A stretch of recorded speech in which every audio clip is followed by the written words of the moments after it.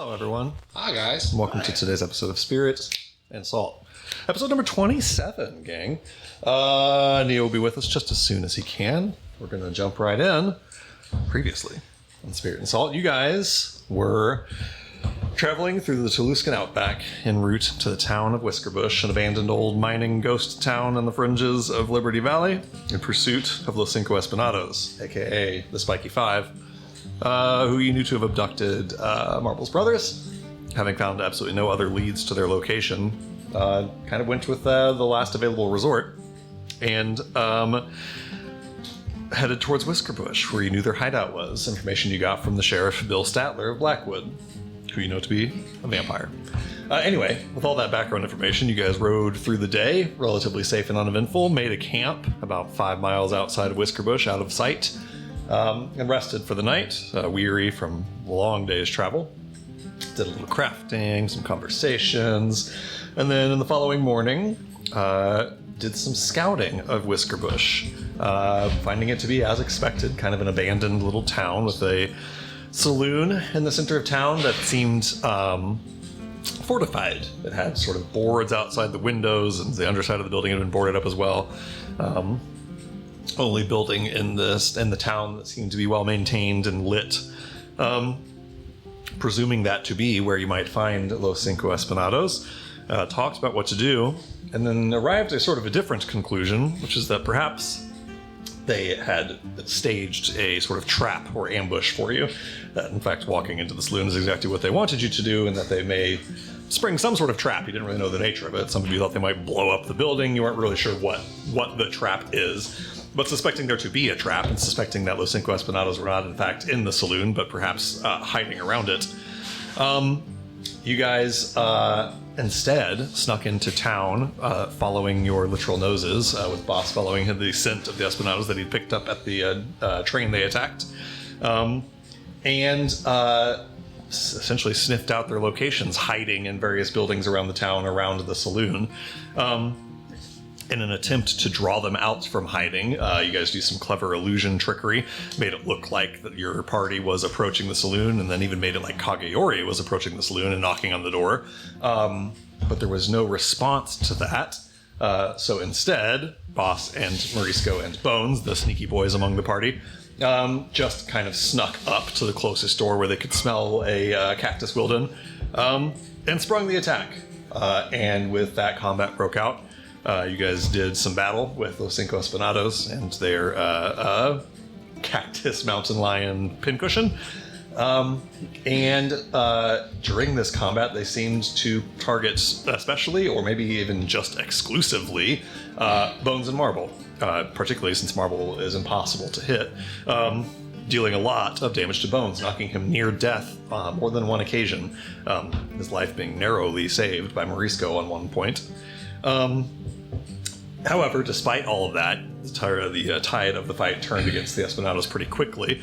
We'd gotten to the point where I believe 2 of them were unconscious, incapacitated, 1 dead, bisected, only 2 of them left standing, and Pincushion disabled by a hypnotic spell.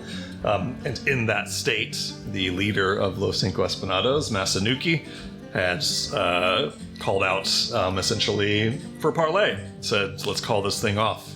And that was exactly where we had left off. We're going to jump right back into initiative order. There may be no parley. You guys may just kill them. That's up to you.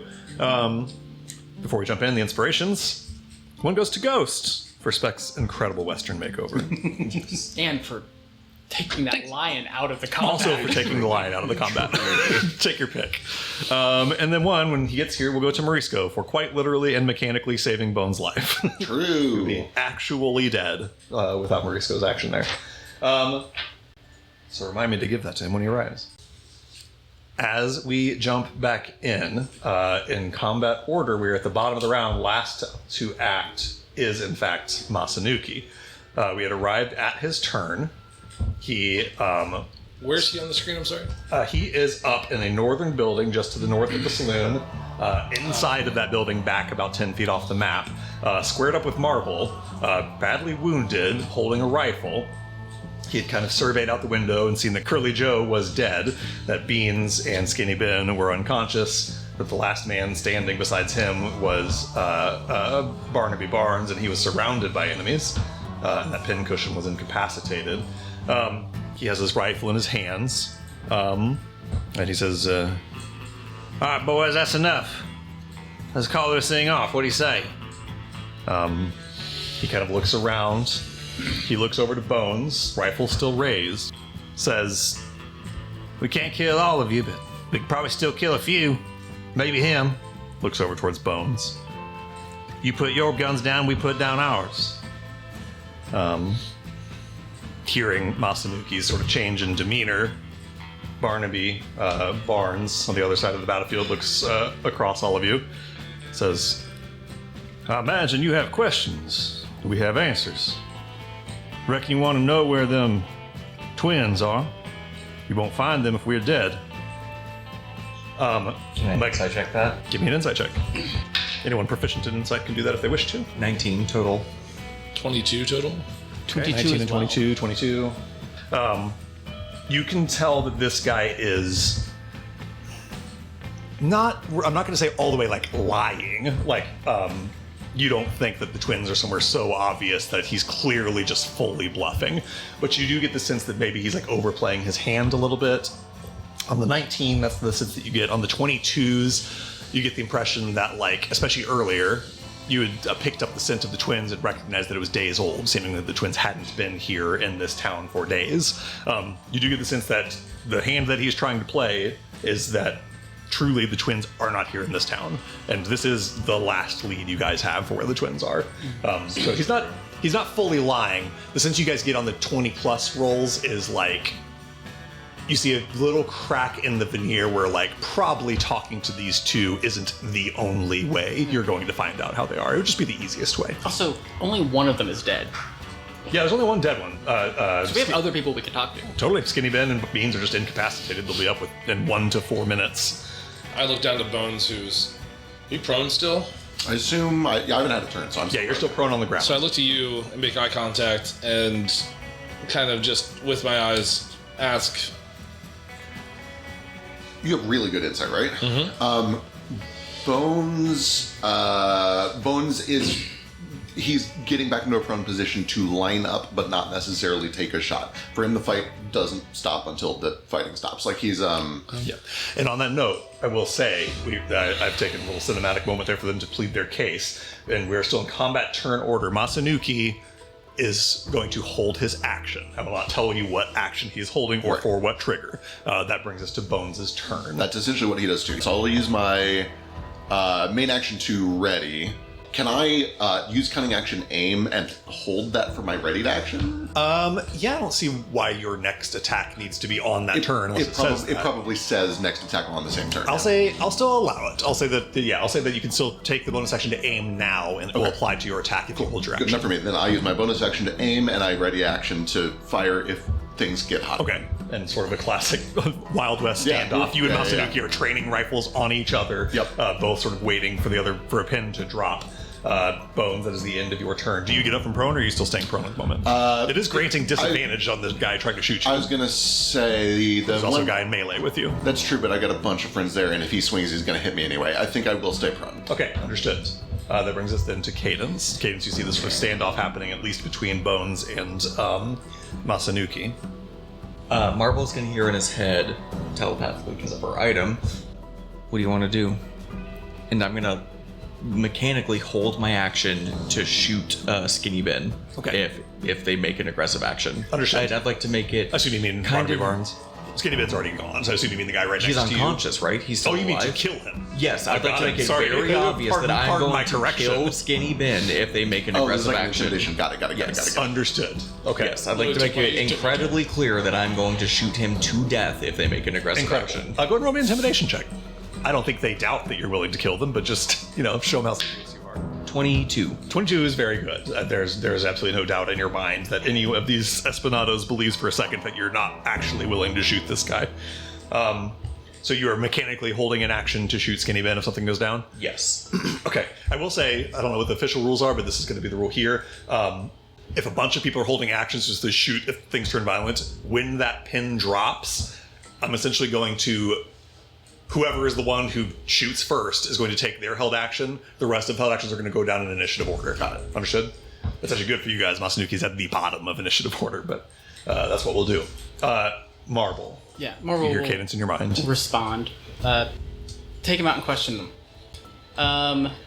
And then Marvel doesn't trust these guys, so he's gonna go swinging at this guy. Okay, held actions go off as soon as you swing your fists. Yeah. You're the first person to act, so you take your swing first, and then all these held actions are going to go off. Okay. So before all this pops off, what's Pincushion doing again? Incapacitated by a spell, laying on his back, swatting at things Like the butterflies. Yes, glittering that's butterflies. A 24 to hit, A 24 will absolutely hit Masanuki. and he has disadvantage on attacking anyone but me Understood. for a total of 8 thunder damage. 8 points of thunder damage. And then my second for a natural 20. Natural 20. Okay. I will say, as you're rolling the damage, he is going to use Uncanny Dodge on this to have the damage. Total of 15. So that halves to 7 points of damage. He is looking bad.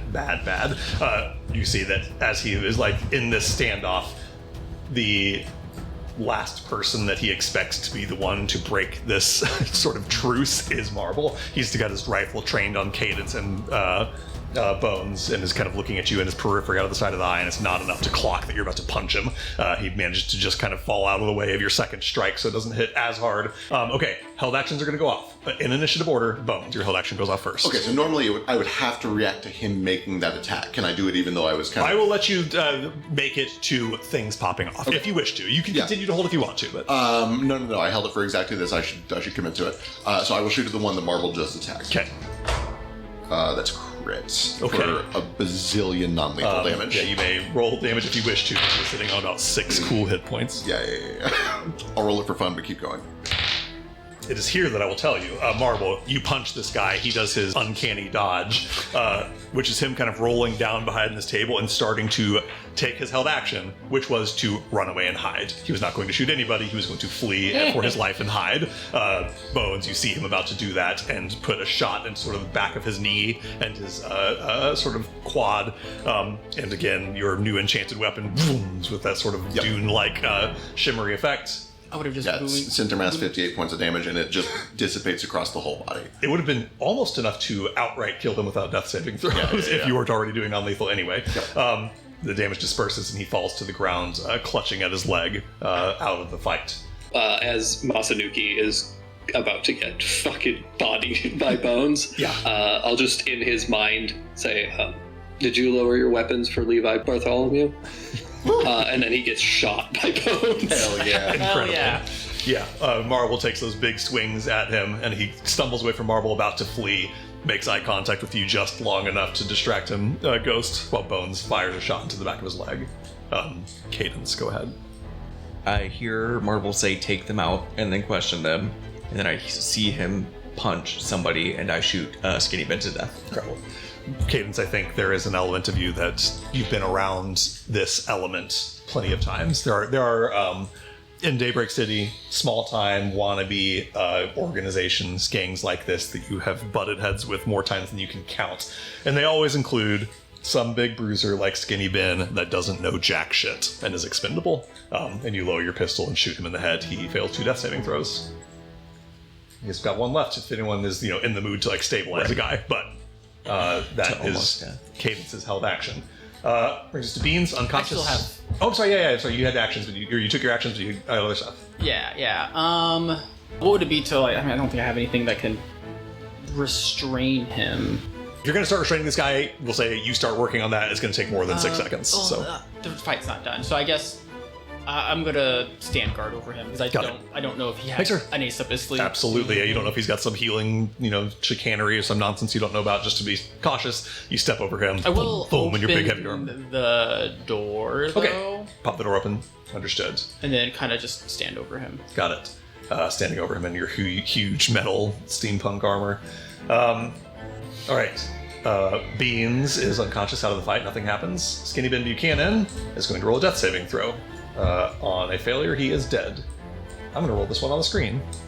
So poetic if he dies. Ooh, that was close to a 1 and set it to 19. Okay. He's at 2 failures, 1 save. That brings us to Patches. Patches, who's left here, like, actually living and fighting? It's just Barnaby.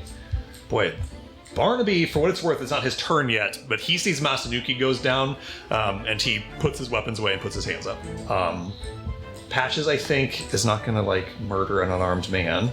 Is anybody hurt? Oh, yeah, Bones is badly hurt. Patches will... Wanda Wonder him? Excuse me. Yeah, he'll want to Wonder Bones. That's what he would, actually. If fate wants you to be healed, be healed. Patches will... That's all right. Saunter around the corner of the building, walk kind of over in Bones' direction, seeing things kind of de-escalating here one way or another. And, you know, he doesn't want to waste spells on a healing word when he can do Cure Wounds a couple seconds from now. He'll just take a full dash to get over towards Bones. You'll heal him when he gets an action to heal him. Pincushion is incapacitated and does nothing, still just swatting at illusory butterflies. Ghost, that brings it to you. The only remaining combatant, really, is Barnaby Barnes, who has his hands up in surrender. And Pincushion once the spell ends, I suppose. I think what I will do is, first and foremost, Specs is going to continue to burrow a little bit closer. Okay. Sweet little man. Sweet little man. And then I am going to just step up over here, kind of crouch down behind the barrel so that I have line of sight on all the nonsense going on down there. Makes sense. Just in case I need to jump in with something. And otherwise, I'm just going to keep concentrating on this spell to keep Pincushion down. Okay, outstanding. Morisco has a spiritual weapon left. As an action, he is going to heal Bones. He'll do a second level Cure Wounds. Ooh, that's a very good heal. Bones, you get back 18 health. Thank you. And then his big meat cleaver soars handle first and whacks Sugartooth in the back of the head. Here's the attack roll. That's going to be a hit. Sugartooth takes 7 points of force damage. Okay. Last kind of person really of interest here is Sugartooth. He sees that he is now truly the last man standing. Starts casting a spell. I don't know if anyone can do anything about that at this level. I don't know if anyone has counterspell yet or anything. Alright. He, you see, disappears from view. There's a shimmer like Frodo putting on the ring and he turns invisible. That's his action. He doesn't have the economy right now to do a actual hide action. So you guys still kind of can track his movements by the dust moving underneath his feet.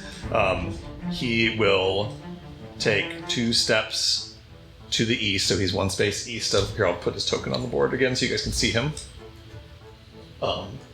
Again, you cannot see him in character, but until he gets the chance to take a hide action, you know what space he occupies.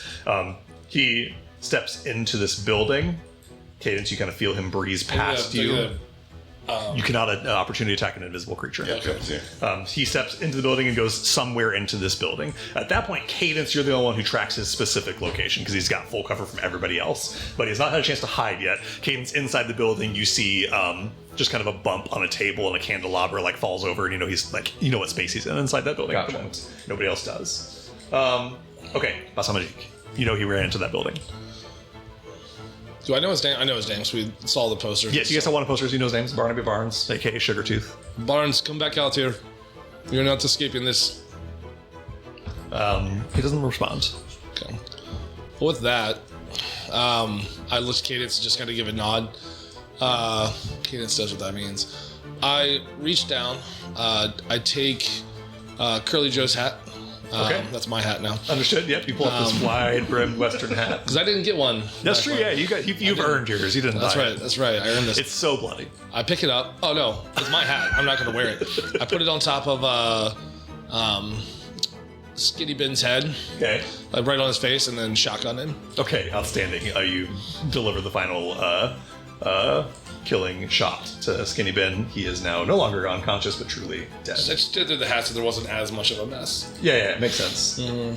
Less blood splatter as Skinny Ben now is fully dead. What's your action? I don't know where Sugartooth is inside? Yeah, you know he went into that building. You could go in and look for him, but it would take a search action. I'll take it. I have a bonus. I have search as bonus. Okay, yeah. So I move in. You step in and go ahead and give me a perception check.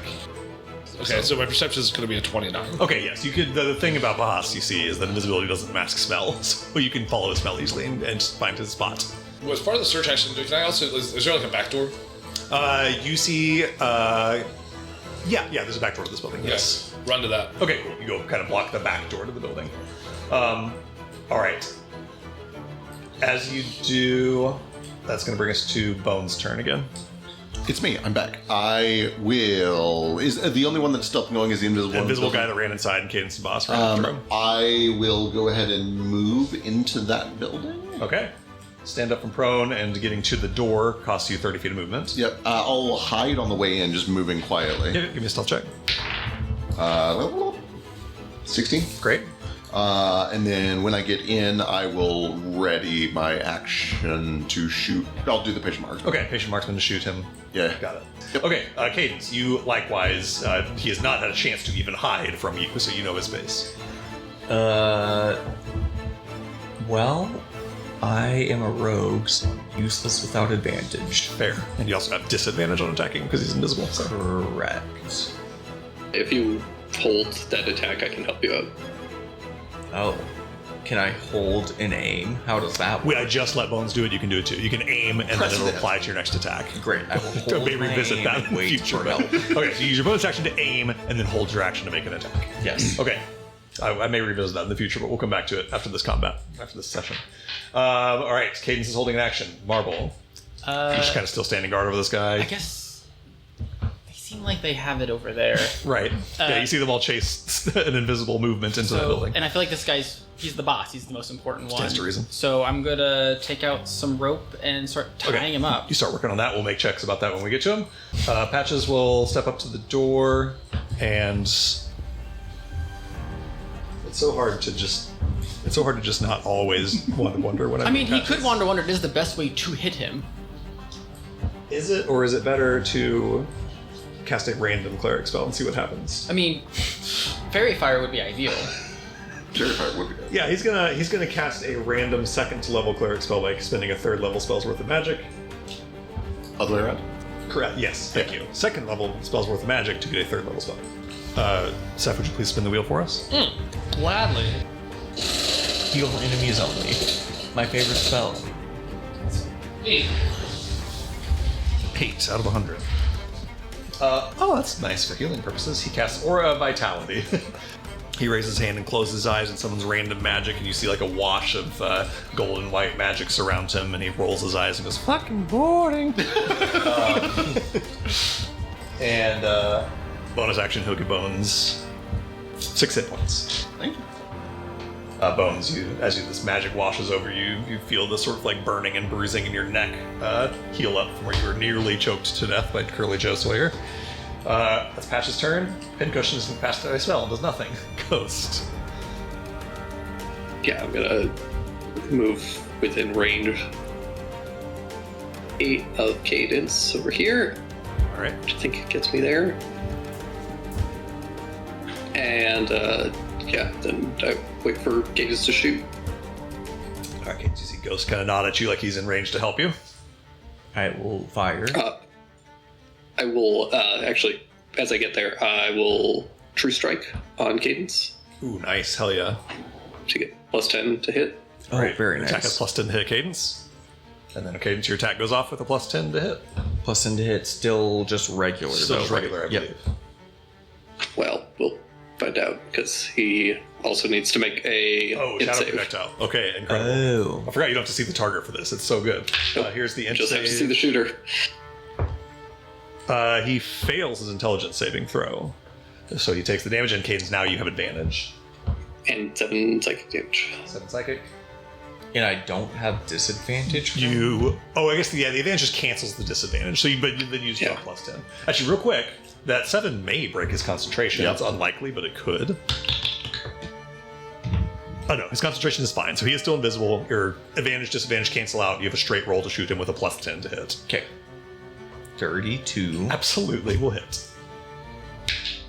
21 piercing damage. Okay, 21 is not enough to kill him. He now needs to make another concentration check, the DC of 10. Okay, he remains invisible. You see just a splatter of sort of clear, kind of aloe-like blood splatter across the floor, a yelp of pain. There's a brief kind of flicker as he concentrates on his magic. Does he channel some of his Joe and have a cool phrase as he gets shot? He sure doesn't. Not in this moment. Okay, so that's Cadence's held action, Ghost's action, movement, and bonus. So I think Ghost is done. Yeah, I'm totally tapped for the turn. Morisco is going to go 15, 30. He will actually go ahead and Tabaxi Dash and just block this other door. He'll just take an action to block the door. Barnaby Barnes. Okay. Barnaby Barnes only adds a +2 to his stealth check. He doesn't have Pass Without Trace anymore because Beans is dead. So, in order to escape and be hidden from you guys, he will need to roll a stealth check. I'm going to roll it on the screen. Okay, only a 13. I think several passive perceptions are better than that. You see that Mine is better than that. with all of the doors blocked, there's a moment of weird silence, and you see there's an open window on the front of this building that's it's not even open. The glass has been broken out. It's just a window frame essentially, but it still has a curtain over it, and you see that curtain just kind of move as he goes out the window and ends up right here, having taken a hide action, and that's his movement. That's it for him. He doesn't know that he's not well hidden. He remains invisible, but he's in that space. Boss. Okay, so through the window, I just cast Fairy Fire on him. Incredible. All right, dexterity save from Barnaby Barnes. There it is. Is a nat 2 for failure. I love that happened. So he is pulled out of invisibility and starts glittering and glowing. I go, all yours, Bones. All right. Bones' turn. Barnaby looks over you, knowing that he is fully dead unless someone I chooses. say, save me the hat. He puts his hands up. He says, "It don't have to be this way. You're never going to find him without me." Bones does whatever movement he needs to do, unless I don't need to do any movement to see him. You don't need to. You're outside the door. Sick. Ready action aim, bonus action aim, ready a shot for when Cadence goes over there. Cadence, your turn. I see Bones aiming, so I will pull out my dagger and walk up next to him. Save the hat. I'll take the hat off his head. It's like, this belongs to my friend over there.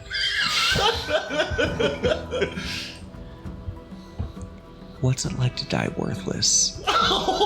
And I'll attack him. Sick. Okay, That's what Bones, your Wondercraft action does. goes on. Regular hit for 33. Cadence, as you pull your knife and go to stick it in his ribs, a bullet comes right past your shoulder, and there's a of magic. Barnaby starts to slip over to the ground unconscious. Do you continue to attack him? Of course I do. Okay. Give me your attack with advantage, and if it hits, which it all certainly will, it'll do 2 death saves. Does a 26 hit? Absolutely hits. Okay. It takes 2 Does death saving it throws. twice? Or actually, I guess because he wasn't. He's now not stable anymore. Bone Shot leaves him stable. Cadence puts him on 2 death saving throws. He does not yet fail any death saving throws. Everyone is now unconscious. We're going to kind of jump out of initiative, I think, here. The only remaining question being, like, does someone stabilize Barnaby? How do we deal with? How long is the lion taking care That's of? also true, I guess. You guys have, I think, like maybe 40 more seconds of that lion being incapacitated. So I will ask you guys that. Well, let's just stay in initiative. Sure. Marvel, it is your turn. You see that now the only living combatant left is Masanuki, and also, I suppose Barnaby is still alive. Beans is for the alive. moment. Beans is alive. Beans is alive. Oh, yeah, Beans and Masanuki are alive. Barnaby's alive now. I don't but think I is can sleeping. see Barnes right now. Yeah, I guess you actually can't see what's happening on the other side of the building. You just have Masanuki, Beans, and Cushion to deal with. I know. So this spell that Ghost cast on him. You've seen him use it before. Is it just like a hostile action will break it, or I think damage, I believe. Damage. so if I try to restrain it?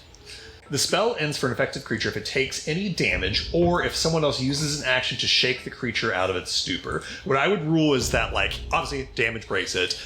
even if your intent is not to shake it out of its stupor, if you take some action that would shake it out of its stupor, even if unintentional, it'll break the spell. To put that in literal terms, if you're going to go over there and try to like bind this creature I don't have with sleight of hand, so okay, yeah, so it would be sleight of hand to try to bind this creature without accidentally shaking it out of its stupor.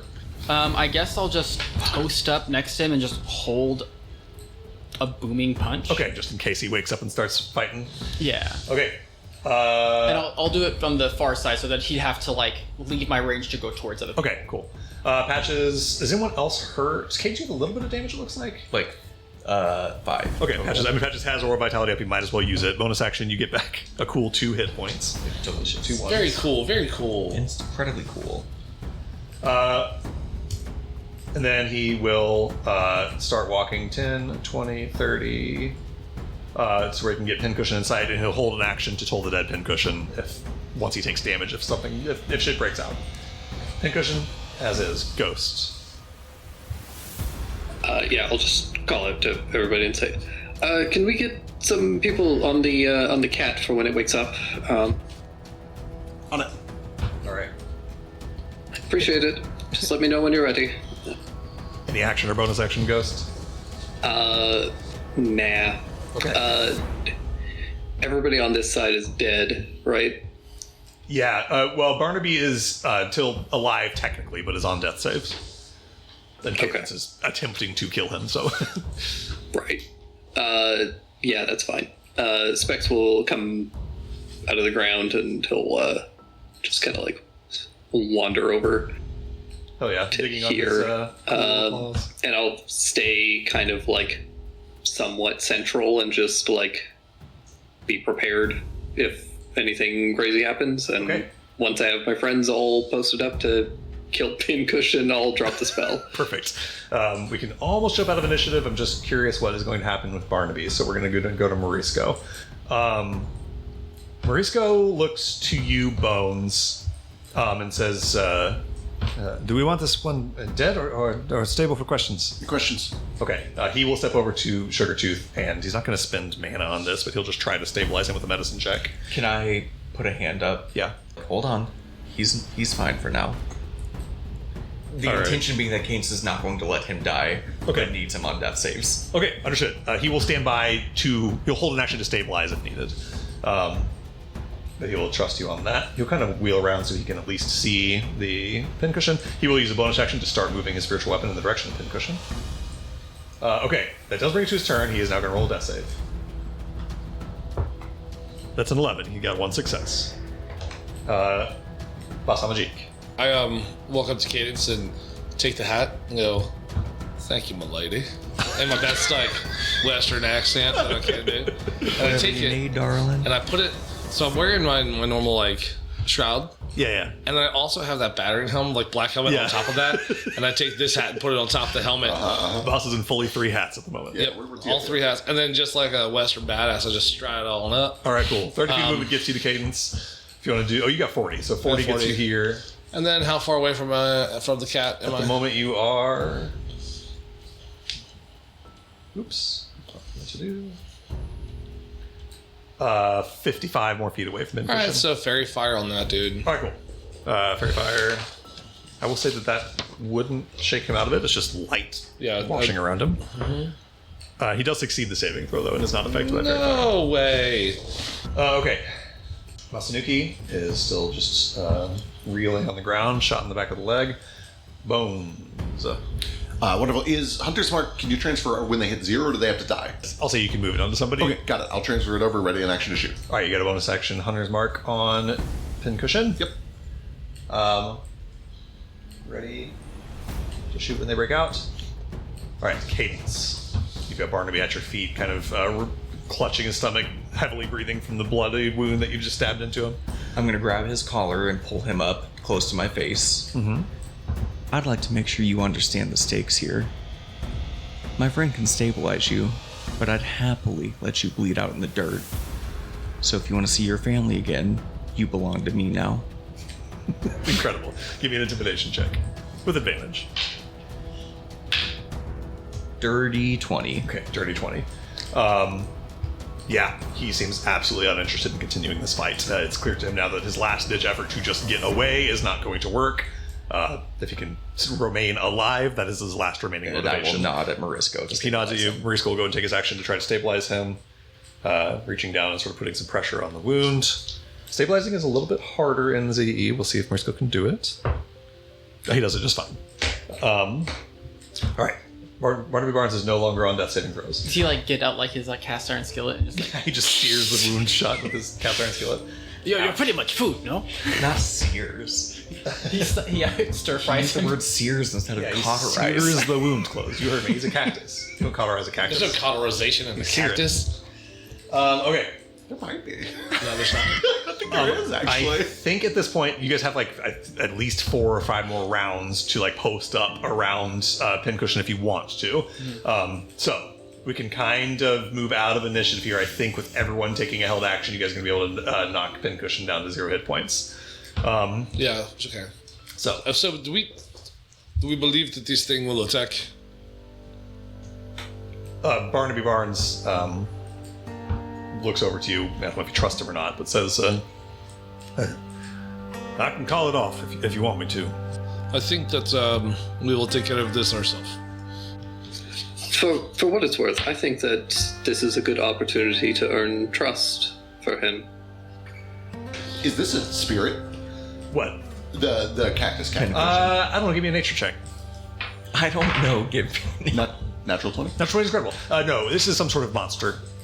It falls into that place where, like, Marisco would know this with monster lore. Some creatures are not quite natural beasts in that they have sort of magical traits inherent to them. Okay. He wouldn't bring up on detect magic, but he's a magical creature. Are they He's, sapiens? Just an animal? on a nat 20, you don't think it's any more sapient than an animal. Just a Okay. very well-trained animal. Follow the party's lead. Yeah.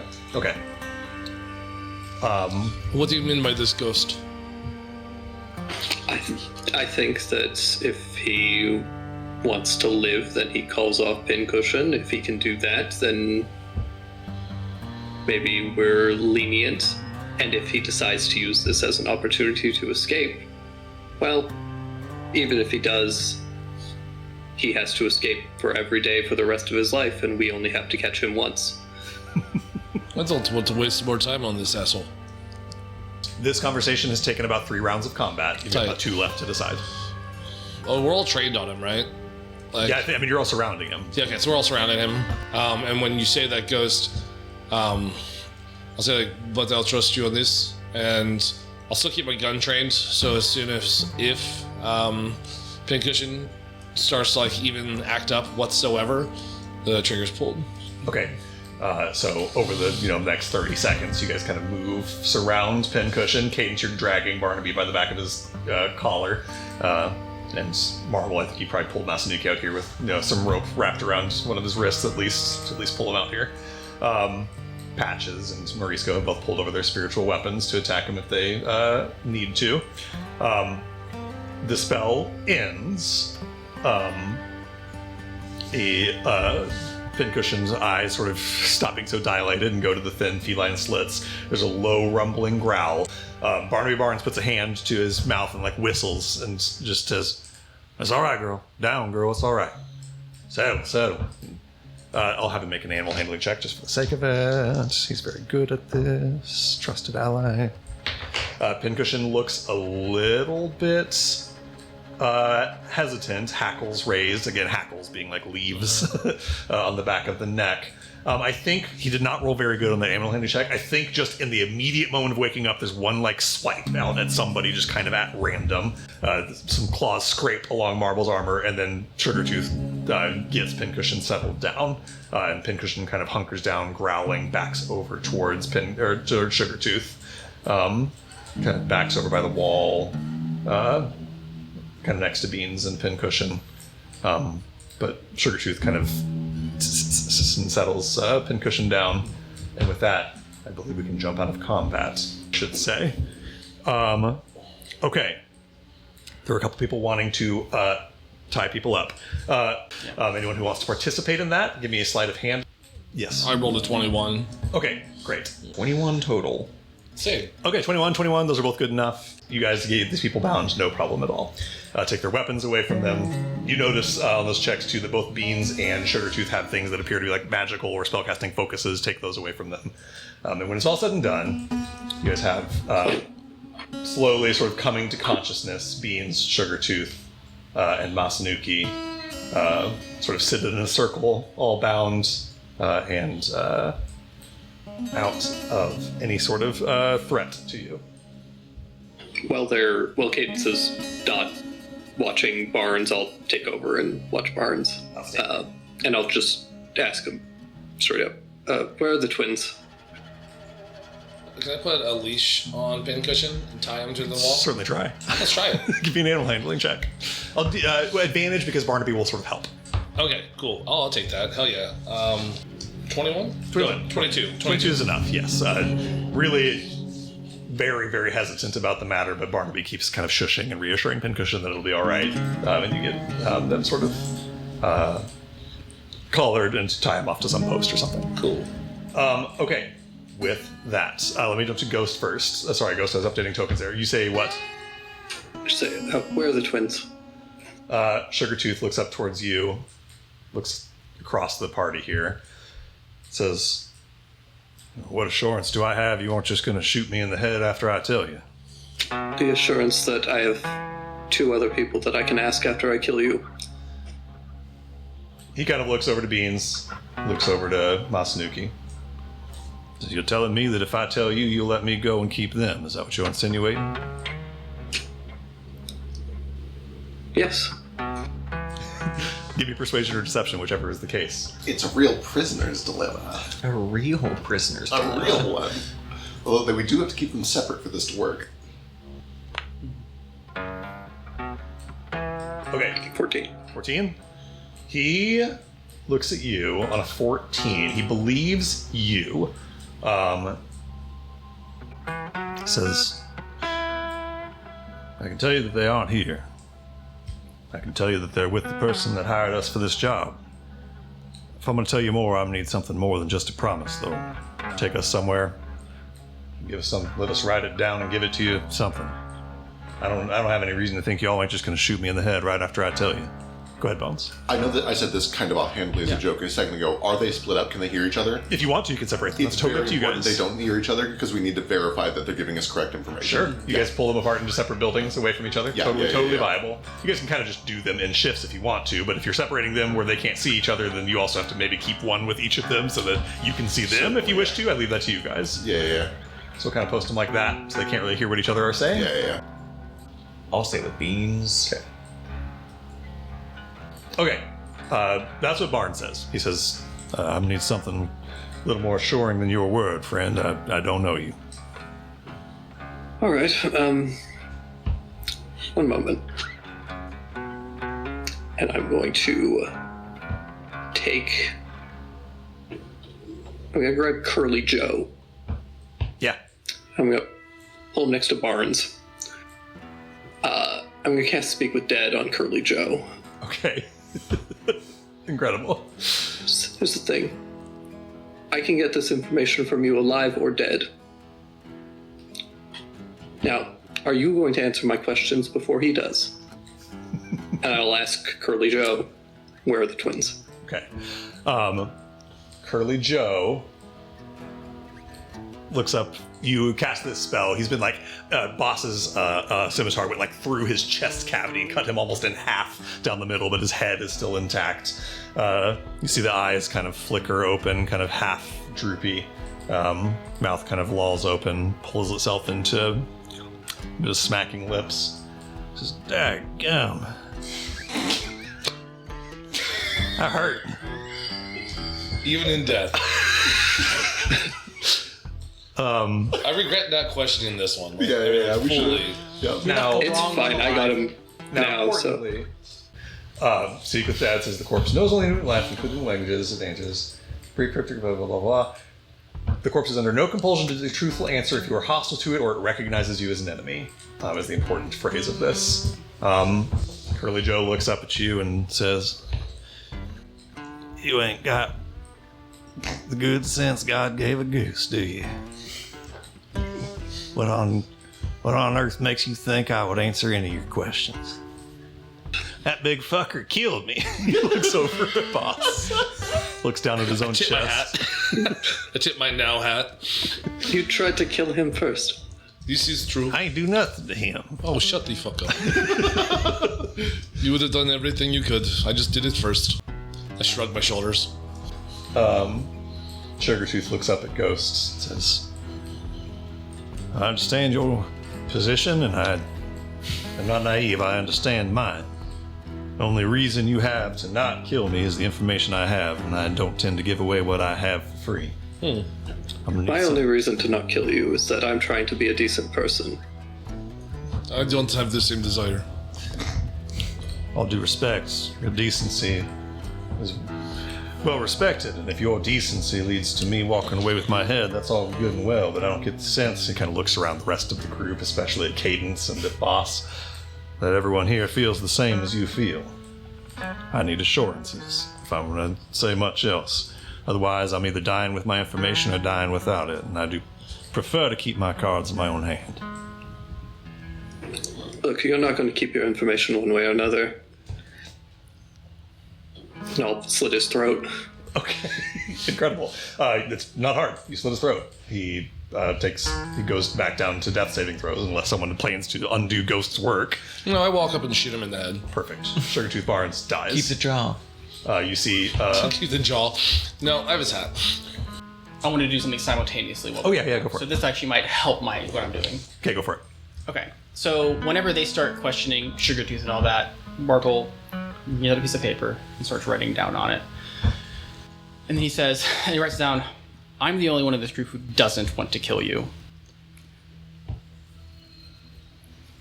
If you want a chance of walking out of here, you better answer before he does. Because once someone gives us the answer, the rest of you are going to be dead ends to them. Give me persuasion or deception, whichever is true. Who's this to? Masanuki. It's not very good. It's just, Do it with advantage. Let me rephrase that. I am doing persuasion. I'm not, if this I'm is not persuasion, do it with advantage. lying. Marble doesn't want to kill Yep, people. I believe that. Absolutely. Just wasn't meant to be. It was a 3 and a 1 for Okay.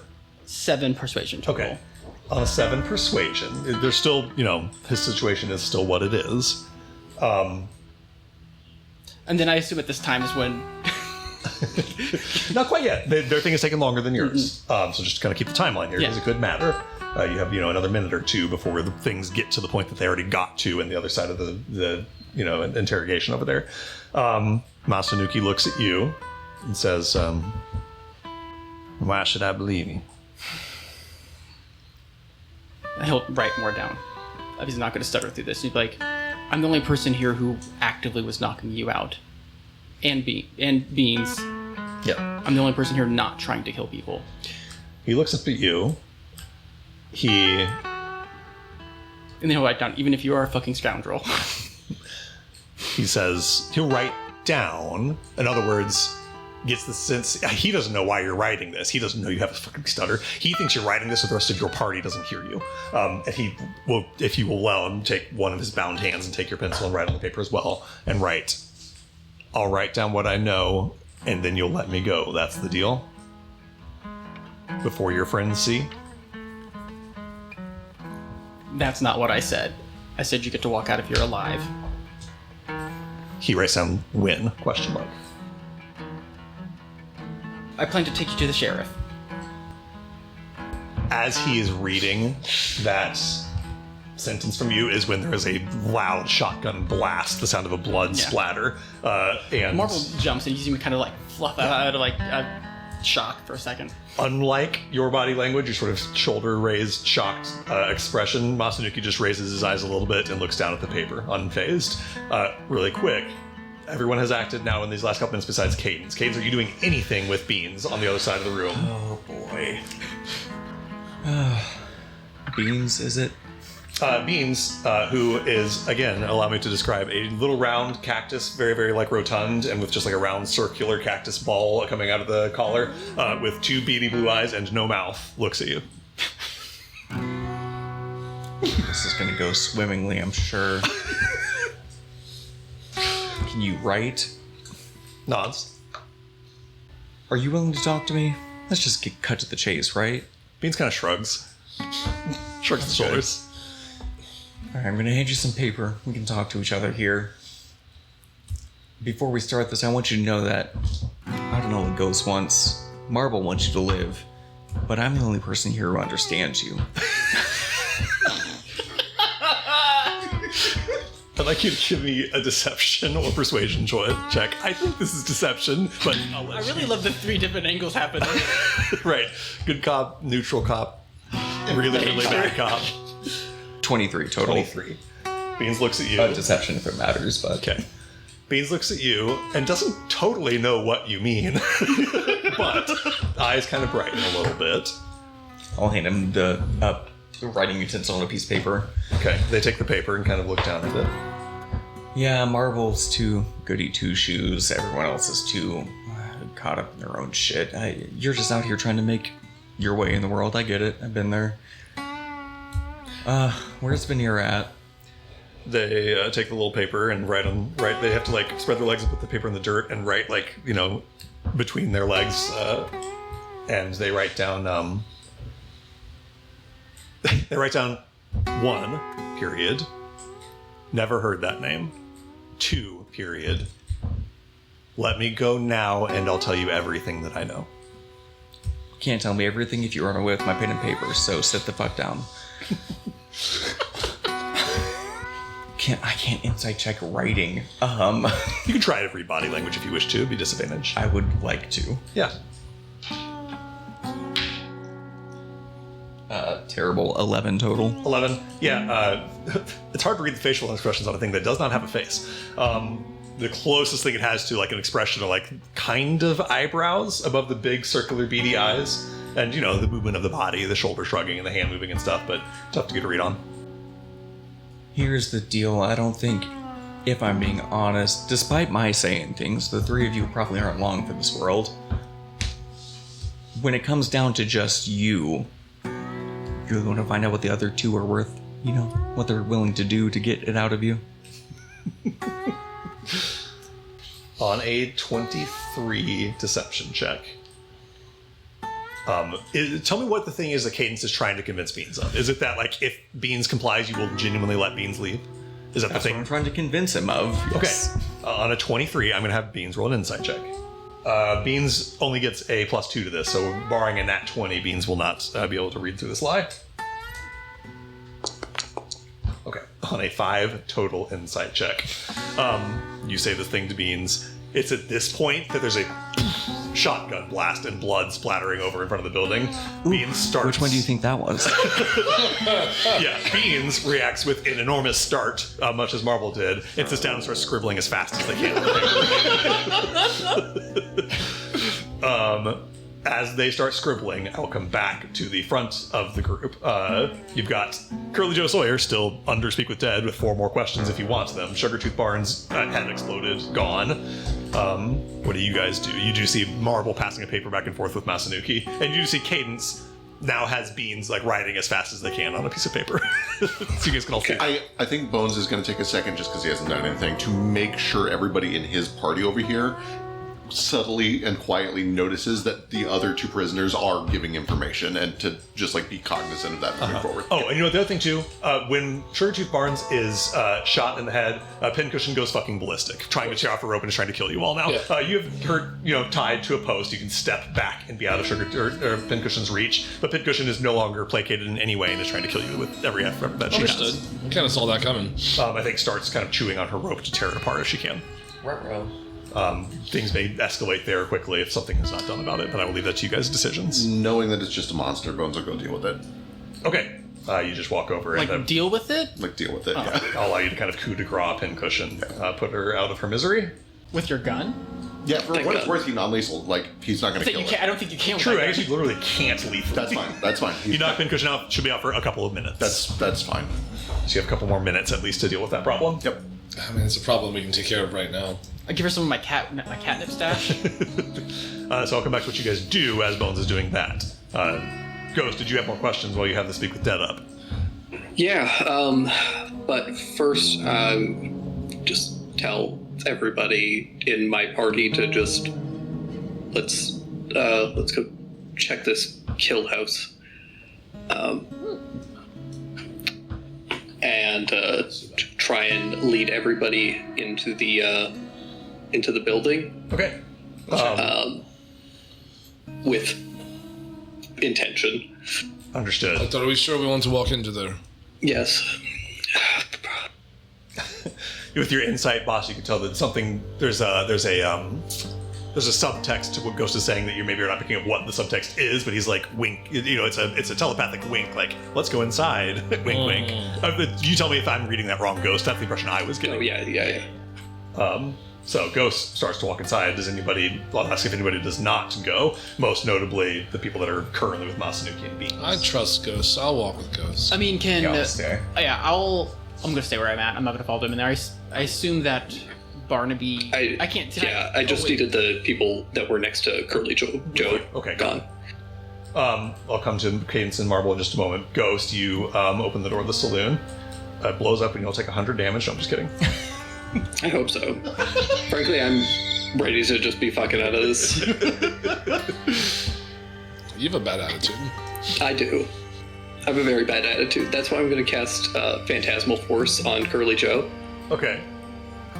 And I'm going to...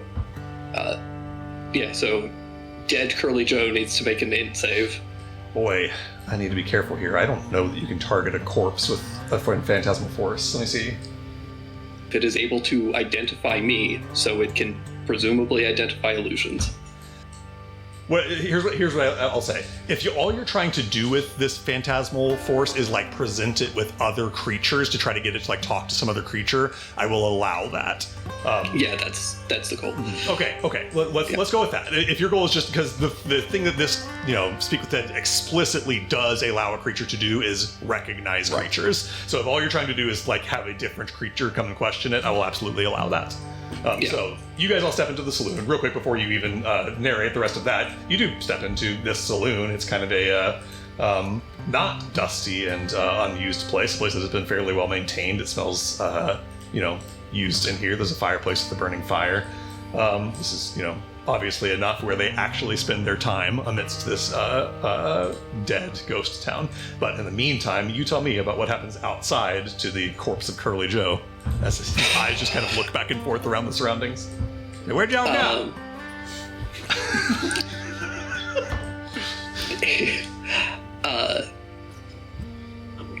I'm gonna have the sheriff in a cloak kind of slink in and appear in just like a swarm of bats, kneel down next to Barnaby and kind of check for a pulse, and then look to Curly Joe and just say, what did you tell them? All right. In a cloud of bats, Bill Statler manifests the sort of possum sheriff of Blackwood, checks the pulse of Sugartooth, and looks down towards Joe Sawyer. Joe says, Sheriff Bill! God damn! Ain't you a sight for sore eyes? I didn't tell them nothing. You go on in there and shoot them. They got it coming. Shh. He looks up, Curly Joe looks up at the sky where there's a blazing hot morning sun and says, you get a new hat or something? Yeah. Yeah. Yep. He's got an extra big hat at the moment. Casts a full shadow on all of them. Perfect. That's 2 questions. All right. Where did you take the twins? What are you talking about? Last time we seen them, you took them. Thank you very much. Sure.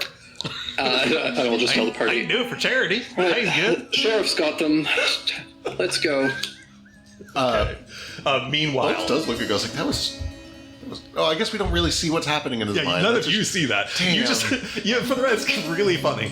You guys just outside hear Curly Joe say only his side of that conversation. He said, "Howdy, Sheriff," right? Yeah. I just mean like you see the dead body of Curly Joe, chest cavity split open, the head just yammering out front to no one in particular, saying the things that. I do think Bones pieces it together. He pats Ghost on the shoulder. Nice idea. Good thinking. Oh, I definitely didn't roll high enough to get it. So I step out. I just run to the front door when I hear his voice say something about the sheriff. Right. And I pull my gun up, and there's just nothing there for me.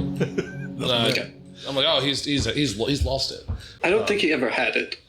He's now an undead, correct at this point. So I just feel like this is the last slip. Meanwhile, Marble with Masanuki, whatever happens now happens around the same time as Ghost and the rest of the crew head. Well, first there's a loud gunshot again as they dispatch Pincushion, and then you hear the door of the saloon open and close, and start to hear Curly Joe yammering on. But all that's happening as whatever you're about to do happens. Yeah. Does he? How does he respond? So where do we leave off? You had handed him paper and said essentially that you're the only one who doesn't want to kill him. And I said I was going to hand him over to the sheriff. You hand him over to the sheriff. Hopefully he gets this out before he this guy starts blabbing about the sheriff. Right. You say you're going to hand him over to the sheriff. He says, he thinks for a moment. You see him kind of calculating in his head, grabs the paper and writes down, "Let me out of this thing and I'll help you kill the sheriff." What do you mean?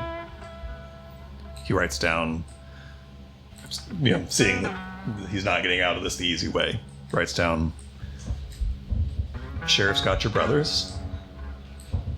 Let me out of this and I'll help you get them back."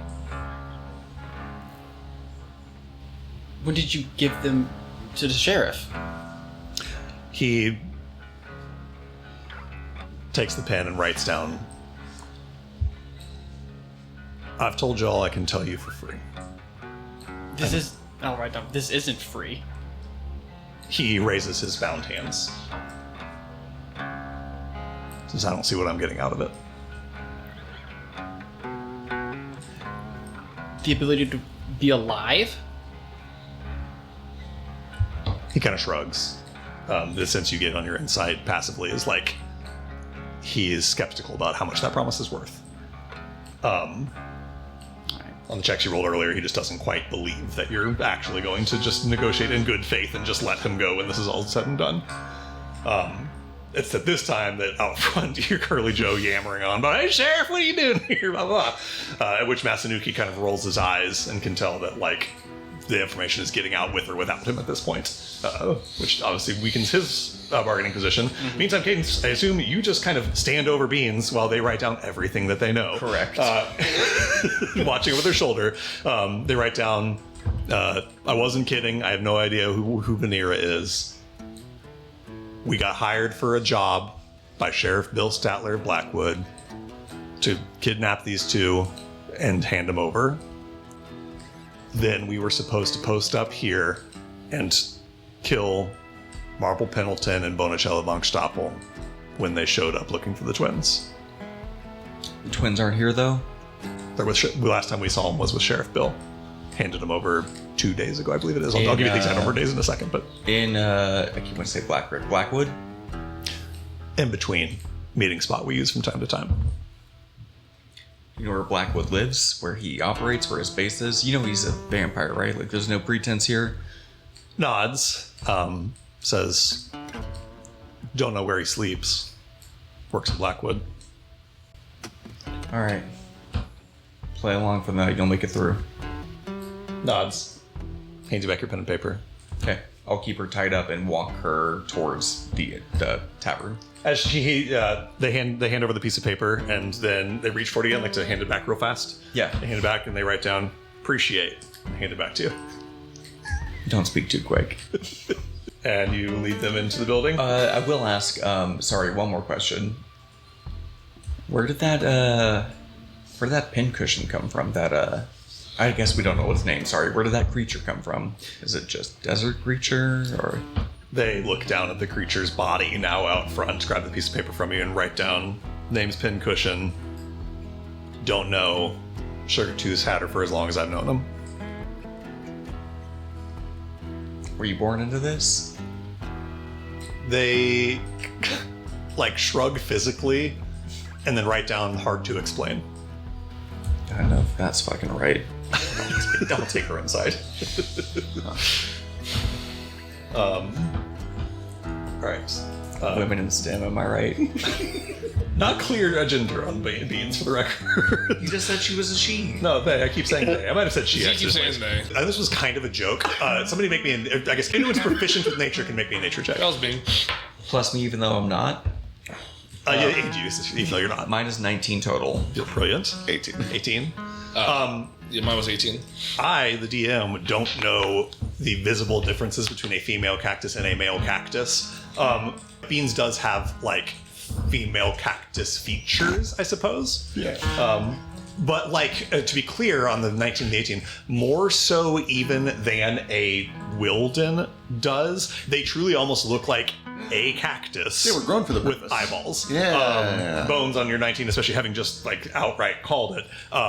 You don't totally think that Beans is a humanoid. Yeah. You think this may fall into like the Thrycreen territory. It's like close enough to humanoid for tracking purposes. But Right. Beans is maybe like a spirit or something. Maybe not a human, a humanoid. Maybe not a Wilden. So as Curly Joe Sawyer is blabbing to Ghost Illusion and Beans is spilling their guts to Cadence on this paper as she leads Beans back into this saloon, the last person kind of unresolved is Marble. Let me come to Marble. You see the rest of your friends going inside. Yeah. Masanuki has given you this offer, but seems unwilling to like part with anything else until he has some kind of reassurances that this isn't all just a ruse and you're just going to either kill him or, you know, turn him in or whatever when this is all said and done. He doesn't have any reason to believe that he's getting anything out of this. I don't really think I have a way to convince Okay, him, you but just he hasn't take him really inside if you given wish. me anything that's of substance to really. Yep. Even since he's just trying his hardest to play as hard as he can with his extremely disadvantaged negotiating position, all he has is information and a weird offer to help you kill the sheriff, and he's just trying to leverage it as much as he can. But if he gives it away, he has nothing. So he's trying to keep it as much as he can. I guess I'll just write it on the paper. If that's all you want to say, then I guess that's. I think you guys kind of hit a bit of a dead end. Yeah. No, it's yeah. Outside. I guess we'll just take him inside. Okay. Okay. You guys all rejoin in this saloon with Beans and I'll Masanuki. telepathically connect with Kate. Tell him. Like, well, it looks like Bill's bad and has them. He didn't really have much more information. He has more information, but doesn't want to tell me. I got basically the same thing. We're all talking. Yeah. This was just- These are telepathic. Oh, okay. If you guys wish to talk out loud in front of your prisoners or go somewhere where they can't hear you, you're welcome to. But So I guess the first thing that Boss does is, do we need to keep this beast? His owner is very dead. No, we don't need to. let's say at this point it's been a few minutes and Pincushion's like rousing. I dispatched Pincushion. Okay. Can we just let her go? I don't believe this is going to Live in happen. the wild? Up to you. You could try to, spook her off or whatever. It'd be a little bit like trying to drive someone's like dog to go away from their house. I mean, if we leave, she'll just stay here.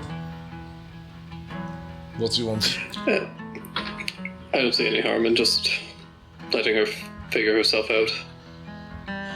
Do I know, are these like man-eating creatures? Is this going to go to the nearest town and eat a child? Not necessarily. It's a natural predator. It will eat a child if it's the, you know what I mean? It's a natural predator. It might eat a person if a person's out in the wilderness by themselves. It's not going to go hunt in a town. That said, you also can tell that like this is a trained watch dog essentially. As long as you guys are here, it is going to keep attacking you every time it wakes up every 1 to 4 minutes. All right. And if anyone else comes to this town, it will attack them. It's good. This town is its territory.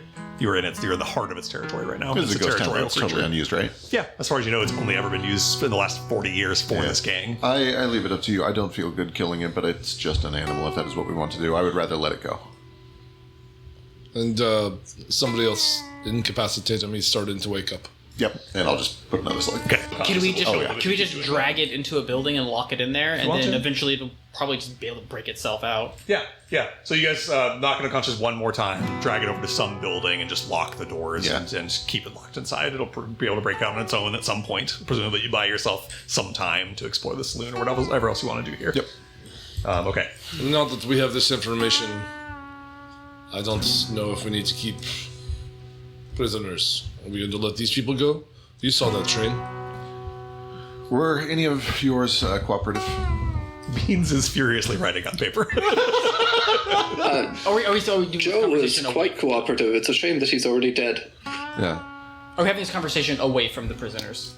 I won't say it right in front of them. That's fine with me. That's just what boss says. Again, I do not like the idea of killing for no reason. If they've been cooperative, I think we should uphold our end of whatever promises we made to them, but I was not the one who negotiated, so that is up to all of you. I agree. I'd also like to see justice come to them. I think And I don't believe there is a jail cell nearby that could hold them. that is true. And- They did kill all those people, you are right. As long as this conversation is happening out loud, Masanuki says, Sheriff Bill's a tough customer. You want all the help you can take getting rid of him. You weren't much for us, so I think you don't have much to stand on here, sir. That was more trouble than maybe you're acknowledging. He looks at Bones. I think Bones looks back and he is like processing. It took him a second to remember 5 days ago we discovered that they murdered a bunch of civilians on a train. Oh, yeah. And I think you're right. I think that maybe justice is due here. May I take Well, yours? perhaps we take them back to Cherry Falls.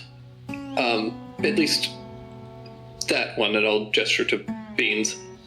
This I agree with.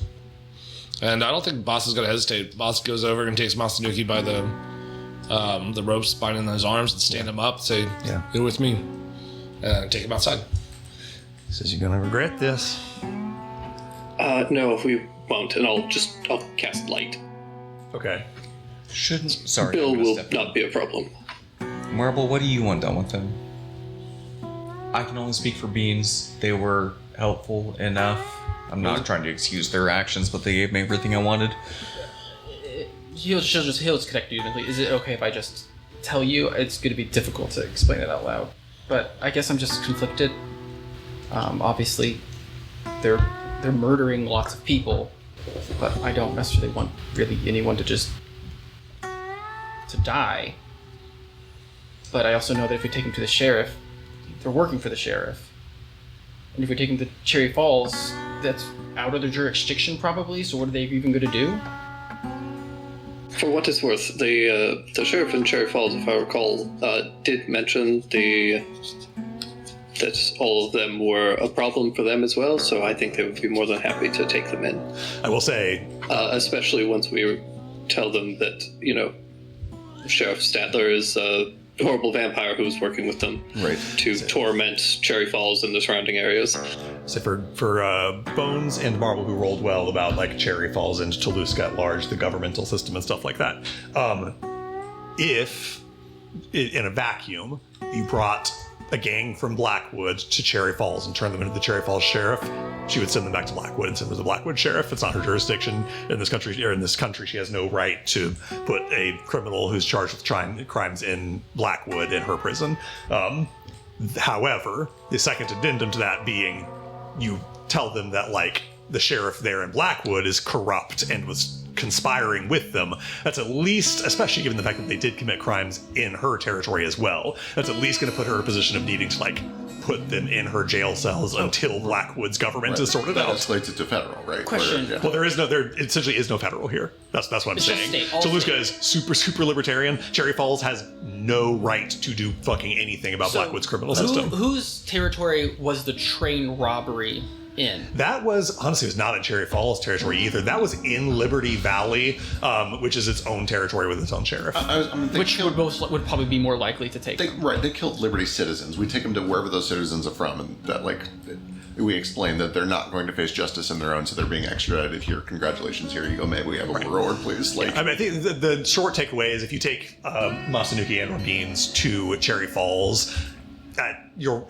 what you're probably creating is a long, messy extradition scenario where one way or another they're stuck in a jail cell until they find some kind of justice. As long as they face justice, yeah.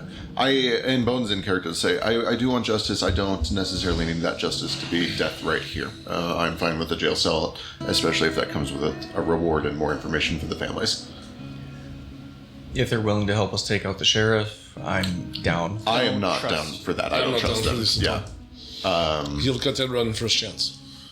Yeah. And if we try to pass back through Blackwood with Masanuki, we will get caught up in some other adventure of some sort, and then he'll have opportunity to leave. Right. So here's... I don't trust this, and I'm not going directly to Cherry Falls without taking care Well, of then the option is kill them now or not. I was I'm about not to... worried about the beans. You seem to be on board with beans, and Masanuki I don't trust. I don't think that Sheriff Bill will be that much of a problem, as long as I can have a rest. So we walk into town and we simply leave them in the street tied up. We come back. We were hired to bring them in. Say we're bringing them in. Finish off Statler when his guard is down. Masanuki, yes or no, do you work for the Sheriff of Blackwood? From time to time, when the pay's right, which it often is. For how long? How many years? It's been about 7 or so. How many of these jobs have you pulled before? He kind of looks up to the brim of his hat for a second. I don't know as I've kept count. Plenty. A dozen more. Say, you need to ask any other questions. I am sort of, the more that I think of it, on board with Ghost's plan if we are confident that we can truly hog-tie these guys in such a way that they cannot escape while we're confronting the We sheriff. walk into the streets, they're tied up. They're in cahoots with the sheriff and assumably other people there. Somebody else comes out, unties them, cuts them free as we start a battle, Statler, and next thing we know, we're fighting other agents. Yes, 2 unarmed people are not going to add to this conflict. And if they spend time trying to untie them instead of fighting us, I think that helps us. Selling yourself short, Masanuki says. To be clear, been doing jobs for the sheriff for years, but I ain't got any affection for the man. Let me ask you this one. Contrary. Let me ask you one more question then. You get paid for these jobs? Cold hard cash. Where's the pay? I can show you. No, where? Just tell me no. It's down in the cellar. He gestures towards the kitchen of this saloon. Insight check. Give me an insight check. Yeah, I'll say him.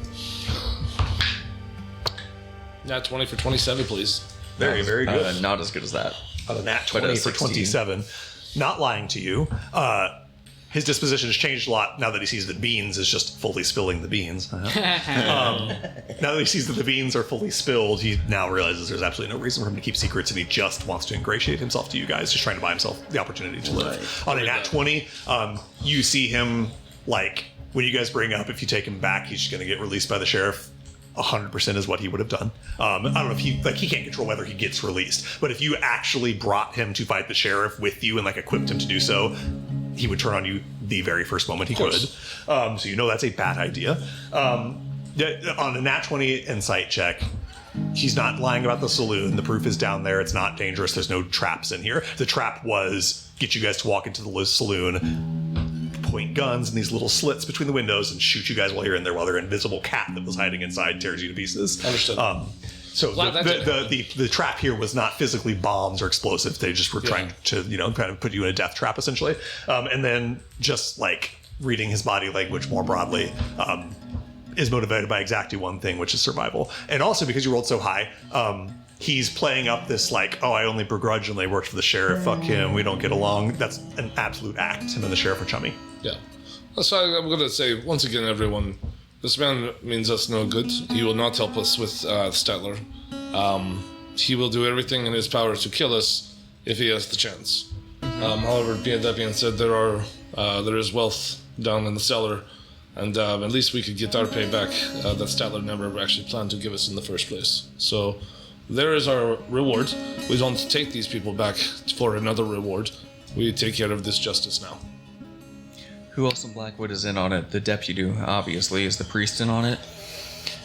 Masanuki says, I understand he keeps some thralls or whatever in town. I don't know who they are. We ain't welcome to set foot in Blackwood. We're relegated to living out here in the wilds. I don't have any further patience for this individual. Boss, do you care for Marble? I do care for Marble, yes, very much so. Then Masanuki lives for now. What do we do with him? We tie him up and we take him with us. You lift a Marble? Marble Gives you a Bones. small little nod. Then let's get moving. Let's go get that money and let's get tying. Who is very good at knots? I'm very good at knots. Now, given plenty of time, whoever has the best sleight of hand plus lore, which I think is Cadence at plus 13, give me another check with advantage. If it's not better than what you already rolled or better than your passive, you can just take your passive. So with that being said, before you do this thematically, cinematically, when I say Marble and you like give that little nod, Yeah. big sigh, and I just take the butt of my shotgun and smack him in the back of the head and put him down. He goes unconscious again. If you do that too many more times, he will die. That's fine. It's the last one I planned to, but Understood. I still- Yep. Taking the frustration out, and for what's worth, giving him another level of exhaustion, which does stack up if you have tried to pull anything. Marble does go over to Ghost, and says, "Thanks, the fool." Of course. I'm sorry that I lost my temper with Bonds. I understand. Cadence, your check. 31. 31, okay. Yeah, in order to escape the bindings that you take the laborious time to put on them, one of them would need to roll a DC 31 strength check, I guess. It's impossible. They can't get out of it. Boss walks over to that scary tree that's over by the well, Spooky tree out front by the well. and takes the little like pickaxe on the back side of the handle of his shotgun and just takes out the rest of his frustration on this tree. Okay, yeah, you just start hacking at this tree for a couple of minutes. A lot of cuss words in a language most of you probably don't speak. Yeah, here we Yeah, get some Spirish curses. I'll probably actually go over to Boss as Sabda. he's doing this and wait until he's done a little bit and be like, "Hey, Boss, It's out of breath. Yes. should we save the horses?" Save the horses. He'll like point to the mine Oh, where yes. the horses are tied up. Yes, this is no question to me, yes. Can you help me? I would like to do this, yes. He'll go over and help him bring. Marble's probably not very good with horses. Now, with this being said, I did want to go up here anyhow. Okay. We'll come to you guys in just a moment. After you, Boss, you take out some frustrations on this dead tree, and eventually most of the limbs are removed from it and is kind of bent to the side. You get the sense the next strong windstorm will push this tree over. I took my robe off, so I'm wearing just like the little shorts Oh, yeah? and like my sandals, and that's the only thing that I'm wearing Yeah. at this time. There's I'm, something- I'm pouring sweat and I'm cussing really loudly, Glistening in the sun. glistening in the sun. There's something pent up, so, a lot of frustration coming out. Yeah, and also there's that news recently that we discovered about Yeah. the whole. Hugely. So Yeah, so there's a lot in Boss's head. Yeah, And, I'll jump to you and Marble kind of walking over to the mines and letting the horses go next. You guys kind of walk off at the moment. You let your friends know where you're going, buddy system and all that. Back inside, the other five of you begin exploring the saloon, I presume. Okay, whoever wishes to, go ahead and roll me an investigation check. Anyone with proficiency can roll it, or someone can roll with advantage, however you want to do it. That was what, investigation? Yeah, investigation. Unless you want to tell me on something else. Investigation is what I think you would do to explore a building and look for clues. Yeah. 21, okay. 21. All right. Actual 20 for 25. Ooh, nat 20 for 25, 21, brilliant. Okay. You guys begin poking through here. The sort of main room that you're standing in right now is, as it appears, there's nothing you find in here that surprises you or is of much interest. It's just once a sitting room for a fairly large saloon, now kind of empty with just a few candles sitting on tables and some, half-eaten plates of food. You go upstairs, and there are rooms up there, but nothing of interest as you poke through them. The main place of interest, you already know because you were kind of told, is the cellar of this place. You open the door and head into the kitchen.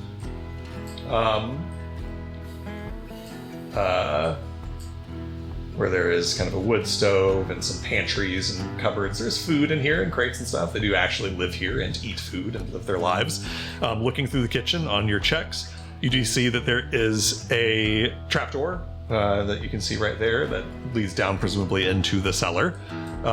There is a lock on it, but you can go either you can pick it or you can grab the key off Masanuki and unlock it. He has keys on him. I presume, by the way, just take a quick step back. You guys have, in the process of tying them up, taken all their gear and stuff. You take a nice magic rifle off of Masanuki and a couple magic, or one magic item also off of Beans. So you guys have a couple magic items to investigate later. We'll go over those when we get to them.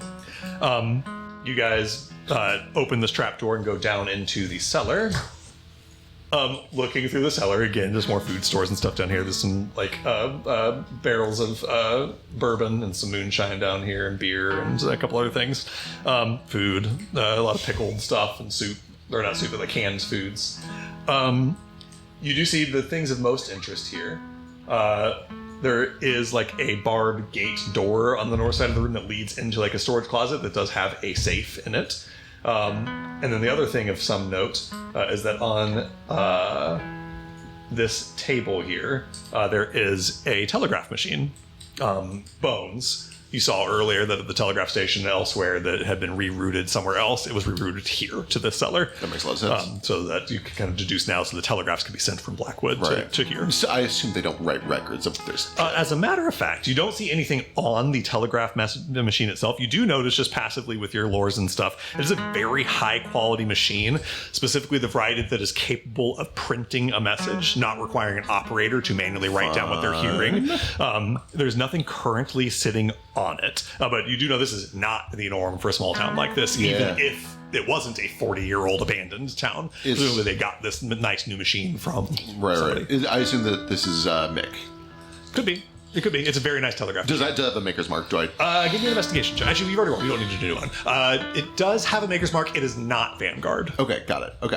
It's just a telegraph machine that you have heard of that makes very nice. I assume this is way too heavy to just take with me. Yeah, without some way to carry it and pack it. Like you need to deconstruct it into parts and load it up. You because you're very good at this, I'd allow a check to try to deconstruct it and reassemble it later. Hey, guess what? Yeah. You have a haversack, right? Oh, never mind. Yeah, if you got some I space do, in a haversack or something. So go ahead and roll me a comms tools check. Apply your lore. Let's see if I wait to advantage myself.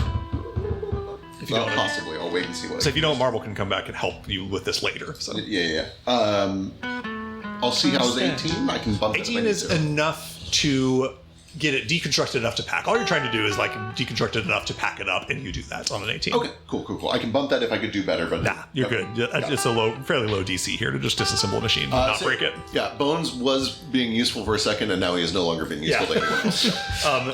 Correct me. I could just be completely ignorant here to how telegraph machines fully work. Is there any way to know recipient?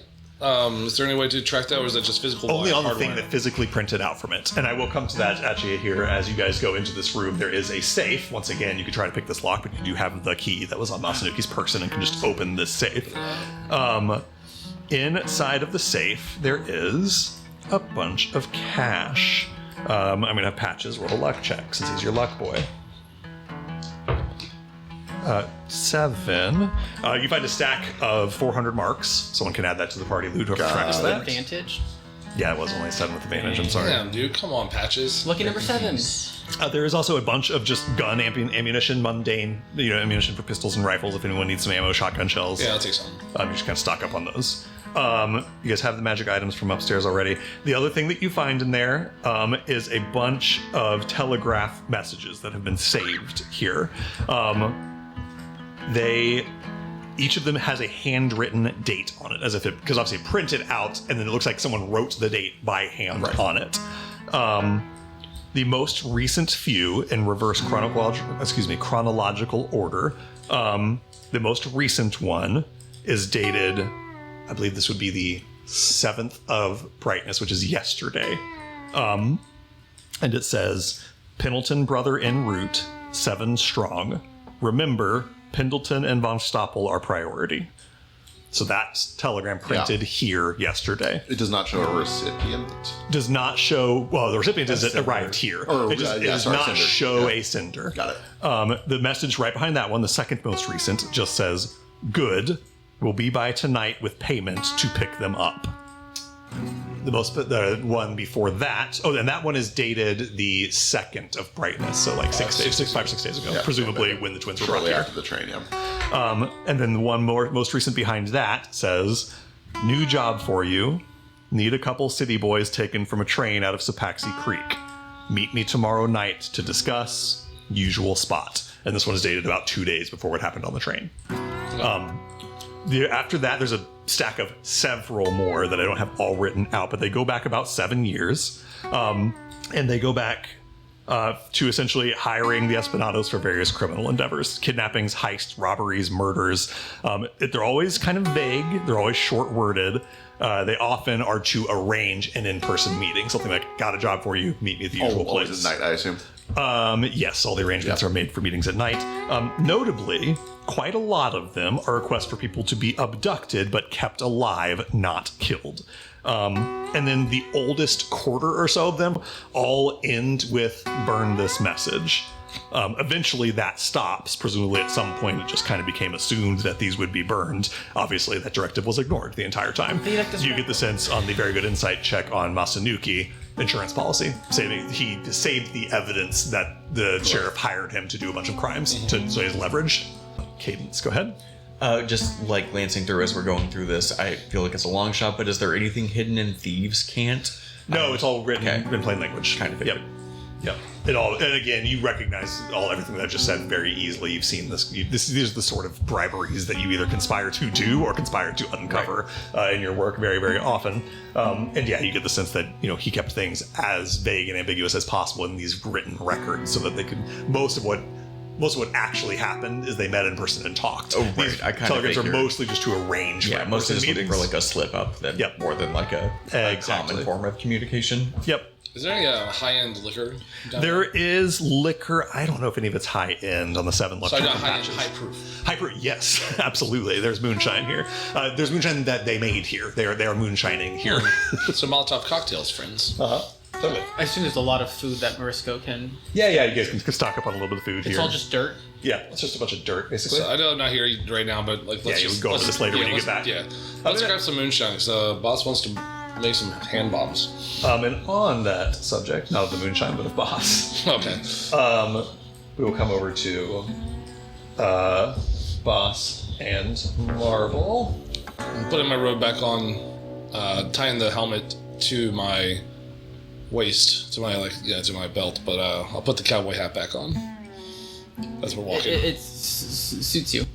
Don't know if it goes with the robe, but I do like the way it feels on my head, yes.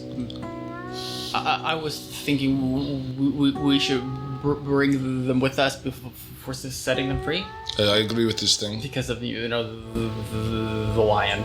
There's also that. I was hoping... You do hear a lion like trying to beat down the door and get out of the building as you guys are walking through town, but I was very much hoping to stay in this town just this evening so we could rest. We had no reason to rush except now that there is a lion that will try to kill us within the next hour. Before they move my brothers. I don't believe they will move today. I don't. No, but we don't know when. Yes, and I do believe that there might be urgency. So I don't want to argue this, but I know that I've expended quite a number of my resources today. So once again, let's get these horses. I do want to investigate. I can smell your brothers here.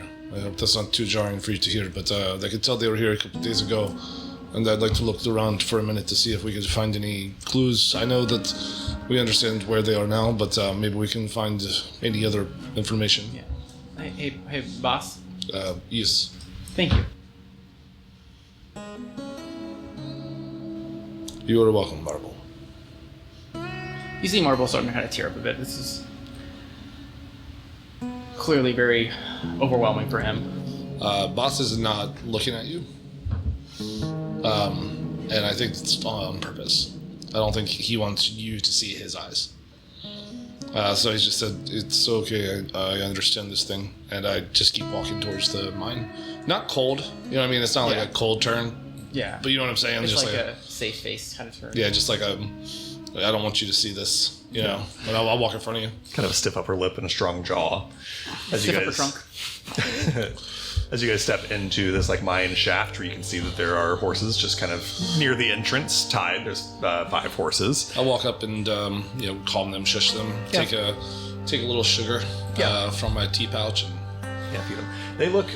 Give me an animal handling check. Dirty 20. Dirty 20. They look exceptionally well cared for. Well fed, brushed frequently.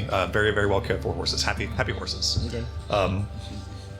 While we're here, can I roll an investigation or perception? What do you or- for the twins? I'm just trying to see like if there was anything else here. what you're Statler, saying. like, Yeah. is this the spot they meet up? Sure, yeah. I mean, whatever. Give me perception or investigation, your choice. You have investigation. I can probably. What did you say? Or you do investigation, you do perception. Okay. Perception? Yeah, you perception, boss. 24. 24.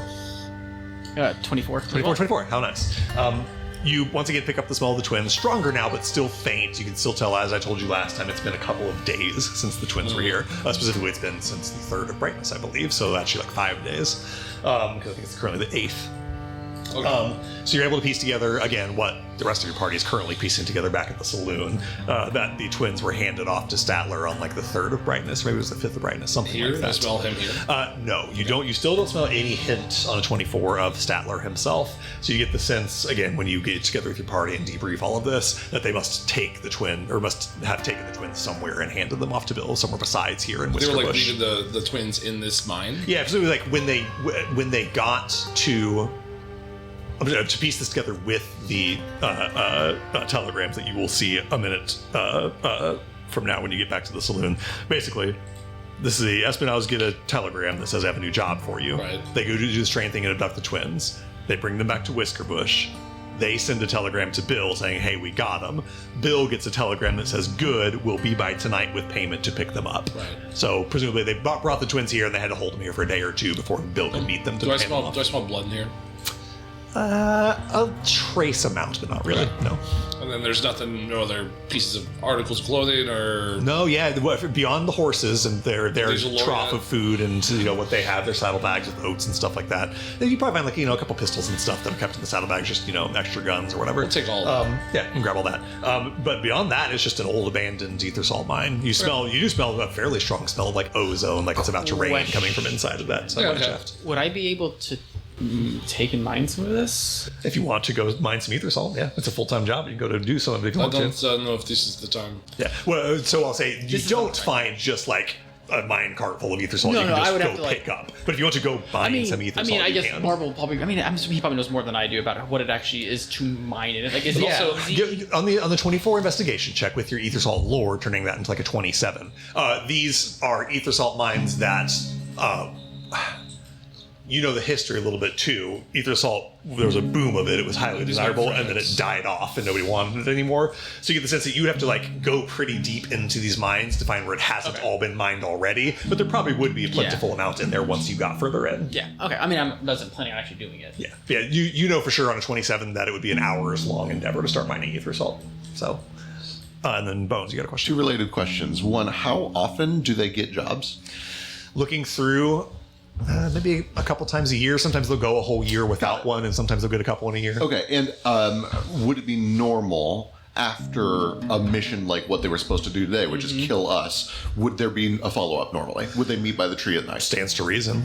Yeah, you can. You have the prisoners, but it's just stuff you're owed wanna into put it. it back Halfway together? through disassembling this machine, Bones is like, do you guys want to arrange a meeting with the sheriff? So what we'll say is, as the saloon group is doing their investigation, Yeah, yeah. Marvel Boss, you do your investigation. You guys all reconvene at the saloon again, and you guys can sort of now debrief Yeah. everything and tell each other what you found, and then we can pick up on Yeah. Bones' As question. we're walking up, right before we open the door and like read, we've been kind of walking in silence, whatever, with the horses back up. I tie them up, and as we're about to walk back in, just so you don't have enough time to like respond to Boss at this moment, he goes, "And I'm sorry," and just walks into the saloon. He just kind of like is at a loss for words and doesn't really know what you're saying you're sorry for, but kind of can. He has at least enough You know why. insight to You guys all reconvene. Boss and Marvel, you share what you found in the mines. The rest of you share what you found in the cellar. And Bones asked, "Do we want to arrange a meeting with the sheriff?" Perhaps we could ask Beans since they are more cooperative. Oh, we don't need their help at all. No, but how? I guess we have. We also don't know if I guess we have their sending back. We have their sending back signal. I can send them a text message or a telegram message that says, we had some casualties, but job is done, meet by the tree. We take the two of them, tie them to the tree so that when he shows up at Do a we distance... know where they meet? Nothing in the written messages says where they meet. Obviously, Masanuki and Beans would know. We'll have to talk to Masanuki. We also don't know if they have a sign-off of some sort. I would talk to Beans. I do know if they have a sign up. Surely I would deduce that from the What's that? from the telegrams. What's that? You don't have sent messages, though, do you? Oh, that's right. It's only received don't have any sent message. messages from That's them. true. We have to consult Masanuki. That's why I'm saying. Well, no, Beans. Forgive me if I'm wrong here. He's a vampire. Let's walk back into town in the middle of the day, rob him blind, You're right. get the twins back, You're right. and You're leave. right. Yeah, you're so right. You're right. Yeah, there's no reason to do this at night. You're right. Do we want to send a message anyway, so he's? Oh, so he's not expecting us? suspicious? That's a good idea. Sorry, we're also sitting on this. I'll turn to Masanuki. Where do you guys usually meet? That's what I was going to say. They have no leverage. They tell us everything. Masanuki says, "You're going to think I'm bullshitting you. It's kind of hard to just describe. I can write it down or point it out on a map or take you Beans, there." leave the room. Beans is tied up and can't leave the room. I will make Beans I'll leave the take room. her. Yeah. Ghost just picks up Beans and walks out the room. Okay. Better hope these are the same spot. Yeah, you bring out a map, and Masanuki points to a spot he takes a pen and like circles a spot. He says, "It ain't marked on here, but there's a little river runs by it's a little valley with some exceptionally small mesas. Yeah, good place for meeting. Stands out to view, but ain't on a map." I'll check with You Beans. swap with Beans. Beans marks the same. Right, yeah. Beans okay. marks the same spot in a separate room. Ask about the sign-off on the telegraph. The sign off? If they have anything they have to put on if they send a message to make sure that it's not a forge. Do you guys have a signature? Do you guys reply? Like, what's Masanuki. separate them again? But, Oh, I'm not talking to Masanuki, by the way. oh, yeah, I'll talk to Masanuki When you ask for Beans kind of shrugs and writes down, "I don't ever send the telegrams. That's Masanuki, or Masanuki or Sugartooth do that." Okay. Masanuki says, "We don't need any sign off or anything. It's all plain language. Keep it brief. Don't write anything too incriminating." But Is where you meet building, storage, anything? Could he be keeping the twins there? I don't know where he's keeping them. That's not what I fucking asked you, so straighten up. Well, in case you missed what I said the first time, we meet in the middle of the wilderness. I don't know where he's keeping them. Could he keep them in the wilderness? So Sure. when I said buildings, could he be keeping there? You could have just said no. Got it. And when I said we meet in the wilderness, you could have just opened your goddamn ears. Fucking smart with me. I I'm hate done and just tied up. I hate this man. I hate this man. Marvel, go ahead. Yeah. But it seems like, if I'm understanding this correctly, we are planning to just get the twins leave and just leave this vampire to continue ruling this town. I don't believe this is the plan. Oh. No, I think it's a good plan, and then we can inform the Cherry Falls sheriff that. I wish the universe knew the face that Elijah just made. Wait, what? I didn't even hear what you said. Marvel's or boss said, "I don't think that's the plan," and Eli went, "Oh," 'Cause that was for sure Cadence's plan, was just fuck this town, let it have its vampire sheriff. And then what did Drake say? Sorry, Drake, you got laughed over. Go ahead, Drake. No, I just said yes. That should be the plan. We tell the Cherry Falls sheriff that the vampire is there, and They do nothing. fuck off. And then if he comes after us, I hit him with daylight and fry the fucker. Would we prefer to assume that he will come after us and catch him off guard, believing the mission is done in the middle of the day? If they meet up, he probably won't have his thralls. That's what I'm Well, saying. we're not going to be able to find him during the day is the problem. No, but if they meet up at night, then he won't have his thralls, most likely. Maybe? Somebody must know where he goes at night or during the day. His mission is Doubt it. his mission has failed. There's no guarantee Mick isn't going to take care of him for us. That's true. There's also no guarantee that the twins are in Blackwood. He also, I think, is not so fun that he would come to us for vengeance, I guess. I also don't believe he's for a vampire. He's got a. Well, I hate to be crass here. He's got a sweet setup. Yeah. Like, why risk it? I also don't believe that the twins would be in Blackwood. If he walked in there with these two prisoners, somebody would notice. There would be something to say about it. It's not likely that they are there. I'll remind you that in the town of Blackwood, you guys did not talk to anybody. I'm not blaming you for that fact by any means. You guys were in a big hurry. We talked to a candy store. You guys talked to Tom Pepperstrike for a minute. Speaking Go of- ask Tom if he saw the twins come through town. Yeah, speaking of, can we, maybe we should burn that candy. No, the candy's great. just We in can't- case. No, we can't sell that. That candy's a national treasure. We No, It's also worked for us. Bones, that town is ruled by a vampire. We don't know who has been corrupted or enthralled by them. That candy could be very dangerous. Aren't we also able to protect ourselves from environment using this candy? I don't think so. What You was guys that? have floated the idea of Oh, that trying was to the do that. mushroom- that was the- mushrooms we were going did to that. drug the horses. That's I think. right. Yeah. Drugging the horses was talked about. You're yeah. you're not you when you're on candy. Bones. No, so you know. that's what you don't understand. I am me only when I'm. It's the Tom Pepperstrike effect. Only feel like yourself when you buy McCain.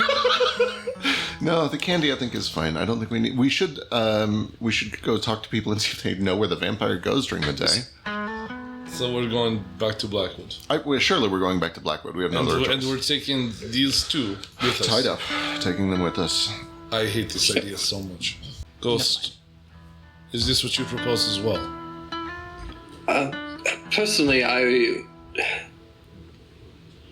well, we have to go back regardless because that's where the train is, and we should bring these people back for their sentencing through a proper court and official channels. We have courts and laws for a reason, and I understand No. the courts and laws. These men do not.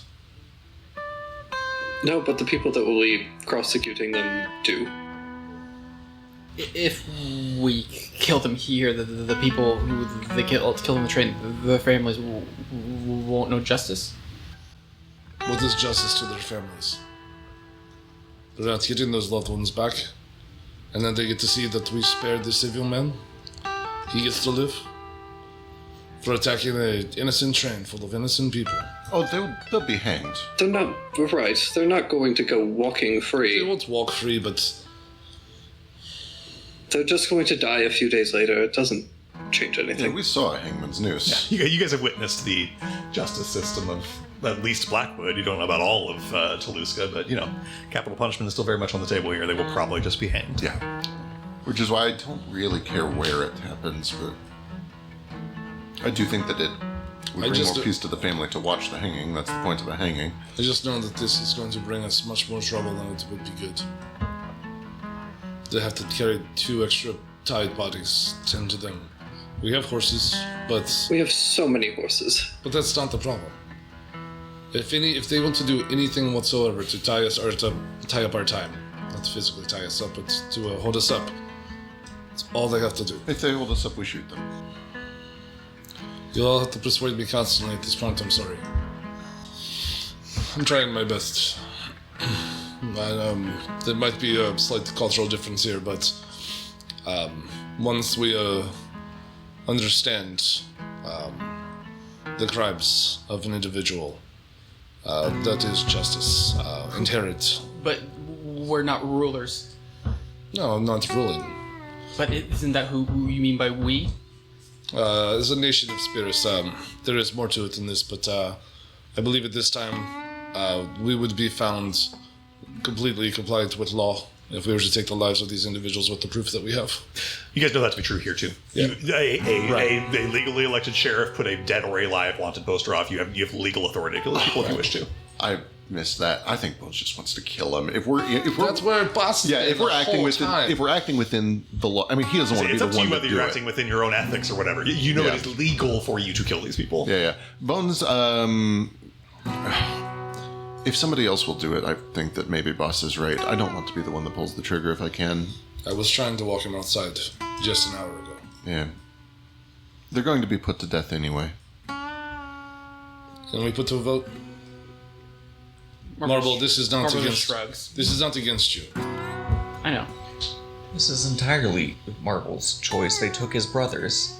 These are the people who took his brothers. Whatever Marble wants is what happens. Really quick, this is just a minor little mechanic thing, but it's an appropriate moment in the narrative to say it. One thing that I forgot to tell you when you were doing your investigation is that in one of the kitchen cupboards, as Maurice goes like looking around for food and grabbing bottles and stuff out, you do find a vial filled with essence of ether. It's like a dark brown glass that has like a clear liquid in it, essentially like a quote-unquote chloroform.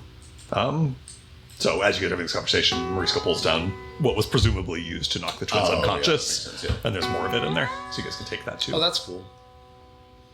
Once again, I'm gonna lift a marble, and this is you see now in my eyes the thing I was hiding from you earlier. You can tell that that's what this is.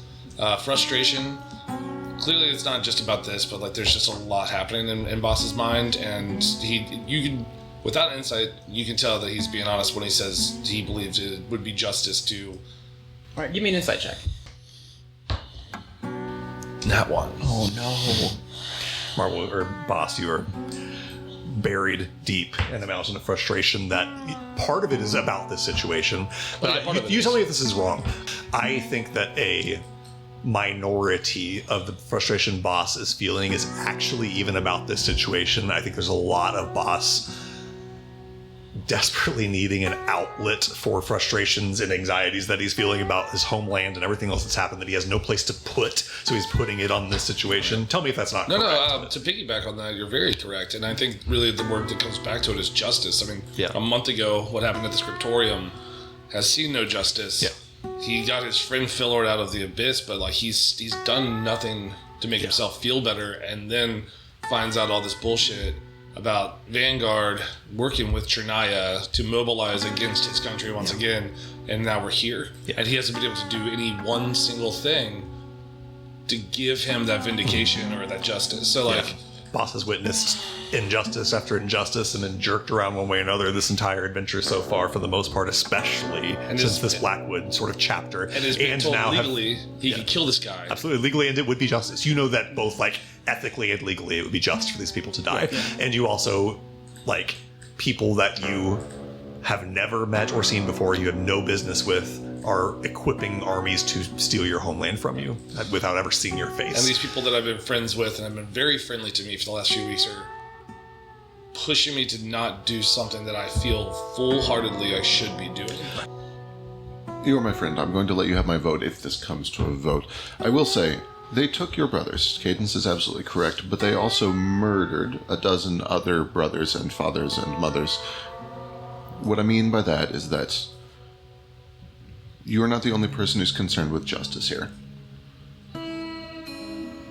You can have my vote because you're my friend, but I do think that they're going to get death anyway, and we are literally being paid to mete out that justice. We're giving them what they deserve. I won't make you do it, and I don't think you should even have to watch. I don't want to either. Boss is willing to do it. We're also not being paid, for the record. The only authority that has put a bounty on these people is the one controlling them. We're not getting paid for this. They need to face an actual judge and an actual sheriff, and I am almost certain that they will face the same consequences, but it should be done at the hands of not just Marble, but all the other people that were impacted by them. And not just them, but Sheriff Statler also needs to be brought in. I was going to say that will be a little bit difficult because he's a vampire, so we'll probably have to kill that one. But we have the opportunity to let these people be, let the victims actually see the justice themselves and have some input on it, then we should. That does make sense. And it also may be easier for this justice system to get to the bottom of things if they're still alive. So for the time being, just to put, I'm not going to push you guys to move on or anything, but just to place a frame of reference. You guys got up kind of first thing in the morning, scouted this town out. This conflict all happened pretty quickly, and you've done about an hour investigation. We're looking at 10 or 11 a.m. If you got on your horses right now and rode to Blackwood, you would need to stop overnight unless you have some way to overcome that need, and it would be about a 2-day ride. It is getting late. We are wasting time. Do we want to put this to a vote? There is a lion in that room right there. Yes, there sure is. We already voted. I think we know the vote outcome anyway. Yeah. Yes. Okay. Did we?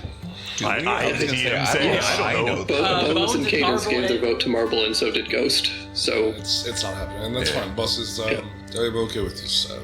Unless Morisco has a. I say I think Patches is abstaining. Mio's here now. Hello, Morisco. Welcome. I don't know how much you've heard. The situation. Hello, not a ton. Okay, I'll give you the quick recap. It's dire. It's dire. No, it's not dire. It's not dire. The situation that you have missed so far is that you guys essentially declined the Espinado's offer to parlay, knocked them all unconscious, still keeping 2 of them alive for questioning. Actually, 3. One of them was uncooperative, and you guys shot him right away. The other 2, the leader, Masanuki, and Beans, this round little weird spirit, have been cooperative, mostly Masanuki cooperating just because he saw Beans was and realized he didn't have any leverage anymore, but they've been cooperating, giving you information. The information that they are giving you is that they, to no one's surprise really, are in cahoots with Sheriff Bill, that they are working for pay for Bill, that he essentially hires them from time to time to do illegal stuff that he can't do, typically which involves bringing him, living people or abducting people or murdering people for him or whatever. The most recent of those jobs was to abduct the twins, bring them here, and then hand them off to Sheriff Bill, which happened about 5 days ago. So the information you essentially have is that the Spiky Five abducted the twins, brought them here to Whiskerbush, arranged to meet with Bill and handed the twins off to them, and then they were given the job of setting up a trap for you guys when you came to get the twins and killing you, specifically killing Marble and Bones. They were the priority. They wanted Sheriff Bill asked for Marble and Bones to be killed. With all that information in tow, you now have the 2 of them as prisoners and have spent the last maybe 30 minutes debating whether to just kill them and move on with your lives or bring them back with you to face sort of like criminal justice in Blackwood and in Cherry Falls. There is some sort of tension over what to do with that. You guys were just putting that decision to a vote. I think regardless of how Morisco votes on that, the conclusion you've arrived at is that a bunch of people are deferring to Marble because it's his brothers, and he has decided to bring them in to face real criminal justice versus just killing them. However, I did still maybe bear interest. Does Morisco want to weigh in on that decision or not? I'm good with going with Marble on this one. It is his brothers after all. Yeah.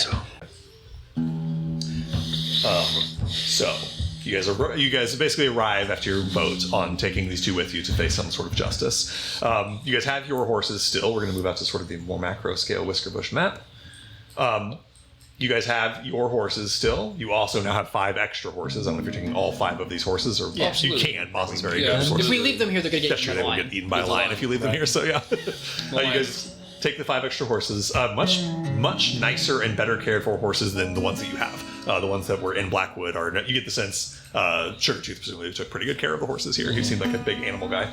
Are we taking any of the extra stores back with us? See if you want to take some food or some booze Yeah. or whatever. I'm gonna lock down 6 bottles of high proof. Yeah, grab some high booze. proof alcohol for sure. Some real strong moonshine. Yeah.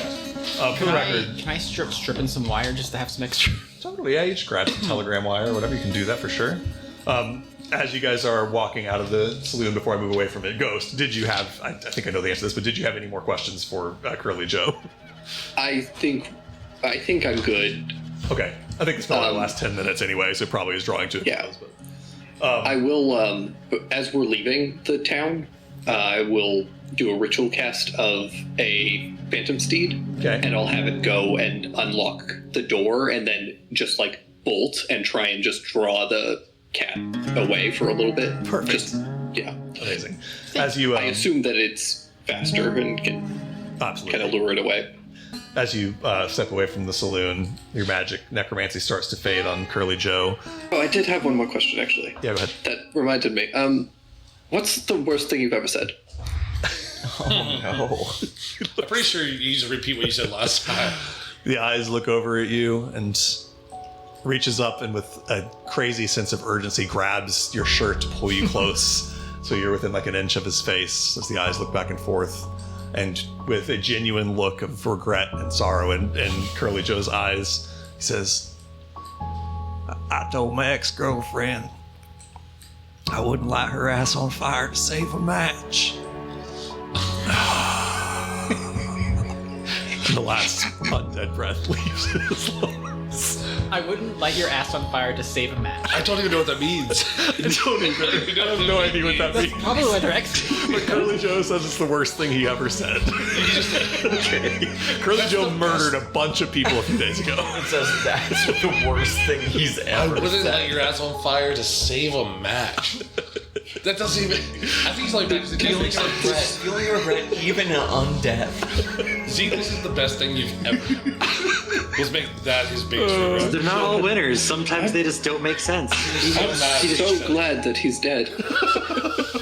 Oh, rest in power, Curly Joe. Gone but not forgotten. Whatever now. This is truly a terrible Take a person skull. that just got what he deserved. Should we take a skull so we just have him follow one? Absolutely Go up and not. just have him spouting fucking Curly Joe isms all the He'll time. just be fun to have. Oh shit. All right. You, Ghost, as you guys get your horses all loaded up on the edge of town, you send your steed in to open the door of the building that Pincushion is locked in and sort of run off in the opposite direction from you guys, sort of give good chase. And you guys, with Masanuki and Beans on their own separate horse, still tied on a 31 check, begin riding through the Toulouscan Outback in the direction of Blackwood. You know this will still be about a 2-day journey, like about 24 full hours of riding, with presumably a rest in between when night comes.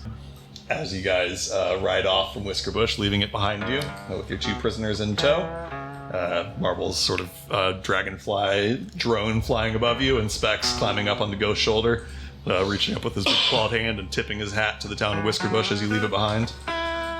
What a good boy. He's the best boy, if I'm being honest. Somebody with advantage, whoever has the best survival modifier, give me a survival check with your friends helping you to just navigate safely through the day. I think Boss has the best, so it's kind of close. A 4. 3. +4. 14. 14, okay. On a 14, you begin to press through the day. Today is hotter than yesterday was. There's a few less clouds. The temperatures come up a little bit.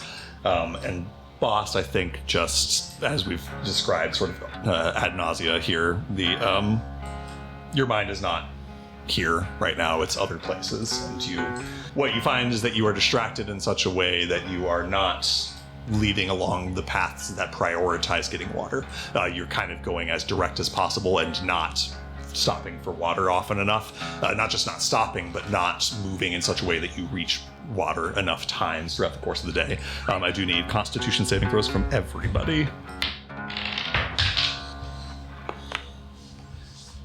Oof. Damn. 6 is very bad from Ghost. 4. 4 is very bad from Bones. 11 from Morisco. 14. 14 from Boss. 15. 15 from Cadence. 24. 24 from Marble. Okay. Boss, what you find is that your body's constitution is such that you can afford to be in your own head and not focusing on the survival at hand here, and not prioritize it because you have the sort of hardiness to endure. But by the end of the day, as the sun begins to set and you guys have ridden through without nearly enough water or nearly enough stops, Boss is fine. The horses are fine. Cadence and Marble are fine. Morisco, you take 1 level of exhaustion on your failure. Ghost and Bones, on your critical failures, you each take 2 levels of exhaustion. I can forage while also traveling at a normal speed. Does that help? Fascinating. Yeah, I'm gonna let that basically bump everybody's rate of success up by 1 level, meaning Morisco, your failure becomes a success. I'm just a regular. And Cool. then for Bones and Ghost, you guys just regular fail instead of crit failing, taking only 1 level of exhaustion each. Does it help if I drink my holy water? I don't know, is Ghost a fiend? Does this hurt him on the inside? You have to tell us that. No. If you're fiend, you're required to tell us by law. That's true. No, you do, like, you guys drink all the water you have on you, and just, over the course of the day, there aren't quite enough stops, and again, Just too hot. Yeah, it's just too hot. It's just simply too hot. You move through a tough day of travel, by the end of which Ghost and Bones are looking a little worse for wear. What about Beans and Muscle? Oh yeah, I should roll for them. I didn't, and I should. They're already at 2 levels of exhaustion. Hey, I'm just trying to. Yeah, I know, I got you. they can get up to 9 levels of exhaustion without dying, so they're probably gonna be fine. Purely I metal need after somebody I needs to come look. 2 nat 1s. Are you Dead ass 2 nat Wow, I 1s. believe you. So they each would take 2 more levels of exhaustion unless Bones you Karma. make sure to keep them. We Okay, wanted to keep them, so I keep great. So they are at 4 levels of exhaustion each now. Question. Yeah. How obvious is it that the boss is in this state and leading us? Because obviously we've been telling you he out drinking water. For a role-playing perspective, I'll say that you notice that Boss is in a weird headspace. I will not let you mechanically undo No, I'm the not going results to of undo this it, but failure. we have another day of travel tomorrow. Yeah. You might want to let somebody else lead the way tomorrow, potentially. You might want to let the Ghost do it instead, because he has the same modifier. Mechanically. Yeah, to place it in narrative, you, Marble's not a survivalist. I presume he's not proficient in survival. Oh, no. It may not occur to Marble to notice that you guys are not going the best ways in order to keep But we've your... been traveling through the desert for a few days now. Yeah, for sure. It still may not occur to you until it is too late. Towards the end of the day's travel, as you're within a couple hours of stopping anyway, you notice that, Bones is looking ragged and breathing heavily, and that he keeps having to stop to go, squeeze water from cactuses to water people. And likewise, Ghost is way, way, way out of his element, perhaps never more out of his element than he is now, except maybe in Daybreak City. Even then, Hallowhive is an industrious place. Being in a bustling city is not that unusual for Ghosts. In fact, being in a massive, wide open, hot space under a bright, baking hot sun with no civilization within sight for miles is about as far from comfort as Ghost could possibly be. Ghost, you have never before in your life until this moment, I don't think, known that the sun could be dangerous and harmful to you. The lamp is never too hot. The lamp never burns your skin. The lamp is always a perfect comfort and perfect temperature and necessary for life. You find that here on the surface, the sun can be dangerous enough to kill you. The course of today's travels are very, very grueling for you. And Marble, to put it back to your question, by the end of the travel day, you do notice, or even 2/3 of the way through the travel day, you notice that Boss is obviously still not in a good headspace. And again, I'm attributing your headspace to just a failed survival roll. If you don't agree with me, Yeah, no, please feel I'm free to say so. Give me an insight, please. It's only a 9. Okay, so if I can. Yeah, yes, please. Feel free to retract anything that I've said. No, I'll say- I'm describing a failed survival check in a way that may not be appropriate. I'll to what say you're I'll allow you to think as much as you want to about the headspace thing, right? And being the leader of this current pack. I will kind of back up a little bit and say I don't think it's quite as evident that he doesn't know where he's going. He's still going A to Z, A to B, whatever you want to consider it, and he's still bringing these horses in tow with him. He's still doing it. I mean, 14 is not the worst.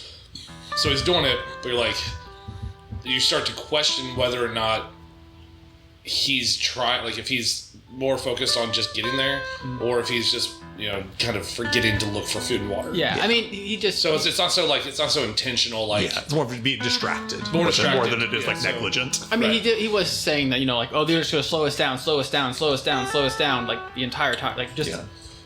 Yeah, so take that. Yeah, that's kind as of, I your- think, where Marble kind of takes it. But on He's 9, rushing don't- us through this, and, we're not able to keep Yeah, it. and I just don't overthink negligence more so as maybe read it as intention. Yeah. I think on a 9, it's hard to get a great read. Again, you guys can hash it out however you wish, but decide for yourself what your roles mean in that perspective. But one way or another, however you arrive at that, by sundown, you guys arrive somewhere to make camp for the night, unless you are planning to proceed the night. I'll do the same thing I did with the Mesa look. Yeah. The Yep. 2 aisles just to find a good cool spot of Is cave. there anywhere with water? Yeah, so that's for nighttime. That's what we're gonna try to. Yeah, I think even on a 14, you still have the good sense to find a place with water to camp at least. So you find a spot to camp where you can camp by water and water the horses and set up your camp. Night eventually falls, the sun sets. You guys take the time to get a fire started and keep yourself sort of under good cover and so forth. Beans and Masanuki both do the best they can to kind of stretch their tired joints and limbs, though they can't do very much, restrained as they are. They both are pretty much completely silent over the course of the day's travel. They figure the deal that they've received is the best that they're going to get. Beans has nothing to say, obviously, because Beans doesn't seem to be able to speak as far as you can tell. Masanuki has, no further sort of negotiations or parlays or quips to try to raise. He can tell that his efforts to convince you guys to let him help you fight the sheriff are landing on deaf ears, and is not going to press his luck at this point. As you guys sort of set up and get your campsite put together for the night and begin to settle in for a night's rest, does anyone have anything they want to do over the course of the night? Let me jump to Bones. He's got a hand raised.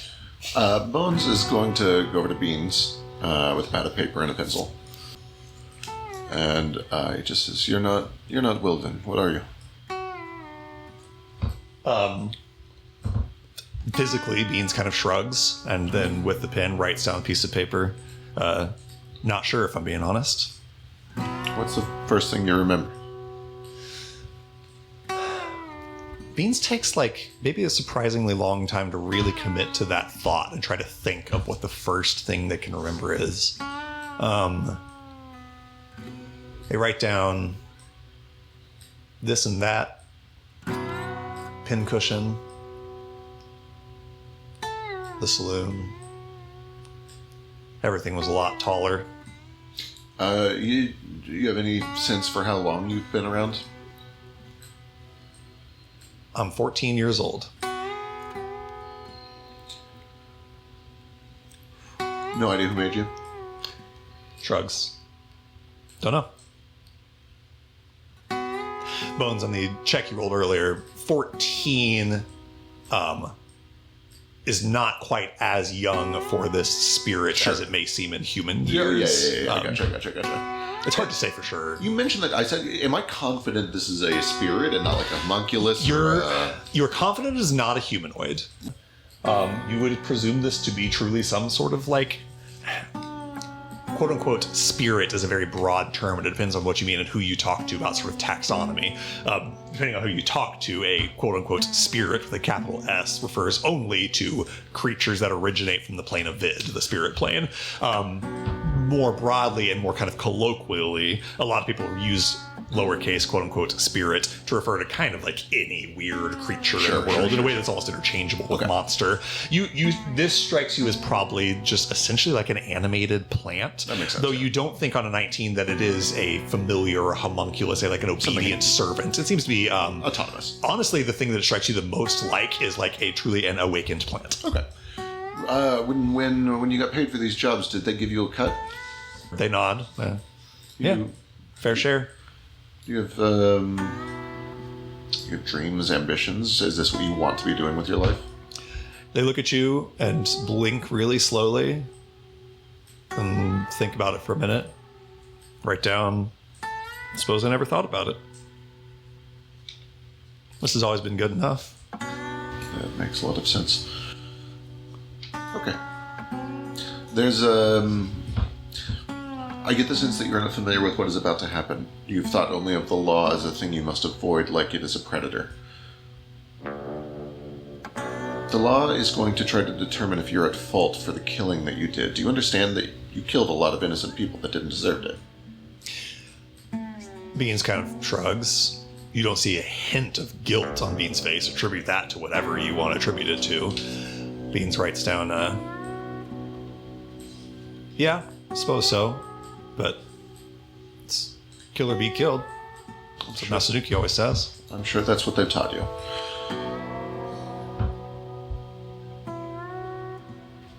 When you are taken to this place, they're probably going to ask you a lot of questions. You should answer them honestly.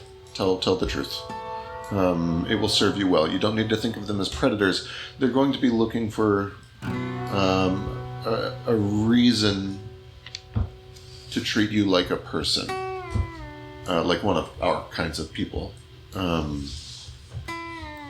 mean it. They're going to need a little bit of help to understand what you really are, and if you are able to explain it in such a way, you may see more mercy than they would show a person. They take the paper and write down, well, I am a person. I know you are. What I mean is a mortal born into this world through the same method that we were born, and raised in a society that teaches right from wrong. You've been taught a lot of things that are wrong.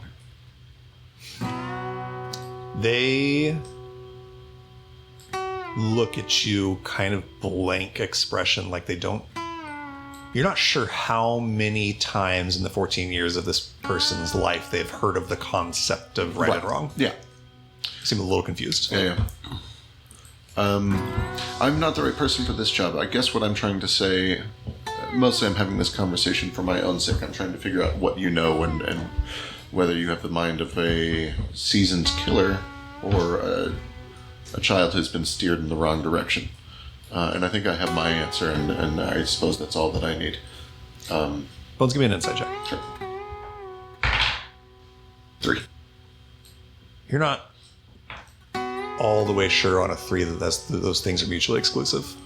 Yeah, no, tell me about it. You, in fact, probably think on a 3 that, like, probably every seasoned killer is a child that was led the wrong way by somebody. There's a reason he's having this conversation. Okay. I hope they take their time with you. I hope they give you the time of day. They look down at the paper and say, "We'll be all right. We get out of all of our problems." I'm sure that you do. If you get out of this one, there are a lot of other ways to live, and some of them are much friendlier, and they actually tend to be much more fruitful, despite having no violence or taking advantage of others. They look at you like that concept is completely foreign. I'm sure they do. They kind of look around truly the wilderness around you, the encroaching darkness, the harsh conditions, the fact that all of your water bottles are empty. They say, well, if you don't take, there's no real way to get. I'm sure that is the only experience that you have had, but the world is big, and it is very different from place to place, and if you're able to see more of it, I think you'll learn that there are many ways to live, and I hope that you're open to change. They just shrug, and they write "sure" on the paper, hand it back to you. That's fine. He'll walk away. Cadence, go ahead. I might have to wait until everyone else is done. Are we taking watches tonight? Oh, yeah. Yeah. I would like to take my watch with Marble before Boss takes his watch. That's all I. So, Cadence, you kind of right now. actively volunteer for first watch and ask Marble to take it with you. Or whatever watches before Boss's. That's Sure, yeah. Boss, are you particular about which watch you take? No, as long as I get to spend it with Ghost. Okay, so we'll maybe put Boss and Ghost on. Well, Ghost is on every watch. So I know, I'm saying, like, I want to specifically speak. understood. Got it. Also, so is my little dragonfly boy. Perfect. Bones, are you particular on who you take a watch with? I'm easy. Robert, which would you? I'll probably default to Maurice Go unless... Bones and Maurice go. Yep. You two would be distracted to each other. I don't know what you're talking about. Okay.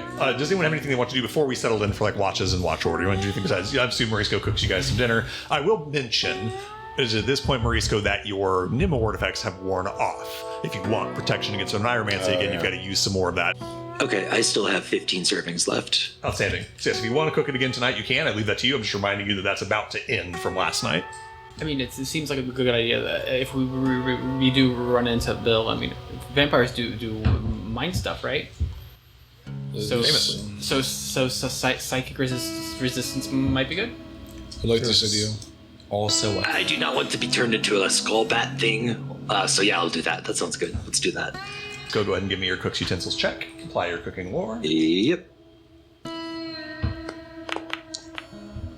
21. 21. On a 21, you receive 24. I think it's the same roll as last time. You get 24 hours of 24 hours of resistance to psychic damage, immunity to the detect thought spell, and you cannot be contacted telepathically against your will. You are also immune to oneiromancy effects, i.e., any magic that would affect your dreams or divine information from your dreams. This was a terrible plan on their part, right? Like, yes. It seems so. They never contacted us. We were never informed that Marble's brothers were in danger. We had no reason to take the train job at all. Like, we wouldn't have even found out that they were in danger.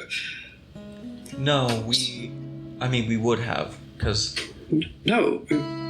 Well, like, possibly, but they've been set up for days, and were they just going to wait there for weeks until we found out? It's a risk for Bones. Marble was following after his family. Marble would have fallen into this trap alone if we weren't here. Not necessarily. No, that's not my point, is that we only found out that Marble's brothers were taken because we took the job to fix the broken train, but had we not taken that, we never would have even known. Or if those animals hadn't attacked, the train would have been fixed. It's my assumption. It's my assumption they eventually would have sent some sort of a ransom or a, hey, we have your brothers. They were just trying to get more pieces into place first. I think we caught them a little early.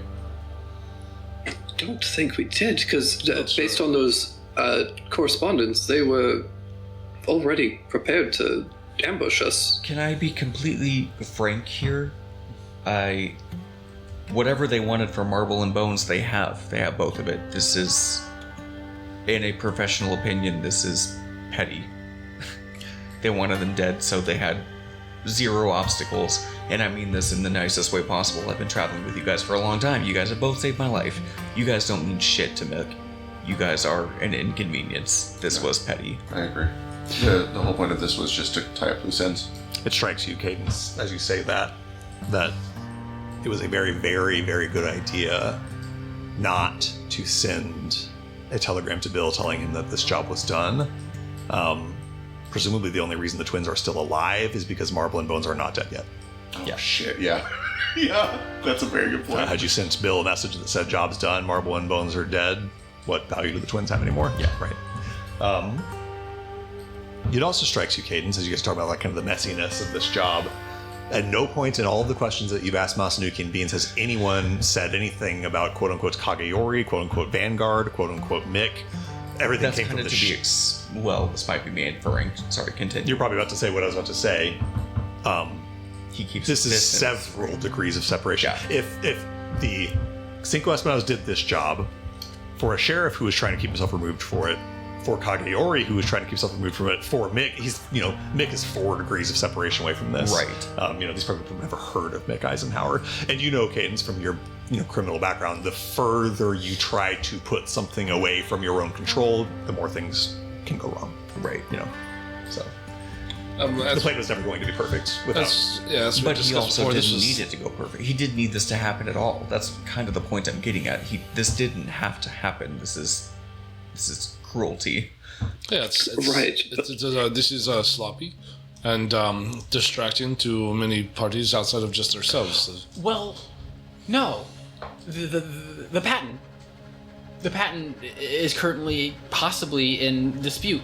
But if we're dead, he there's nothing to fight. That is true, but I also think that they don't have any fear of losing that patent. No, but right now it's locked down, and if we have evidence that they stole it, they might not get it. But if we're dead, It is more convenient for us to be dead. You're right.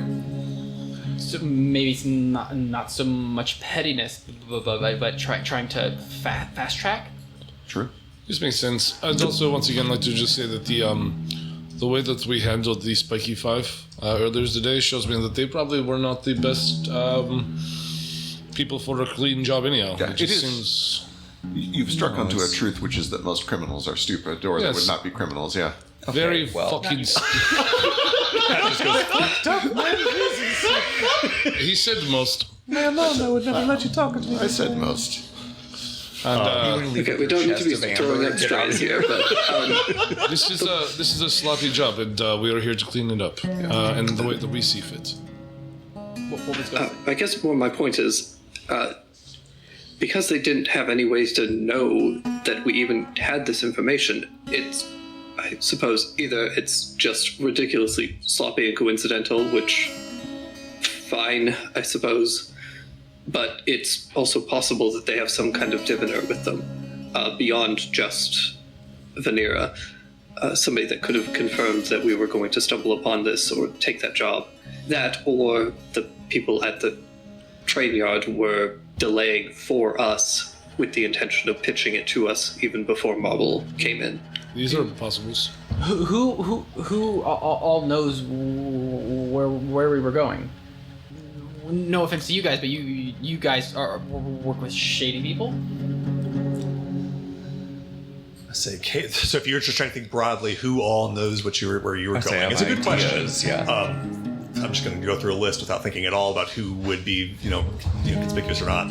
Solomon Dimitri, presumably others in the symphony that you've told. Yeah. I don't think anyone in Hallowhive was told where you were going specifically. I don't believe so. Philip but- Grimm knows where you guys were going. Top and Yo-Yo. Top and Yo-Yo, Ron Lucosi, Marble's parents, Nessa. A couple people on the train at least knew that you were going to Cherry Falls for an Artificer fight, but not really until you got on the train, not like before that. Olga also knew, didn't she? I don't know if anyone ever told Olga you were going to Cherry Sergei. Falls. Sergei, yes. They have him. I can't confirm this in any kind of way, but the last meaningful conversation I had with Vanera, she seemed to know things about me that she shouldn't have known, and she seemed to be talking about some kind of future. I don't know what that means. I don't know how to do an nigromancy. I don't know that world. But the last time I talked to her, she seemed prophetic, for less of a better word. It is possible the Nigromancer is also a diviner. Makes sense. Right. I'll put out there while I'm throwing out names too. You know that Elias Hastings, the Archbishop of the New Light also Church, knows, right? He knew that you're after Vanera, and he knew Vanera went to Cherry Falls. Right. Yeah. So everyone in the Rat Kings knew she went to Cherry Falls. Was Vanera trying to warn you? I don't think so. The last thing she said to me was, "Don't forget that this is ours." That doesn't mean anything to me. Insight check? Natural 20 Hell yeah. for 23? So I'm gonna give you a weird answer because Cadence believes what she just said, but you get the sense that her subconscious, she's lying to her subconscious. Does that make sense? Lying to herself. She's lying to herself when she says that doesn't mean anything She doesn't to me. want to believe that it means anything to her, type of thing? She doesn't believe that means anything to her, but she's lying to herself. Yeah. And she believes it. She's a very good liar, and she's herself fully convinced of the facts. She's a very great liar, and maybe the best liar to herself. It feels rude to tell you that you're lying to yourself, so I'm not going to say that. Save that one for a later conversation. With all of these sort of theories spinning around in your heads, you guys eventually settle in for some sleep, with Cadence and Marble taking the first watch together. Ghost obviously taking all of the watches. Let me get perception checks from the two of you. I'm going to command my little dragonfly. He's just going to stay with the two and is just going to watch them and if they try to do anything, You can have alert. Evil Him perception as well.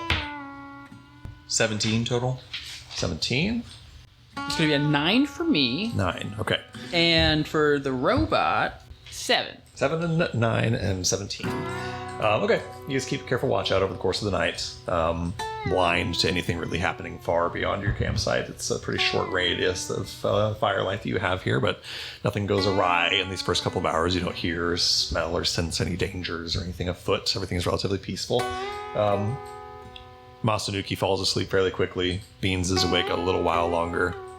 And then Beans is still awake after a couple of hours. And after a while, you realize that Beans maybe just sleeps with her eyes open because they're just kind of staring off in the middle of the middle Oh, distance. she doesn't blink. She can't blink. But your watch is otherwise uneventful if you guys have any conversations or anything you wish to have. How are you? How are you feeling, Marble? This is a big day to unpack. Yeah. Yeah, it's a lot to unpack. It was... I don't really know the word for it. Weird, terrifying to be the one holding their lives in my hand. Everyone else was just ready for them to be killed. And then, I said we should let them live. And then I was pushed once more, and I realized that I think that's when I realized I was really holding their lives in my hand. It was terrifying, I guess. It's a scary feeling. Yeah. You can be honest. I guess I'm just realizing that I'm just some privileged city kid. I mean, I'm not saying life was easy growing up, but it wasn't kill or be killed. And I guess I'm realizing that this world is very much kill or be killed. But I can't help wondering if it has to be. Like, yes, the Espinados? They were grunts, yes. But it seems like there's always someone above them pulling the strings who is causing the death. Not saying that they wouldn't be killing people otherwise. But you know, Mick's up there keeping his hands as clean as possible while causing as much death and suffering as possible. While us little people are the ones doing the killing and being killed. And I guess I don't want to be the person doing the killing, because then it's just doing what they want against people who find themselves in situations where they're trapped in it, in the kill or be killed, when they don't want to be there either. If that makes sense. No, it makes sense. And I don't know, maybe I'm being presumptuous. I don't think it's presumptuous. I think a better world is out there, as long as people like you are willing to fight for it. What about you? What about me? What kind of world do you want? You know, I've never given much thought to it. My world has been Daybreak for so long, it's hard to consider it.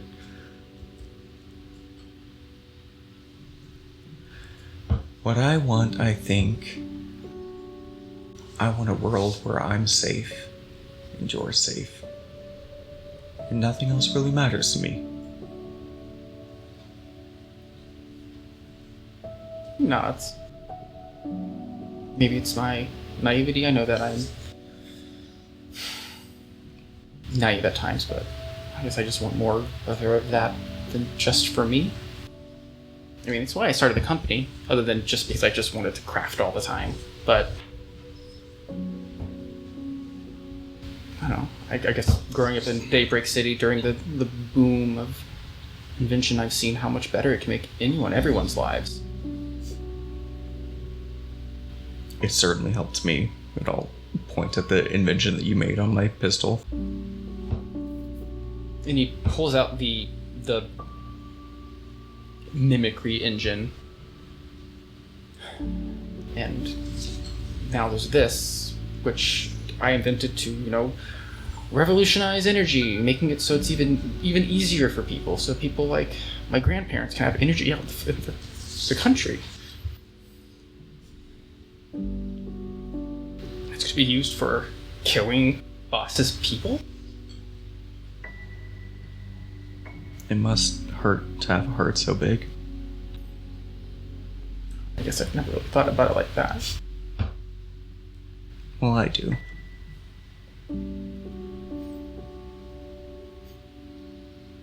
Yeah, he looks up to you and gives you a little smile.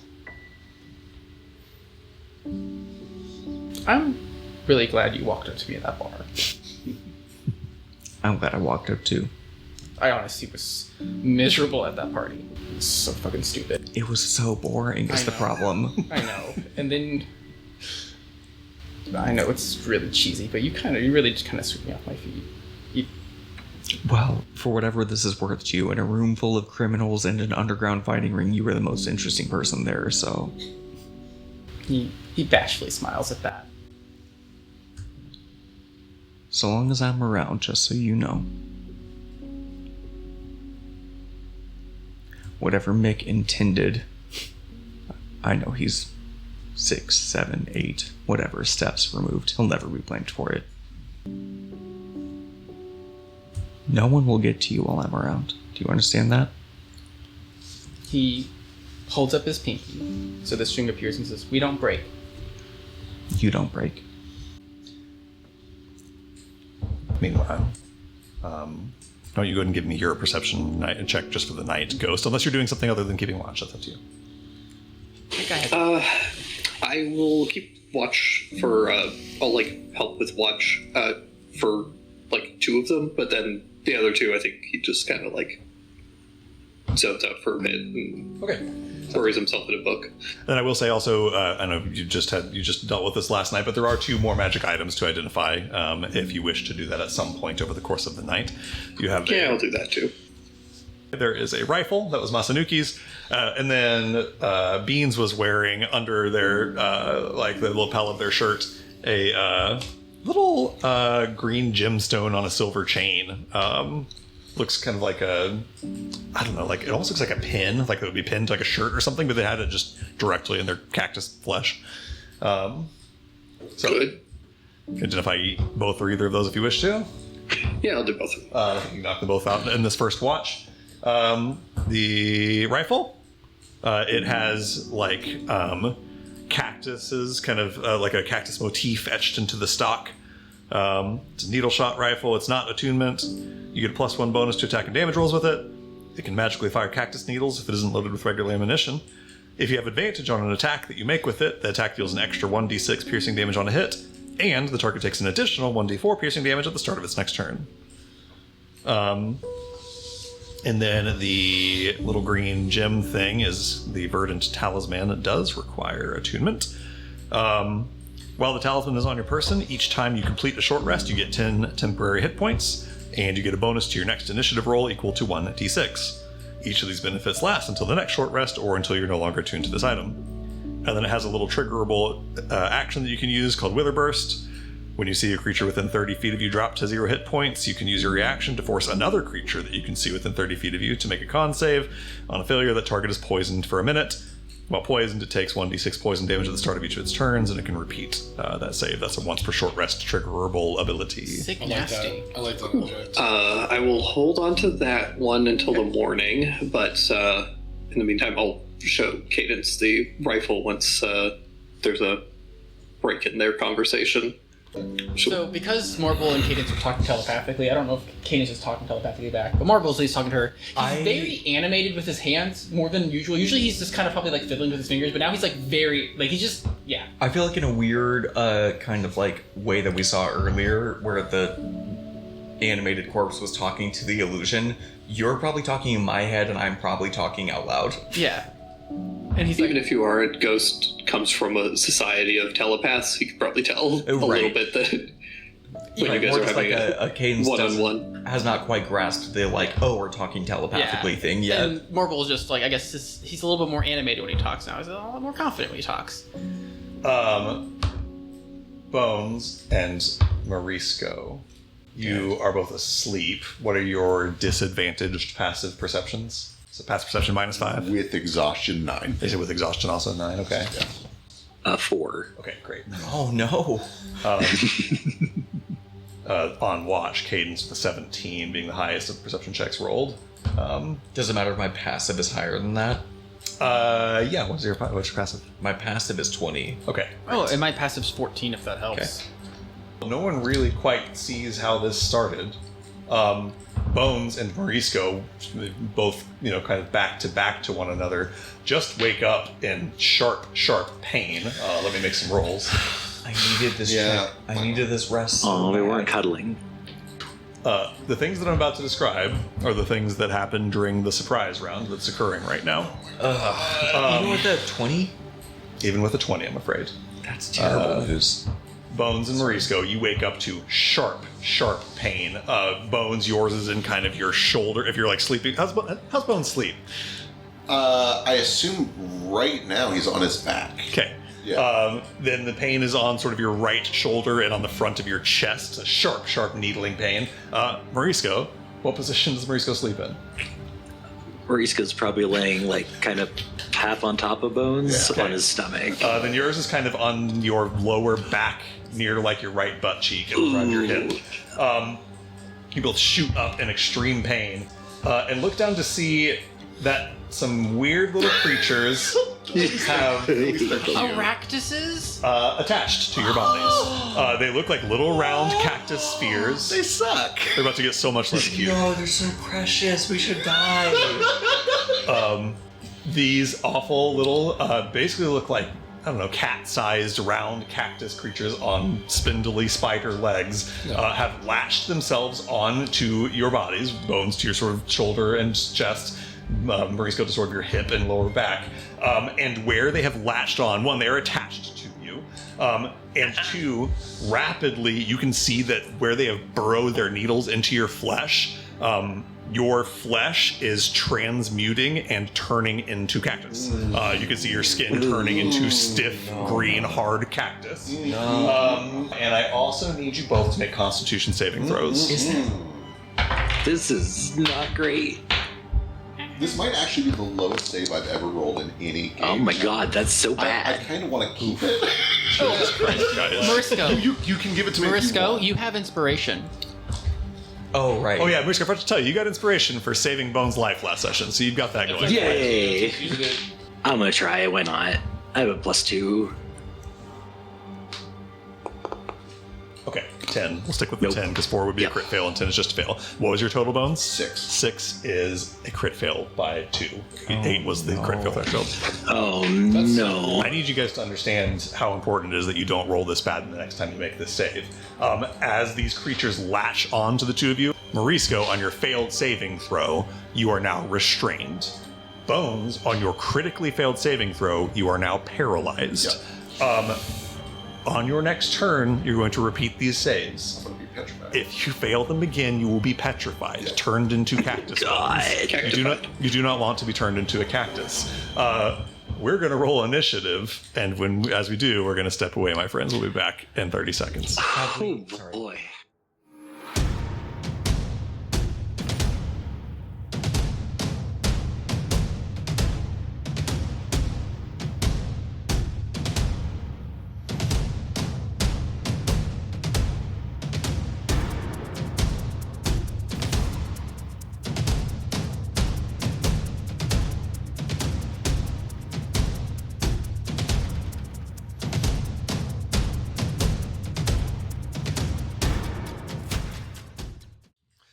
And welcome back. We're going to spring into initiative here. I forgot an unbelievably important thing that we're going to jump into this initiative order. Several of you are asleep and unconscious, including Boss, who is first up in initiative but is asleep and unconscious. Boss has the observant feat, which says you cannot be surprised while conscious. You are not conscious, that does not apply. However, Cadence has the observant feat, which says you cannot be surprised while conscious. So technically, Cadence, even though you failed your perception check, you don't spend your first turn surprised. To adjudicate this, what I'm going to do is say that the things that I've already described happen, but I'm still going to let you act in this initiative order. Okay. So you basically, what happens is you hear commotion coming from in Marisco and Marisco and Bones' tent, and on your fast instincts and observant nature, your instincts are fast enough to act in this first round of combat, even though nobody else is going to get to. So, hearing it all happen, go ahead, Cadence. I will look to Marble and say, we don't... Wait, do you hear that? Huh? And then I'll turn around to the tent. Right.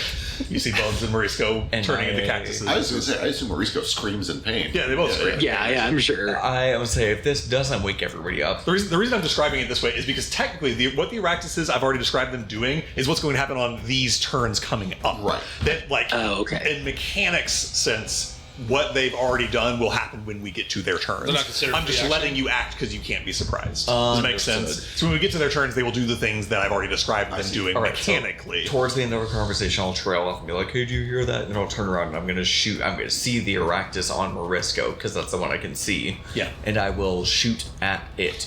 Okay. Actually, I'll bonus action aim first. Okay. There you go. To get advantage, then I'm going to shoot. 27. Correct, 27. Yes, absolutely.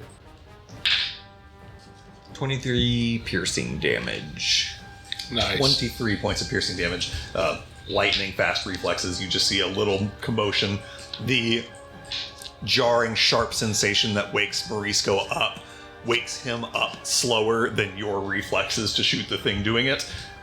Blast a bullet through this thing. There's a spray of plant matter that goes across the back of the tent inside of there. All right, Cadence, that's your bonus action. Do you want to move? You can't aim. Oh, aim, so you can't move. Okay. Yep, All right, good. so Patch's unconscious surprise. Aractus, this is the turn where this Aractus gets on Bones and starts turning him into a cactus.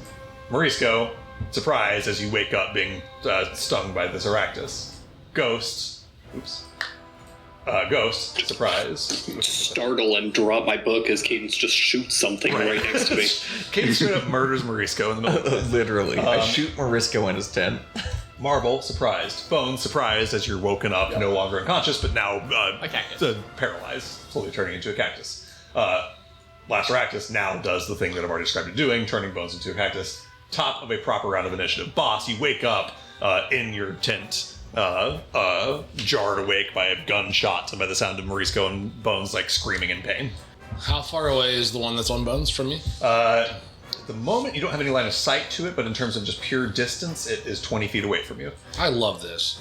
So, that helm that I have, don't love to use it on my head. We've talked about this. I'd like to use it like, as an unarmed strike. Yeah. So, just, it's on my hip. Yeah. As I like hop up, hearing this thing, I run out. Half your movement to stand up from prone, stand up from laying down, sleeping. That's fine. And then that's 20, here's 25. Okay, so then I'm 15 feet away from that one. Yep. I see it, and I grab this thing off my hip. Okay. And I like put my hand inside of it, and I run up, and I'm going to punch the one that's on Bones. But I'm going to use the Battering Helm, so I'll have advantage on this hit, and then it's going to take 2d10 Hell if yeah. a hit, and it's also going to get pushed 10 feet away from me. Incredible. I can't tell you how important it is that you knock this thing off the bone, so go give me your attack roll.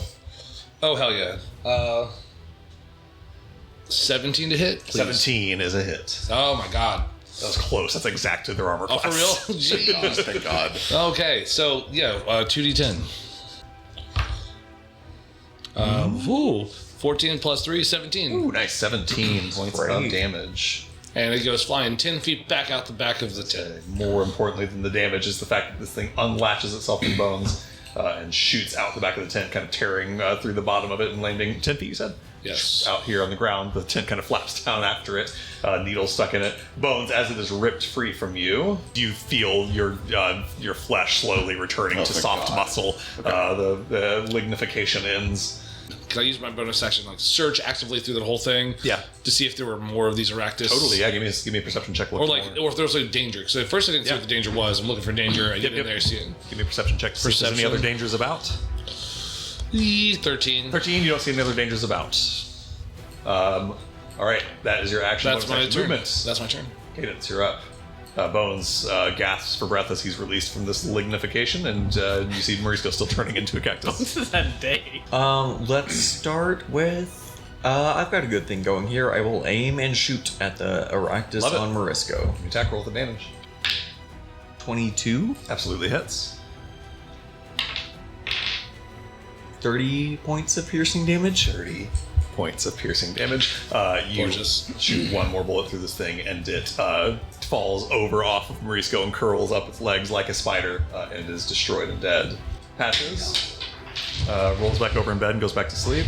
Seems pretty simple. No, I'm just kidding. You guys have got this. It's a He fine. stands up, stretches, yawns. This is fucking bullshit. Can't get one good night of sleep in the desert. In the desert.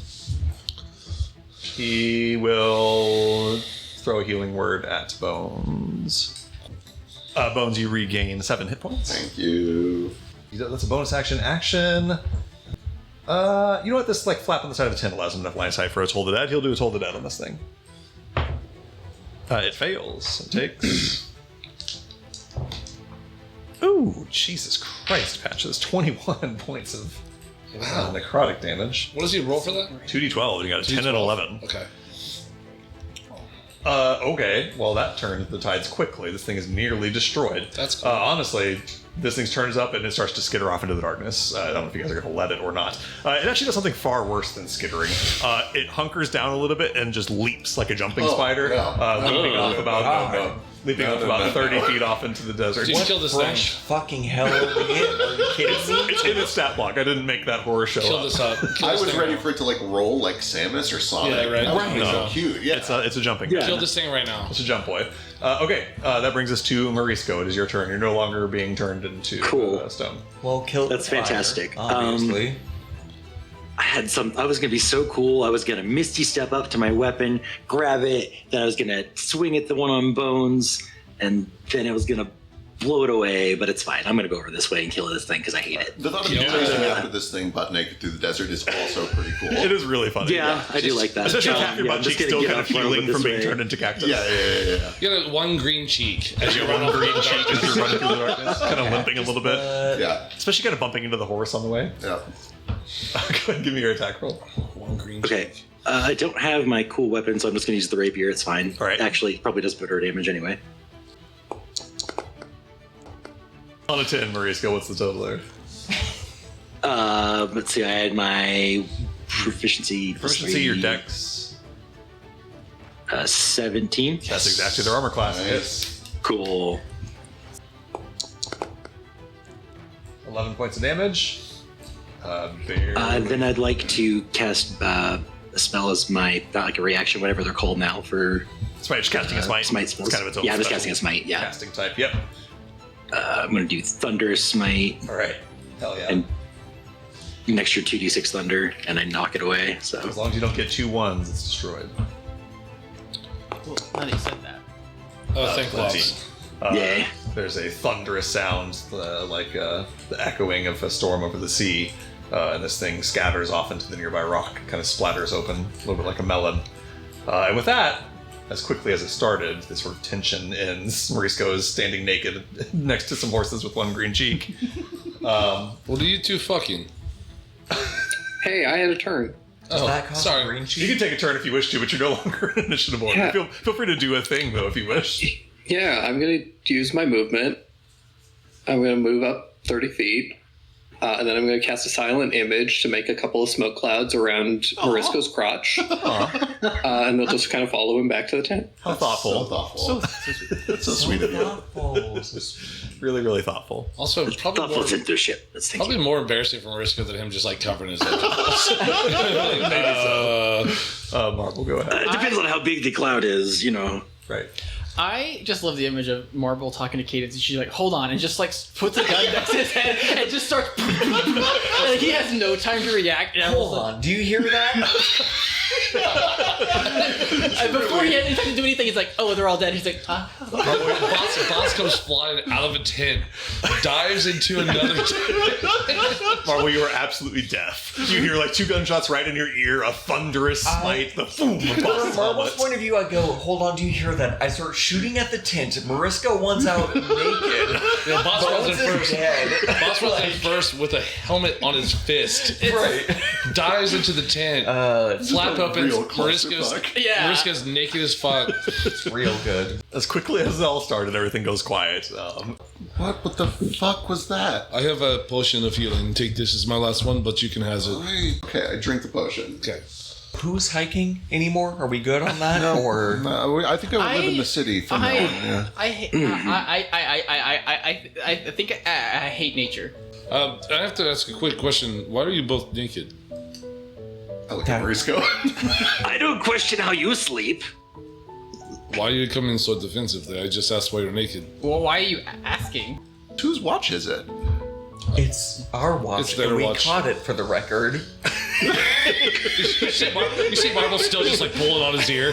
Like, What are you guys saying? Trying to get the ring out. Patches, who came out of his tent in all of his clothes, now gets completely naked. And then gets back into his tent.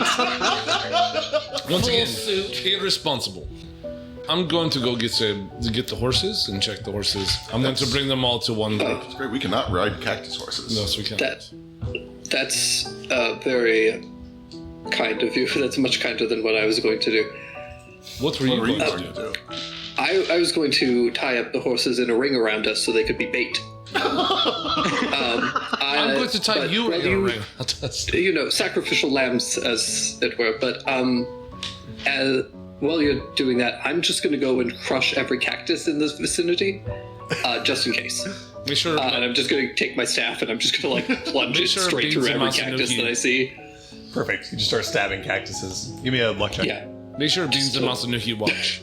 Yeah, for sure. Make aggressive eye contact every time you hit one. Yeah. Oh yeah. On a 16, you absolutely find that right next to one of the cactuses, one of these things was creeping up to turn one of your horses into a cactus. Hate that You so stab much. it. This is awful. Why would you do this? I know. I'm just glad we made it. sucks. Cadence, go ahead. So Ghost seems particularly spiteful lately. Can I insight check whether he is like... Is this like Hollow Hive pragmatism, or is Ghost like feeling some sort of way? Ghost, if you want an insight check, or if you want to just describe it however you feel. Yeah. I think that there is like a level of pragmatism that he is forcing out, but also at the same time, like, Ghost is kind of somebody who is caught between two different kind of schools of thought, where he has his kind of like much more emotionally spiritual, like religious thought, and then he is also like got his wizarding education and trying to be very pragmatic, and like is constantly kind of balancing the two, which is why, like, you know, he cut what's his face's throat, because, you know, fuck that guy, he's not going to give us any information, he's good as dead. But then once it was important to Marble, like, being emotional and sympathetic to Marble is like more important than being pragmatic. Yeah. Aw. Go ahead, Marvel. So Marble was planning on doing this, and now he's a bit hesitant to. But he was going to start looking at this engine a little bit more. Yeah. But now he's just like, maybe he's not very good at keeping watch. You keep working. I'll keep a better eye Sure, out. I'm okay. And he's just gonna kind of like take a little bit more time to look over this. Yeah. Just to kind of like figure out if, I don't know, how close they were, but also like how he can repurpose this to his advantage. Sure, yeah, totally. And maybe even not even just that, but understand how it works to the disadvantage of them. Yeah, totally. Like Give how- me a Artificer's Tools check, or like an Artificer's Tools and apply your Arcana Tech lore. We said Arcana Tech lore, so it's going to be a 19. 19, okay. Yeah, 19 is still pretty good. You start looking over this thing, studying it very closely. Again, it's an odd thing to, like, look at the way someone else has derived from your vision and seen the way they've taken it. It's obvious to you on 19, kind of some things that I've said before, but just to spell it all out a little bit more, that this is based on, derived from, replicated from your designs. It's obvious that they did not just like arrive at this independently. It is based on what you did. It is also obvious to you that they did so with incomplete information. If they truly had full detailed schematics describing this thing and how to build it, it would be not necessarily better than it is, but more accurate. I described last time that it seemed like maybe they like took some shortcuts or filled in some gaps on things that they didn't have. Looking at that more carefully, you see that basically what they've done is overcome their lack of complete designs by just throwing money at it. Basically, it uses much more expensive, rare, and frankly kind of inefficient bad uses of these parts to replicate the effects that you are able to do much more smoothly and efficiently. Do I feel like I could, like, would this power my suit actually power it? Yes, totally. Does this function? Yeah, it's functional. You test it next to yours, and it's completely functional. It'll power your suit It's just just fine. It's taking way more. You go to test it. You turn the thing on and put some ether salt in it to power it, and you're shocked on a 19 how much faster it burns through ether salt than yours. They've made a machine that does what yours does, but it does it far less efficiently on far more expensive components. They've essentially achieved what you have They get the achieved. power level, but they Right. have none of the efficiency. Exactly. Not none, but much less. Yeah. You know that this thing is designed in a way that is less efficient and is using more expensive parts to achieve the same effect. But and are some of these parts the parts that were missing from my car? Some of them, yes. So it seems like they were like, he used this part. It must be important. Perhaps that's a reasonable conclusion on a 19, yeah. And it doesn't use quite all of them, but yes, it certainly uses some of them. What is like the ratio of efficiency from like mine to it?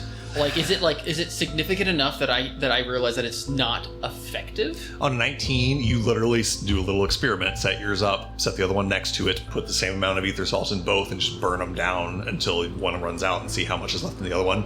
It's taking your power core is something like twice as efficient as theirs. you're getting this. Still pretty close. Yeah, I mean it's fairly close, but like you imagine scaling that up, right? So you use your power core to power just your power suit, and it uses a negligible amount of ether salt over the course of all of these adventures. You imagine equipping an army with your power suit and doubling how much ether salt it costs. It's significant. If you needed to scale this up, spending twice as much gasoline to fuel it is very significant. And with more expensive parts that are probably hard to come by. Which is probably why the upfront cost of using more expensive parts, more expensive maintenance. Which is probably why they cleared out the... stands to reason. That's why they bought everything that Camden Mechanics had. Okay. Or at least was part I'm going of to the keep reason. note of this because I'm hoping that I can use my my background with, I think it's supply chain, to track down these parts and see where they're buying them from. Sure. Maybe get an idea of how much they have. Totally. Might give me an idea of how many engines they're making. Yeah, that's an investigation you can definitely do when you get back to town and kind of find some threads to pull on. Okay. Yeah, that's kind of the takeaway on a 19 is that they have accomplished what you accomplished based on your designs, but have done so less efficiently and when we've at far greater expense. Yeah, I might need to do some more research, but I'm assuming that in this initial go through, there's nothing that I can like be like, oh, I can implement this in mine to make mine better. I don't I mean, know I can do more research later. Yeah, you can research it more later, but at this first glance, I don't think you find any evidence that they're better at anything than you. I think there's something, I don't know, and Marvel I don't think has a huge ego. I don't know, maybe he's not like a selfish person, but maybe he has a bit of an ego. Anyway, the point being that whatever effect it does or doesn't have on your ego, studying this, you can tell that like whoever designed this at Vanguard is not as good at artificery as you. Probably not ego as much as relief. Like That's a he good doesn't point. really care that people are better or less or worse at inventing than him as much as like right now the important part is he understands the gravity of this, which is the harder it is for them to do this, the harder it is for them to bring this war, these war machines to life. Absolutely. But he also then understands, okay, they're going to be pulling in massive amounts of ether salt, refined ether salt from somewhere. So another thing he's probably going to do is look into who's refining ether salt. Yep. And where. And where are they getting it from. Makes sense. Because if we can disrupt their supply chain. Yep. We You might be imagine able to- outfitting, an army or even... I'll make some notes about it. I'll make some notes about like that specifically, but for Boss being specifically like, hey, if you want to disrupting these supply chains, it's good to be what you want to do. Yeah, definitely. Huge. Okay. All right. He'll start writing up some notes for Boss in the morning, just on like, hey, these are the parts you want to look for. All that stuff. Perfect. Eventually, you and Cadence's watch comes to an end unless there's any other conversations you guys wanted to have. As we go to bed, you go on to sleep. I've got to pee really quick. I'll get Boss up, and who's within Patches? I'll get him up. All right. So Marble, you head over to your tent and settle in. And Cadence, you go to wake up Boss for his watch. Boss, you're kind of roused from your slumber. Probably a little jolt of adrenaline from what happened the last time you were roused from your slumber. I don't even know if you fully fallen back asleep in 30 minutes or whatever, but... Yeah. Yes. Hello. My turn. I have to pee. You want to come with me? Wild. I do also have to urinate, but this is odd. Is it? I mean, no. Oh, no, I'm just waking up. Give me 1 second. Yeah. And I stand up and I stretch. I go, yeah, let's go do this. Two of you walk off kind of a short ways. Is Ghost still awake? I assume so. He doesn't sleep. Yeah. Okay, as we come out of the tent, I turn to Ghost. Hey, sorry, I've got to pee. I'm going to take Boss with me. We're going to take the prisoners. Just safer, I guess. I can watch them. I have Specs and the horses. I stare you down and say, they probably need to pee too. Get Patches up. And then I start walking away. Taking the prisoners with you? Taking the prisoners with me and Boss. I will say that my robot probably goes off the moment they start moving. Okay. Can I do an insight check on Cadence? 100%, yes, please do. 26. You didn't say as much or as little as you want on 11? 11. On 26, tell me everything that I can see. On 11, you don't get much. You think that she just wants to pee. She thinks it's safer. That's about all you get. What'd you get? Sorry. 26. 26. She has a very specific task in mind, and she has you in mind for it. Okay. You're going to... I don't like this. Sorry, just to explain this because we just got attacked by cactus spiders. You're going to be safer with 2 dangerous criminals while you're peeing rather than leave them tied up here. It's a surface world thing. Don't worry about it. Jesus. Don't gaslight them, man. I just whispered that to you. Don't gaslight them, man. We're safe. Everything's fine. Just wake up Patches and try to gather the horses into one larger group, please, and I'll be right back. We walk out. Sure. Yeah, I'd like to find a bluff if we can to get behind. Ghost, do you intervene or anything, or do you allow? I don't know how you would stop it, but do you allow this to happen? I will let them go off, and then I will summon one of my butterflies and send it after them. Okay, got it. Marble, go ahead. My homunculus is going to go off, alarming me that they have been moved, and Marble will come back out of the tent. You receive just kind of a mental ping alert that the prisoners have moved. Yeah, I'll You step out and see that Cadence I'll is... probably have my suit on because I just assume the worst Trouble's now. afoot, yeah. Yeah, you see Cadence and Boss kind of grabbing the prisoners and walking them off towards... What's this wraith? That's the butterflies. Oh, the butterfly, okay. And then you hear her connect you. What's going on? I have to. They're going to pee. We're wandering the horses. Yes. Go back to bed. It's fine. With the what are they doing? No, You guys are asleep and we are not. we're going Just to seems- we're going to let them relieve themselves. Oh, okay. That makes sense, I guess. Okay.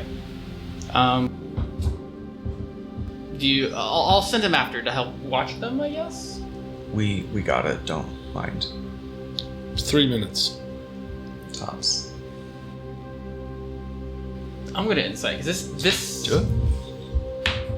Who are you inciting? both of you modified 20.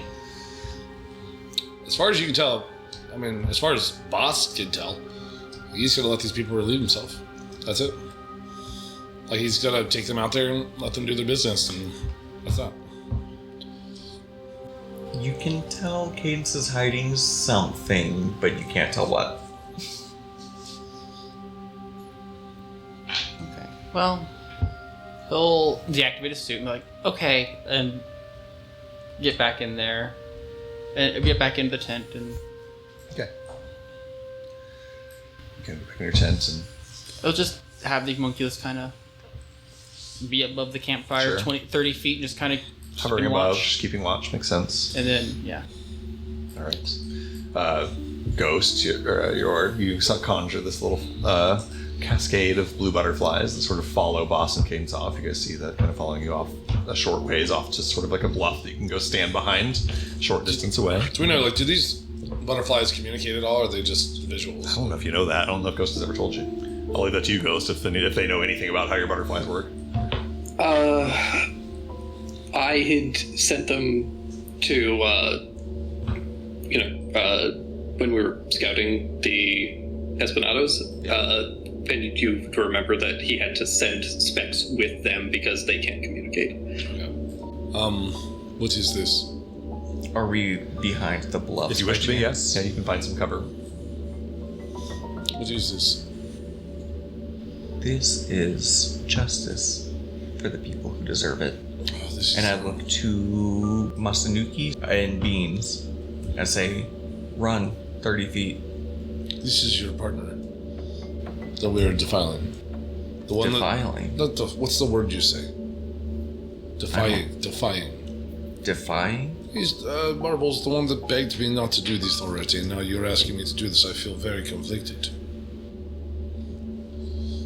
I'm very conflicted. There's nothing to be conflicted about. You and me are on the same page. But not everyone else is. No one else is. And no one else is us. Is that right? You first. Run 30 feet. Do you untie them? No. They can't run then. Are they? I will untie I assume you tied them in such a way that Sorry, they I can will run. untie their feet so that they can run Got it. 30 feet. Okay, you untie their feet so they can at least get up. One at a time. Okay, I want to make sure who do you they do first? stop. I will stop with Beans, or start with Beans. Okay. You untie Bean's feet. They kind of look down, confused. Stand up, and yeah, I mean, I think they just do what you said. They run. They run 30 feet. Okay. I will not untie Masanuki. I will say shuffle 30 feet. Okay. He gets up and kind of. He gets a smirk on his face. You don't know if you want to do an insight check into it or anything, but he kind of smirks. I'll do an insight check just Sure. out of player curiosity. Yeah. 13. Yeah, it's even on a 13. It's it's a meaningful whatever. It's a laden smirk, but you can't quite read it. Yeah. It could be anything, but he does as instructed. As he gets over towards Beans, he looks over at Beans and just says, "Well, sorry, kid." That's it. Yeah. I'll turn to boss, and assuming he's willing, cast Pass the Trace on both of them. I just Yes, cast Pass Without Trace on them. You cast Pass Without Trace on them. You watch as boss. You kind of place your hand down on the ground, and you watch the dust kind of swirl around them and pick up and catch them and sort of shroud them in the darkness of the night. You look around and see that with the distance you've already made from your campsite, and with asking them to step another 30 feet, you're pretty sure they will be gone to you if they step much further away, stepping into the darkness of the desert. I cut Beans free. Okay. Completely. Back to the town you came from. My name is Cadence Amato, and when I come looking for you, you better remember that name. You say this to Beans, and Beans still lacks any ability to speak to you. Looks towards Masanuki, and for a brief moment on your 13 insight check, looks like there's a look that you read on 13 as like not wanting to leave him behind or something, but quickly abandons that notion. Looks at Masanuki, who has taught Beans for 14 years that it's dog eat dog out there, and you do what you have to do to survive. If I can, I'll intervene on that 13. Yeah. Just like, no. You don't belong to him now. You don't belong to them now. You're yours. But when I come calling for you, just remember my name. Remember that I let you go. Back to the town you survived. Do you understand? Beans reaches up, tips their hat in your direction. And with Pass Out Trace, I let them go. Right. Reaches to, goes for a second to shake your hand, and you realize it's going to hurt really bad if you shake your hand, and then pulls it back. And turns, takes a step 10 feet away into the darkness, turns back around for just a moment with one last look to Masanuki, and then kind of disappears off into the shadows. Follow her, but don't stop her. Okay. And once boss is out of 30 feet, I tell Masanuki, shuffle 30 more feet. And I chase after him Okay. in the sand. So hold on. Beans leaves. Yes. You tell Boss to follow. Boss, do you do I'm running that? after Bonds. You go after Bonds, Beans. though. For starters, Beans attempts to hide. Beans attempts a stealth check. Totally fair. Yeah. That is with Pass Without Trace, that is a 22. Perception is 24. Okay, so you see the direction Beans goes. They're not invisible or anything, and they don't run. She said, "Go, trust, just leave." Yeah, they're not hesitating. They're not staying. They are not Don't running hide, either. just leave. Yeah. Just leave. You have so much time. Just go. Yeah, they nod at you and go. They turn their back and leave. Meanwhile, as Boss follows Beans off a short distance, sorry, tell me again what's going on with Masanuki. You You're step fine. up to So I tell Masanuki. Masanuki to shuffle another 30 feet, and I pretend to run after him 30 more feet, and I catch up to him, and I Okay. put my dagger to his neck. Okay. He looks back towards the way Beans went and says, "I take you for the type. Some sort of game you're playing." You know what you did tonight? This last job you did? You hurt somebody who mattered to me. Shrugs. A lot of people matter to a lot of people. I Man's know gotta that. eat. I know. You ain't never hurt nobody that mattered to nobody Of else. course I fucking have. Don't look at me like I don't know what I'm doing. You put your life in his hands, and he had to question it, whether you were worth saving or not. And he chose justice. But I know what real justice is. Types like me and you will arrive at the pearly gates of hell at the same time, won't we? As long as you clear on the fact that you ain't any better than I am, then I can go to my grave just fine. I'm not pretending to be. Sometimes you fuck with the wrong mark. Sorry for your loss. Ain't that the truth? And I slit his throat. All right.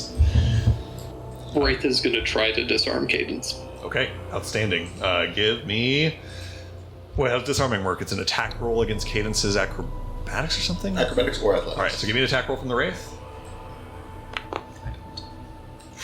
22. Cadence, you gotta be a 22 on an athletics or acrobatics check. You tell me what you add to this d20. I'm gonna roll it on the screen. So it's acrobatics or athletics? Your choice, whatever's better. With my gloves on, my athletics is actually better with a +4. +4. So if this d20 is 18 or higher, you will keep your dagger in hand and kill Masanuki. If it is 17 or lower, your dagger will fall to the ground at the Wraith's hands. On an 8, you go to put your dagger to Masanuki's throat, and the blue butterflies swirl around your hand, and there's some pain to your hand, and you feel your muscles kind of unleash, and your dagger falls to the ground. With your weapon having fallen out of your hands, boy, does he try anything here. All he can do is shuffle away at half speed. I think he'll take his chances. He'll stay here for the moment. Let me ask, Ghost, do you see through the Wraith? No, the Wraith just acts on whatever instructions Ghost gave it, which I assume is protect the prisoners. Well, you tell me, Ghost, what was the Wraith instructed? I'm curious. Yeah, it would have just been protect everybody there. Yeah, make sure nobody gets hurt. Yeah. Yeah. Great. It does what it does. It flings the dagger down to the ground. Masanuki makes no move to change his current demeanor. He looks at the dagger on the ground and looks back at you, Cadence. Says, guess some of your friends are a little more charitable than you. Go on, pick it up. Go on, pick it up. I pick it up. My friends are a little bit more foolish than I am, and I try again. All right. The Wraith has one instruction. It tries the same thing. Give me another attack roll from the Wraith. Okay. That means on a 17 or higher on this d20. Bruh. 7. Potentially both times. So I was coming back knowing that Bean's now gone. Sure. See what's happening. I feel like as the Wraith is like defending Masanuki from Cadence, all of a sudden my dagger slams down into his throat. Okay. So poetic. Yeah. God, I love that. I don't think the Wraith has enough action economy to disarm 2 people. I think it simply doesn't. No. Um, Only has one attack per turn, unfortunately. So as I was walking back up, I see from the distance spitting fire behind these rocks. Yeah. I see her to go slice his throat. This bright blue flash. The dagger clanks. Yeah. I hear him yell, "Do it!" She picks the knife back up. The blue flash again as I'm sprinting towards him with Pass Without a Trace. No one can hear, see me. Yeah. And I run up and just do it. Absolutely. You hear Masanuki yell one more time at Cadence as she drops the dagger a second time. Come on now, goddammit, do it! And as that happens, Cadence, before you can even bend down to pick the knife up, there's a scimitar that juts out the center of Masanuki's chest. He looks down at it, having not heard Boss approach at all. Spits out a little bit of clear blood and slumps lifeless on Boss's blade. I panting look up to you I don't respect this, and I walk away. I get up and step behind you, I guess. I'm not walking back yet. I'm just clearing myself for a few feet. That's fine. Yeah. Oh, I'm not fully walking back to the group. Okay, I'm with I you. say I don't respect this, and I just walk past you 10 feet and actually pull out and start urinating. Okay, that's fine. That's fine. I'll sit above him for a minute. I had to do this. While you're urinating, I'll just look into his lifeless body. You won't break him. He's mine. And I'll stand up. I'll step back towards Boss. And whether you're peeing or not, I'll put my hand on your shoulder. I'm finished. There is no justice. And we pull the strings. I understand these, but this is bad timing. It's not bad timing. I don't know how to say what we need to say when we get back. You just woke me up. They ran. Yes, I know they ran. But there's no trace of the run. Of course there is. We left a trace. Yes, we did. You have to take this to Marble. I don't. I don't stake anything to anyone. You wanted this as much as I did. I know you did. More. The rest of them are... More probably. I'm not mad about what just happened. I just don't respect the way that it happened. You don't have to respect it. You wanted it nonetheless. You know, yeah, you're right. You're correct. Can I have 30 seconds while you relieve yourself? I need to think. Of course. I would say I'm sorry for involving you, but I think you wanted this. There's no need to apologize for this thing. When we go back to this group, though, I'm going to let you speak. You were the one that's been awake. I was weary. You tell them the story. Of course, I woke you up. You were dead asleep when this happened. I will Couldn't be blamed. This was my fault. I made a mistake. I will cooperate. Let's go. I'll grab Masanuki by his manacles or the rope or whatever, and I'm just gonna throw him over my shoulder. Okay. And drag it back. So that way, if there's any blood that's still on me from him, it's because it's now. Oh, yeah. Okay, understood. You guys reapproach the camp with the dead body of Masanuki slung over Cadence's shoulder, or over Boss's shoulder, Cadence leading the way, followed by a swarm of blue butterflies that don't quite know what to do when their directive was to keep everyone safe, and one is dead and one has left and is no longer in their purview. They just stay with as many people as they can. They start to approach once they're within like campfire light and I can see what's happened. Ghost lets out a very disappointed but not surprised sigh, stands up and to both of them telepathically will just say, I hope that our trust was a fair cost for your justice, and I'll go sit in the tent. You kind of leave the fire and head to a tent.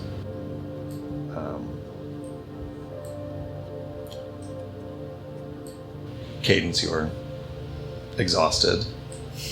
You still, despite all the years that you've done such grim tasks, there's still always a little bit of jittery adrenaline in your fingers. It's a weakness that despite all your years of trying, you have not been able to quell. And it's with your hands still trembling a little bit that you step into your tent and find Marble, I assume, not, fast asleep yet. No, he is sitting with his knees hugged to his chest, his tail wrapped around him, clearly knowing that she was up to something. And then his robot tells him that they came back with one body. Yep. I don't offer anything unless you say something. He seems uncomfortable. What happened?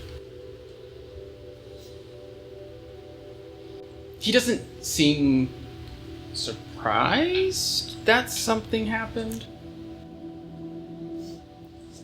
I think that a long silence that is desperate for something to be said, but both of you struggle to see what there even is to be said. You both know a fact that hangs in the air between the two of you and are, for the first time in quite a while, I think, utterly foreign to one another.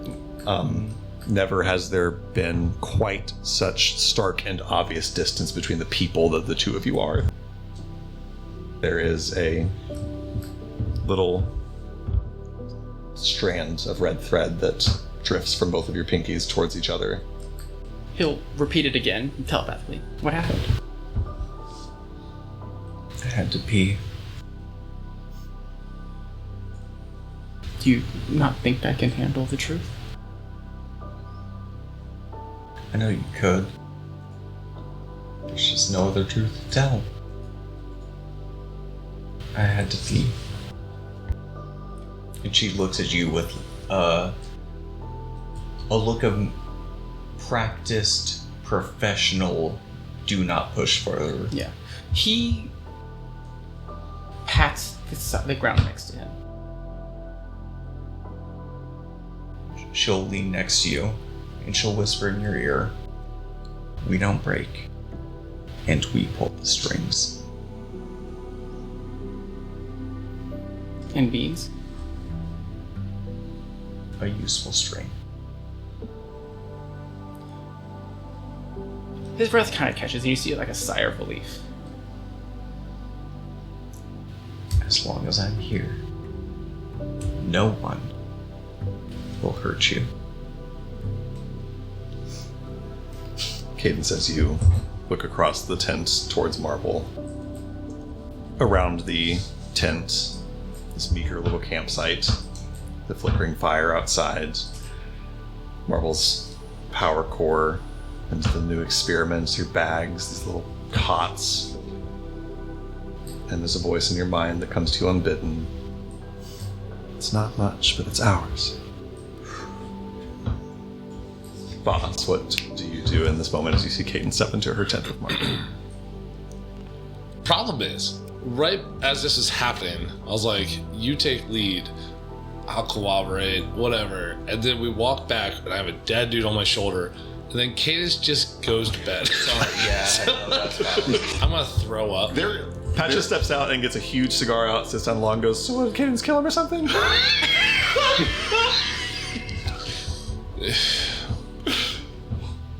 No, I did. Oh my shit. god. Didn't know you had it in you. Yes, you did. I did. It's true. Nothing gets it past to me. Do you have another one of those? You have a candle. I trade you. Actually, yes, I have a candle. We'll give you a cigar for a candle. I don't light it. Yeah, he doesn't want it. I don't want it lit. No, not the candle. I don't light those. Oh, the cigar. You can't use it again. No, I just I look at it. You're supposed to. No, I'm good.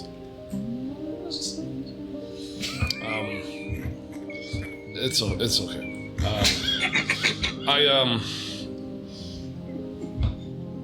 I need to speak to everyone. Like right now, what could we do? You want me to wake everybody up? I'm not going to wake everybody up. Not now. Just I need to speak to everyone. Yeah. We talk in the morning. You're gonna have some explaining to do. I don't care at all, but to be clear, but. Yeah, okay.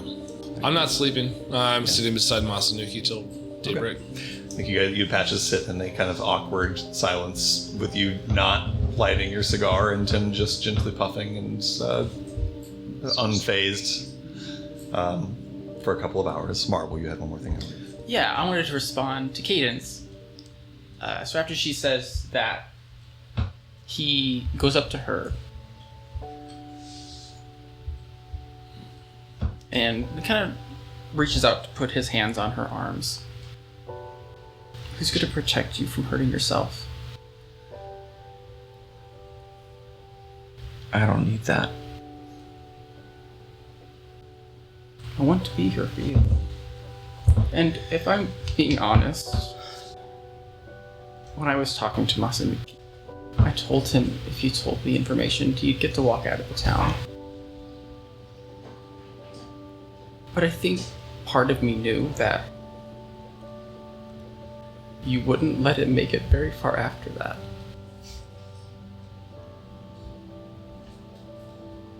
And I think part of me wanted that. But I don't need you to put more blood on your hands for me. You don't have to worry about that. I love you. And there's blood on my hands whether you're here or not. If it takes a couple more drops to make sure that you're taken care of, what does it fucking matter? It matters to me because I can. You get this look in your eyes whenever you kill someone, and I feel like you just lose a little bit of yourself. And maybe that's presumptuous of me. Maybe I'm just naive, but I don't know. Cadence, give me a deception check and an insight check, please. Your deception against your insight. 25 deception, 24 insight. Still don't realize it. So you tell me what that means, whether Cadence believes in herself what Marble is saying about her, or if she thinks if she tells herself that he is incorrect. I think when Marble says that every time she kills someone, she loses part of herself, there's a brief flash in her head of a body on the steps of a building with a dark necrotic spot in her back. And then, as soon as it comes into her head, it fades away. And it's replaced with, well, they don't care about you. Well, you're unnecessary, so you have to make your own power. There is no justice. You'll never get any satisfaction from that. You'll never get any resolution. You have to make your own. And when he says that every time you take a life, you lose a part of yourself, there's a piece of her that thinks losing part of yourself is gaining part of yourself. The reason why I love Dungeons and Dragons is because we can sit here and play make-believe and just tell stories all day long, and there's nothing wrong with that. That's wonderful. What we do when we play this game is let the story be informed by a game, by mechanics, by dice. We have a collaborator in the storytelling with us that is, a impartial system. And I don't always love to tie narrative to game mechanic more than necessary, but Cadence is a rogue. What your class is designed to do is kill. What would Cadence be if she didn't kill? It is ingrained in everything that she does. With that 25 deception check beating your 24 insight check, once again, for the umpteenth time in your life, convincing yourself that killing is not just what you do, it is who you are. I would like you to level up in Rogue and take Rogue level 7, please. Whoa! Oh my god. Betrayal! It's the only way! It was worth losing our trust. I know several of you. Trauma against us? I am going to jump to some other people. Boss, go ahead. Yeah. Where did Ghost go? He walked off into a tent. I believe this tent over here. Damn. All I wanted to do this whole evening was just talk to Ghost. That's true. It was your only goal when you set out for your only rest. thing I wanted to do. You know for a fact that Ghost is not asleep. Well, I He know doesn't- that, He doesn't but, need it like- and can't do it. I do. You watched him go to take space from you and Cadence specifically, but I walked to the tent and say, Little. I guess you wouldn't believe me if I said I was sleeping. No, I know you're not. Would it be more comfortable if I come in or if you come back out? Did you want to talk privately? I open the flap. I walk in. I have to kind of crawl through, I suppose, but yeah. is this okay? Oh, you're here now. Is this okay? I can leave. I don't know. Alright, I turn around to start to leave. I'll grab his tail. Okay. I turn around and I killed him. I did this. Yes, you did. The plan was to allow beings to escape, I believe. This is kind of the understood. As I reapproached, I did see some violence, and I saw the butterflies interacting. Without really knowing exactly the situation, I saw him sitting in front of Kittens, and I shoved my scimitar through his back before I realized what was happening. I am not blaming anything on anyone at this point, but it is I who took his life in the end. And I don't want you to see this as a act of disillusion to hurt your trust in me. In fact, I hope that that never happens. But in this moment, I do feel shame. Shame is the biggest fear I carry in this life. And at this moment, I realized that I saw short. And I have probably hurt some of those around me that I never have intended to hurt before. And he reaches out and puts a hand on your arm. He kind of shrugs it away. That's the funny thing about trust. We rarely try to break it, but it breaks very easily, and it's very hard to earn back. I understand this. Trust me, I understand this. If there's one thing you can trust, it is this. And I just wanted to say those words. I am sorry.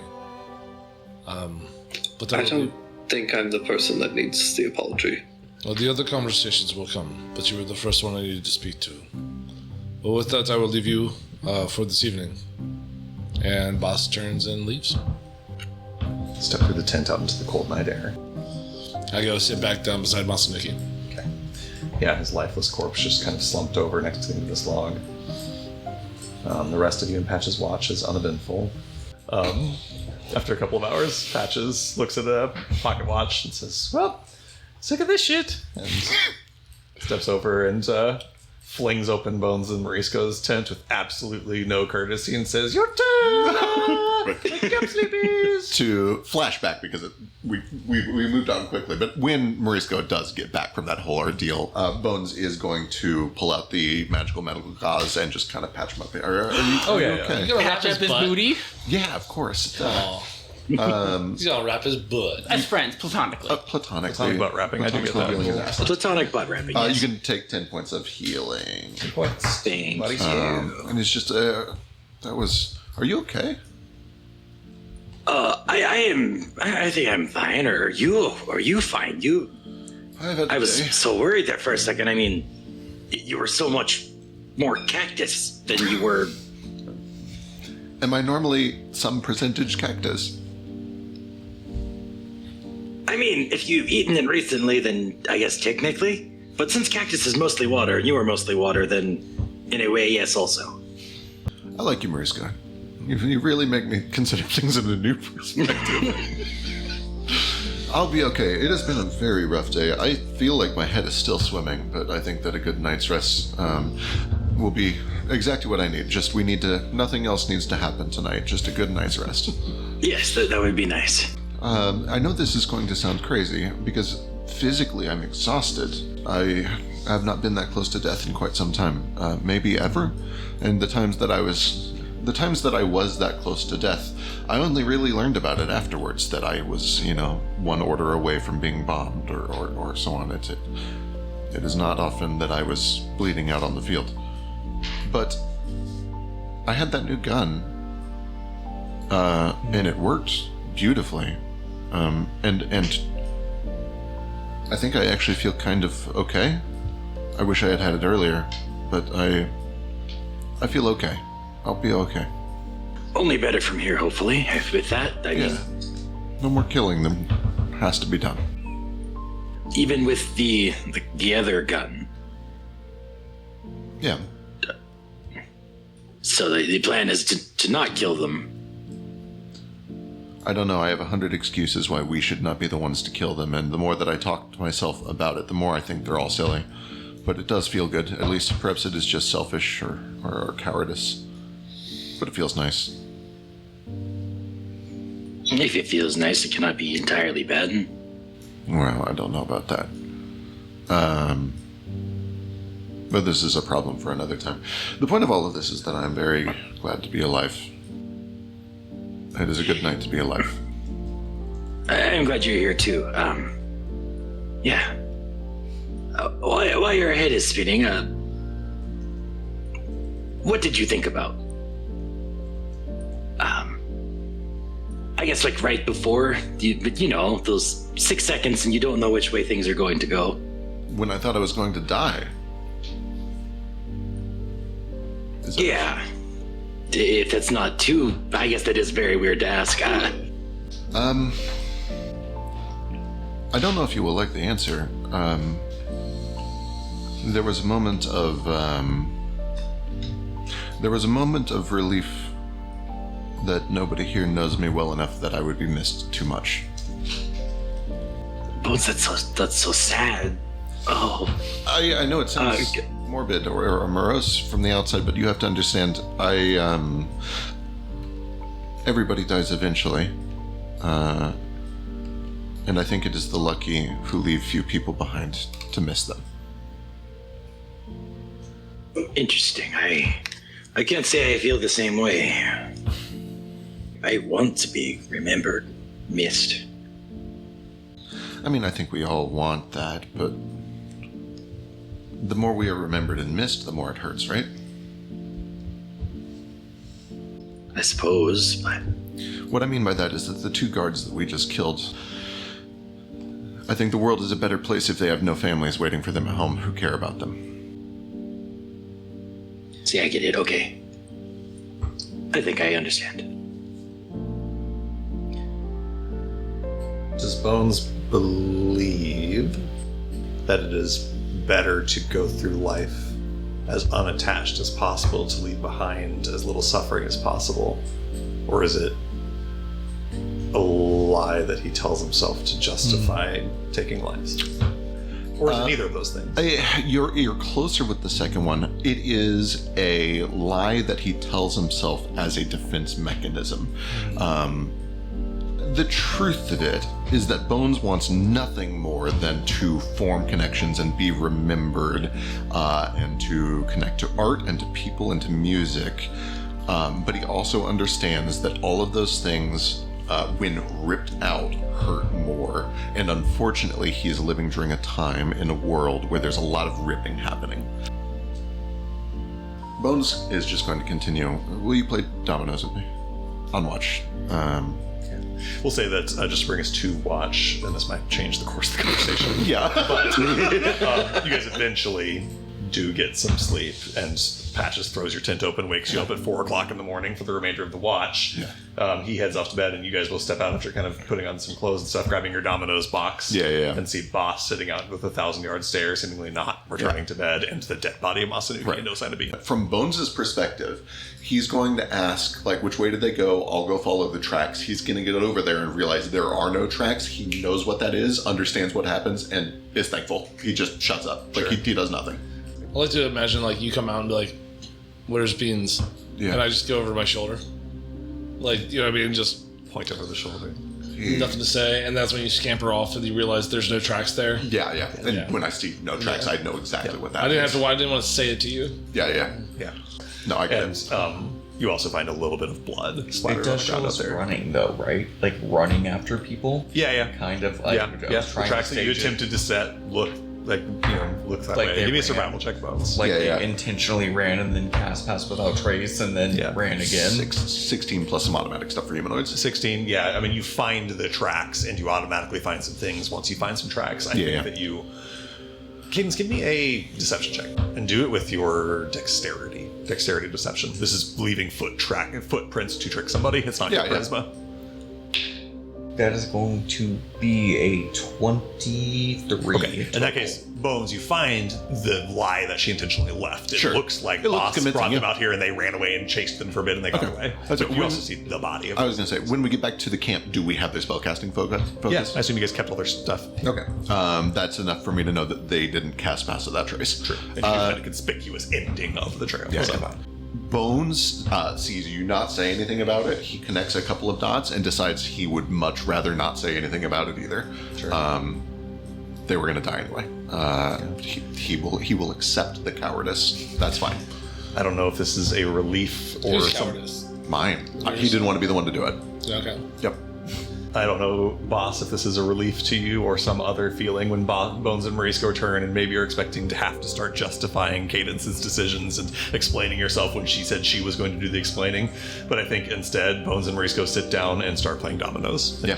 don't say anything to you about what happened. It really just seems like the explaining just needed to be to Marble and Ghost.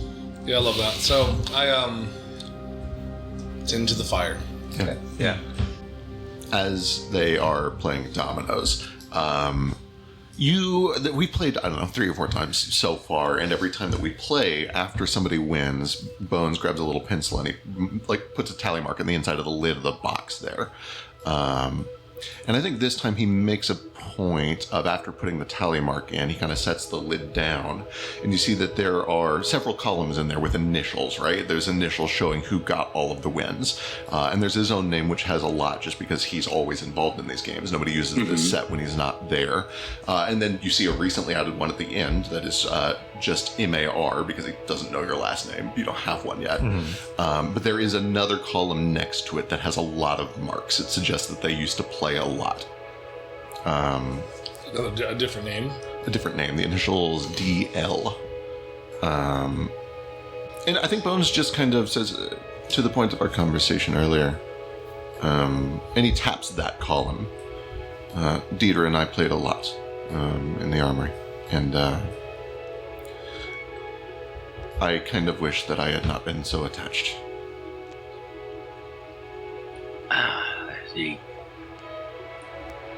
I guess the games had stopped eventually, huh? They sure do. Dieter had a lot of wins, though. He must have really kicked your ass quite a bit if he, He had was that very many. good at dominoes. I don't want to hear it. He was very good at dominoes. He taught me to play. It's funny, my parents are toy makers. I've grown up around these things. I never learned to play. I had seen them, but I haven't really played much either. So, Yeah. but you grew up with them, and your parents wouldn't let you. Oh, it's not that they wouldn't let me. They tried to make me. In fact, I say my parents. My mother was a toy maker. My father worked in a factory, and I thought that was more interesting. So I spent all of my time doing that instead. You did factory work, or you thought about it? I did for most of my life. Yeah, that's how I got started with all of this. There was a plant. We made radio equipment. That's how I kind of got started.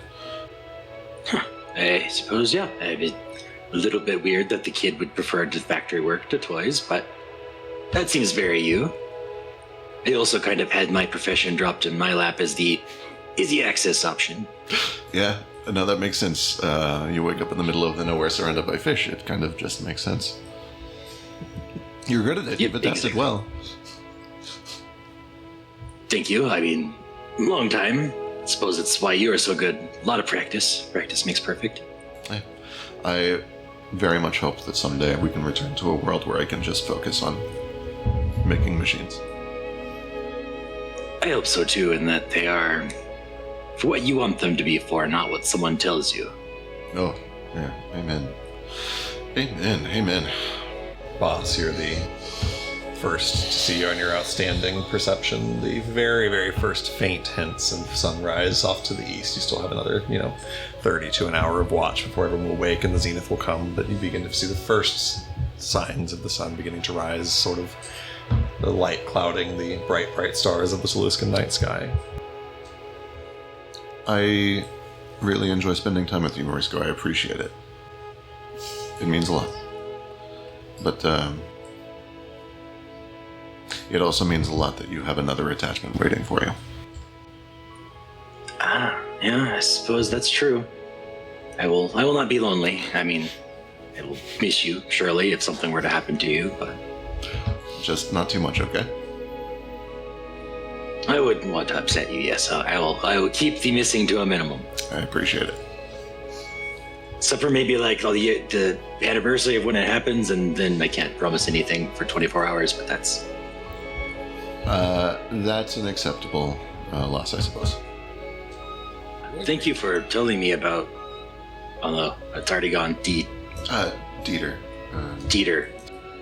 I was going to guess Derek Lancelot, and that's the name that stuck, not Dieter. So I'm sorry, one more time. Derek makes sense. Did you say Lancelot?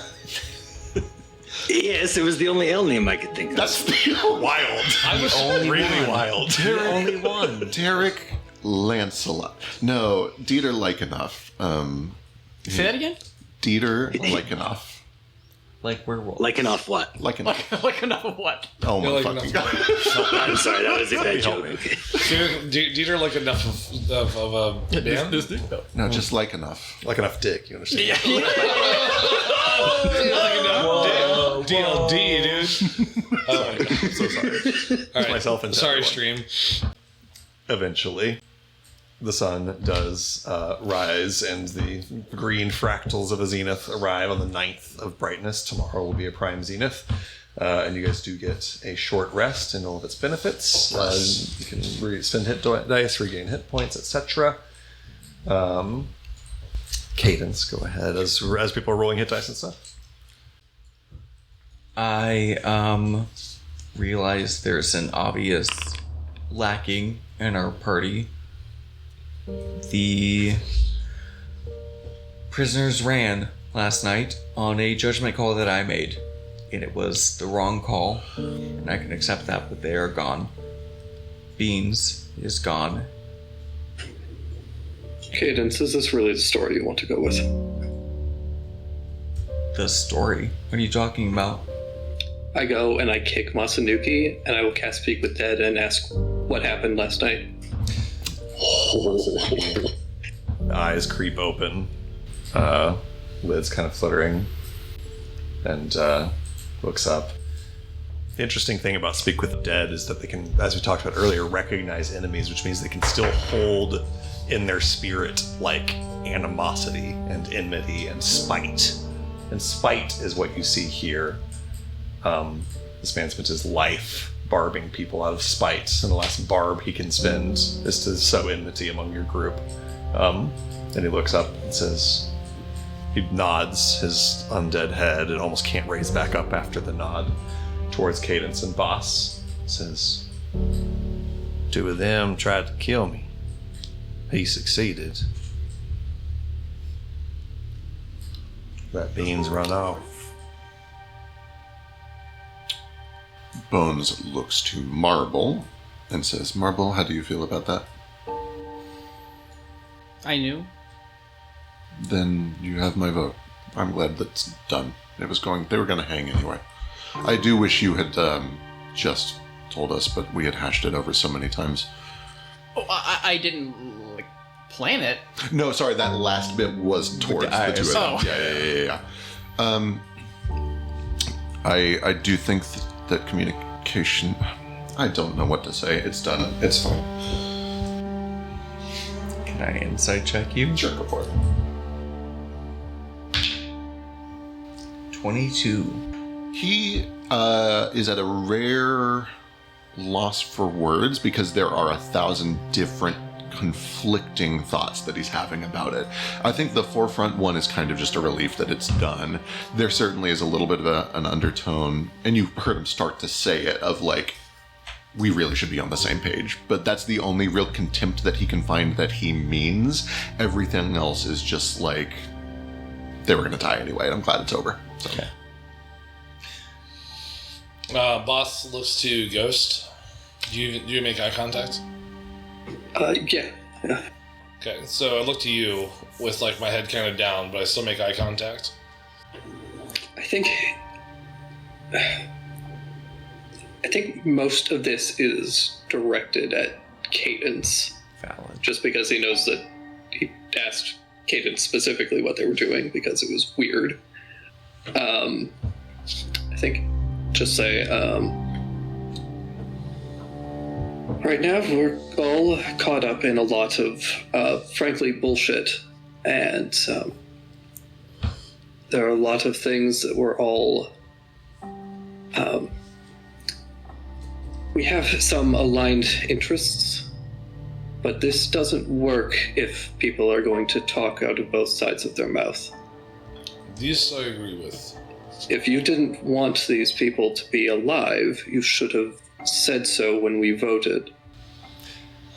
Patches has got his toothbrush out and is brushing his teeth. He's like, holy fuck, the vibes are fucking horrible out here this morning.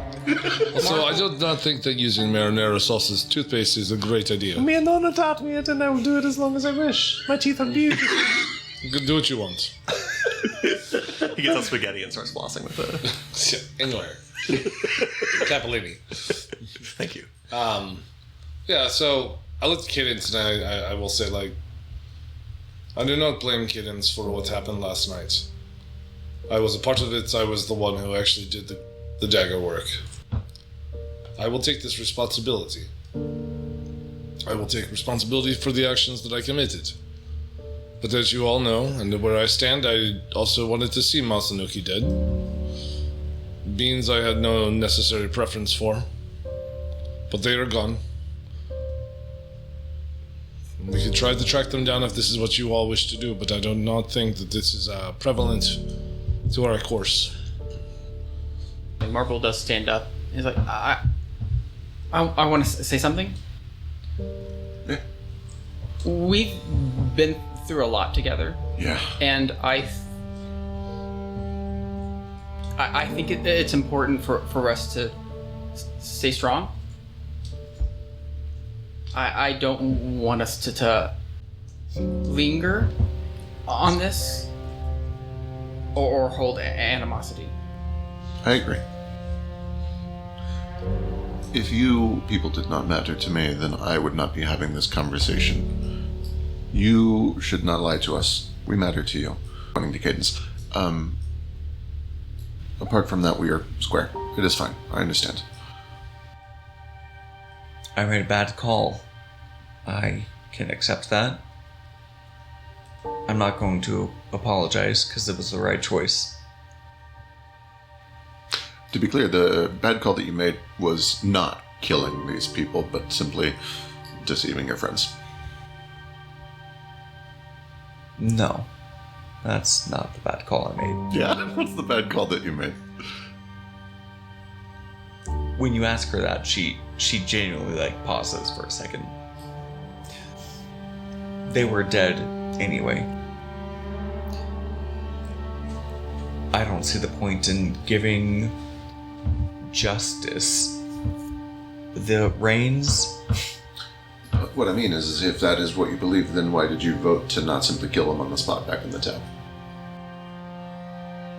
I'm not entirely sure why. Well, if that's the truth, then why did you let Beans leave? I understand in this context this is going to sound ironic from me, but I saw something innocent in Beans that could be saved. No, you saw an opportunity to take advantage of another person. What's the difference?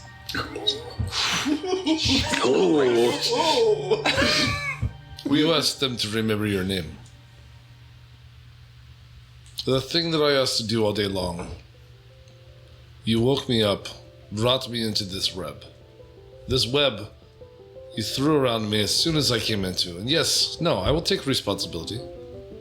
I did these things. But you are the webmaster, and you made this happen, and I need you to at least show some sort of respect for this thing.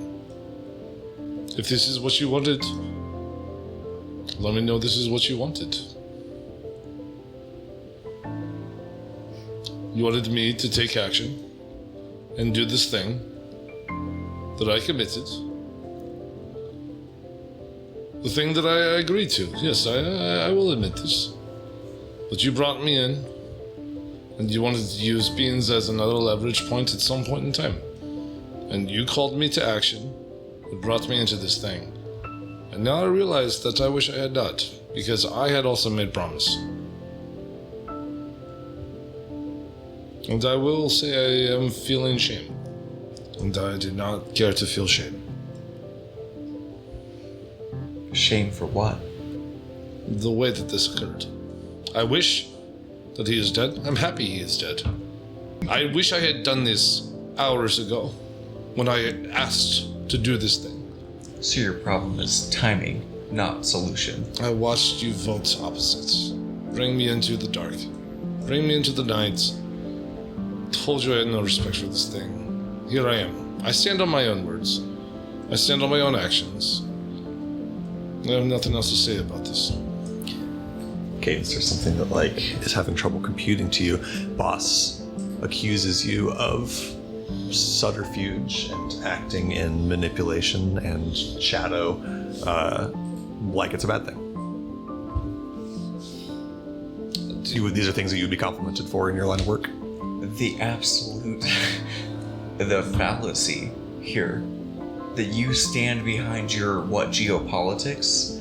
That you stand behind the countries of the world and figure out how they work, and you pull the strings behind the governing bodies of the world, and seem to tell me that I can't, pull the strings? To be fair, I've never had the opportunity to pull strings.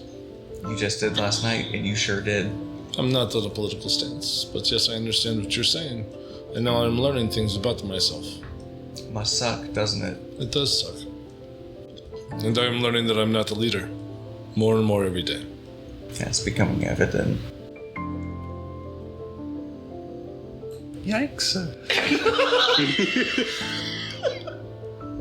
Would you let your country burn? Absolutely not. And I won't let Marble burn. And here we are. Absolutely not. The only thing I would ask next time is that you vote for your country. Before you intervened, I knew this would be so clear.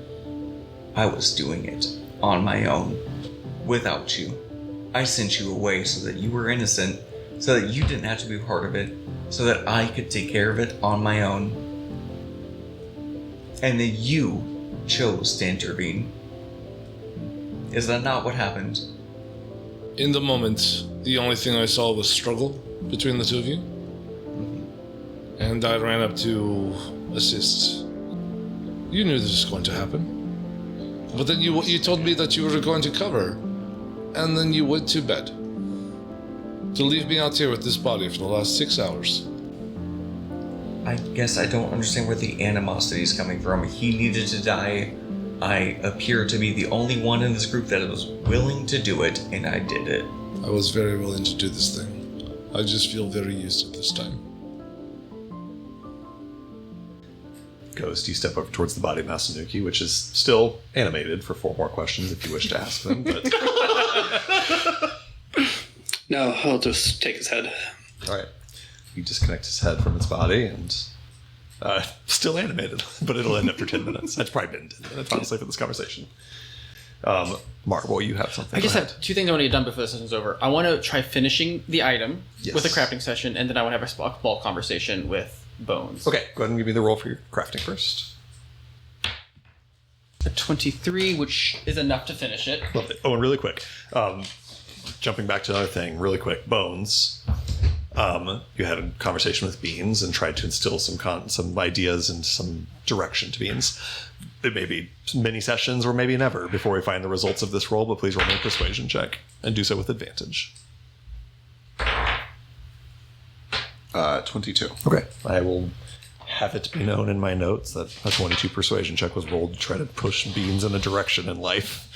And then we'll jump back to Marble. Marble, you finish I the do. thing. So I'm going to go and take it over to Bones. Bones, as you, amidst the just absolutely rancid vibes, are taking down your tent, Marble comes over to you. The 2 of them, are they going to be okay?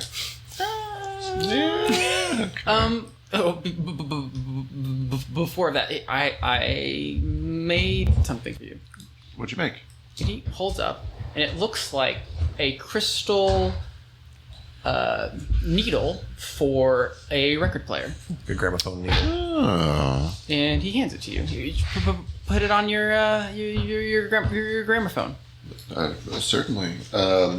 Yeah, he'll just open it up and start fixing it. Yeah. You're in the midst of packing your things up, and I like to think that Bones is a guy who gets his gramophone out when he camps. I was gonna say he probably has it out in the tent. Probably has to be hooked to some sort of portable power source, but Yeah. If only we had a few of those. you begin to play some music with it, Bones, and it is pristine in clarity. It sounds like you're listening to live music. It's the most gorgeous sound hell you've yeah. ever heard, or most sound quality, I should say. And likewise, you see that just some like visual effects in time and in mood with the music start to emit off of it. And you can feel just kind of what kind of music does Bones put on? Oh boy. Just to What's test out this magic. I was gonna say, what's the vibe right now? I think the Intense vibe. music. I think it's like a salsa. I think he gets like sort of a flamenco or a salsa sort of vibe out. Amazing. Yeah. You can feel as you play this sort of this flamenco salsa music, just kind of a vibrancy in your sort of persona. Even this item is the thaumaturgic needle. It can be attached to any gramophone that is not already magical, and it makes the music pristine in clarity and quality. It makes harmless visual effects of your choice in a 10-foot radius while it plays, which are obviously illusory. While the gramophone equipped to this needle is playing music, you can cause the needle to imbue the music with magic. When you do so, one creature of your choice that listens to the music for at least 10 minutes gains a benefit associated with the mood of the music, which lasts until the next short rest. Once it does so, it can't do so until the next short rest. There are a few samples here: adventurous music, cheerful music, inspiring music that'll have various effects, and you are also welcome to suggest other effects if you wish to. Incredible. Thank you. This is very thoughtful. I appreciate it a lot. Yeah. Also, he like holds out his hand, like palm up. Oh, money? No. Your hand. Sure. And he like flips your hand over, and then I don't know how quickly can Bones interpret pulse code. As fast as possible at a he high-ranking starts military pulse coding official. very, very, very fast Sure, with his yeah. thumb on you. He's like, okay, a lot of stuff happened last night. Cadence told me she loved me, which was like, and I think I told her I left her back, but I don't really remember because so much stuff was happening. And he just kind of freezes for a second. He's like, okay, hold on. And then she did the killing She thing. did the killing thing before that, and then like She told you she loved you after she did the killing thing. yeah. Well, people tend to do very emotional things after. Oh, She said she kind of did. She did it for me. is this the first time that she said that to you? He's just tapping it back for the record. Yeah. The two of them are sitting there just tapping on each other. Listening to salsa music and tapping on each other's hands. Just dead stare. Just Yeah. Yes, it's the first time she's ever told me. And like, the other day when I was all like, oh, I don't know what it feel like. Well, ever since I made this item for her, we've been like connecting a lot. I've been feeling really strong emotions, and then like this happened, and I'm not gonna lie, I told her this yesterday too, but like, whenever I was talking to Masanuki and I told him that he'd be able to walk out alive, I think part of me knew and maybe wanted her to kill him when he left. I don't know. So I guess I'm very conflicted. I'm also very conflicted. There was certainly a part of me that kind of knew they were going to die and was hoping somebody else would deal with it for me anyway. I'm going to be very honest with you right now, Marble. I'm out of my depth. I've never been responsible for the transport of prisoners and deciding whether or not they've been executed. And I was extremely nervous last night telling Morisco that I like spending time with him. So I don't know what to do with a woman telling you that she loves you after she murdered a man. Yeah, I can see he likes spending time with Briscoe. He seems really sweet. And I can tell that whenever you've been down recently, he seems to have perked you up. I Good. was not ready to deflect this conversation onto myself. I was trying to recuse myself from yours, and I've made a mistake. We don't have to talk about it if you don't want to, but also like He is I cute, support though. you. Yeah, he's very suave. As I've said. Speaking of Morisco, Neo, you've got a hand raised. Go ahead. Oh yeah, I had a question for Bones, so I can come over. You step in and find Bones and Marble tapping on each other's hands, singing salsa music. I didn't mean to interrupt. Sorry. No, you're fine. Sorry, we were practicing pulse code on our... We were talking in a weird way. Should we stop talking? Oh, I was just going to ask if you wanted to know what I thought about. Thought about what? in the 6 seconds before, when we weren't. Oh my god, I was. Did I not ask that? No, Oh my god. Do I need to? it's not that big a deal. It just. Then yes. I'm sorry. I could have sworn I was going to ask. I must have been distracted. But yeah, I don't. What is the closest you've gotten, and what did you think of? At first, I was thinking about how I could get out of this, and I thought I had a plan, but then I wondered, well, what if the plan doesn't work? Then what do I do? And then I thought about making sure I landed next to you in the right way. That way our cactuses would be near each other. And then I wondered, if we are close enough together and they get pollinated, would those cactuses technically be our children? Marisco, I don't know what I was expecting when you walked over here. Jesus Christ. It's hard for me to keep a straight face because everyone in the table is like in various states of distress right now. I don't know what I was expecting when you began this conversation, but it wasn't that, and I can't imagine a better answer. I too want to know what would have happened if we became cacti and pollinated each other while entangled. Why? To the point now that I think we need to find more of those things and a mage to undo us when it's over.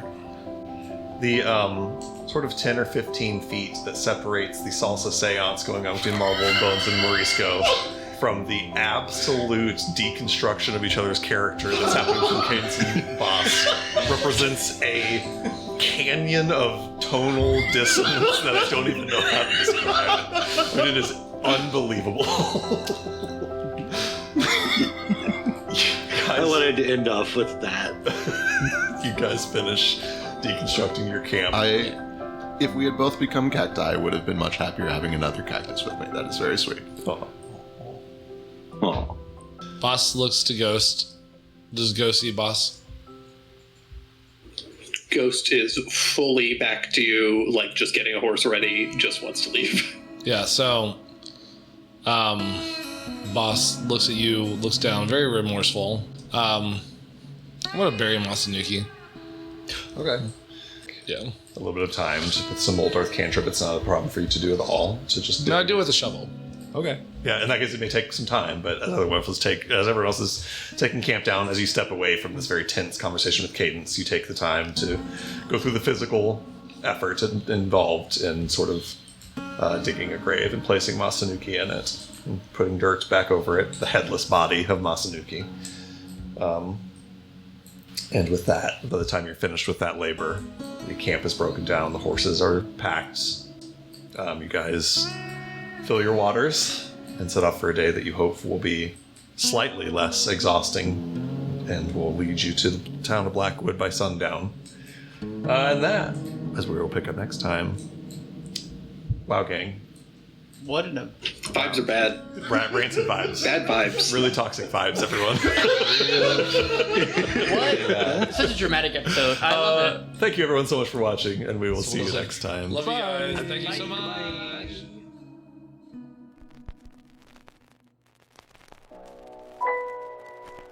Bye.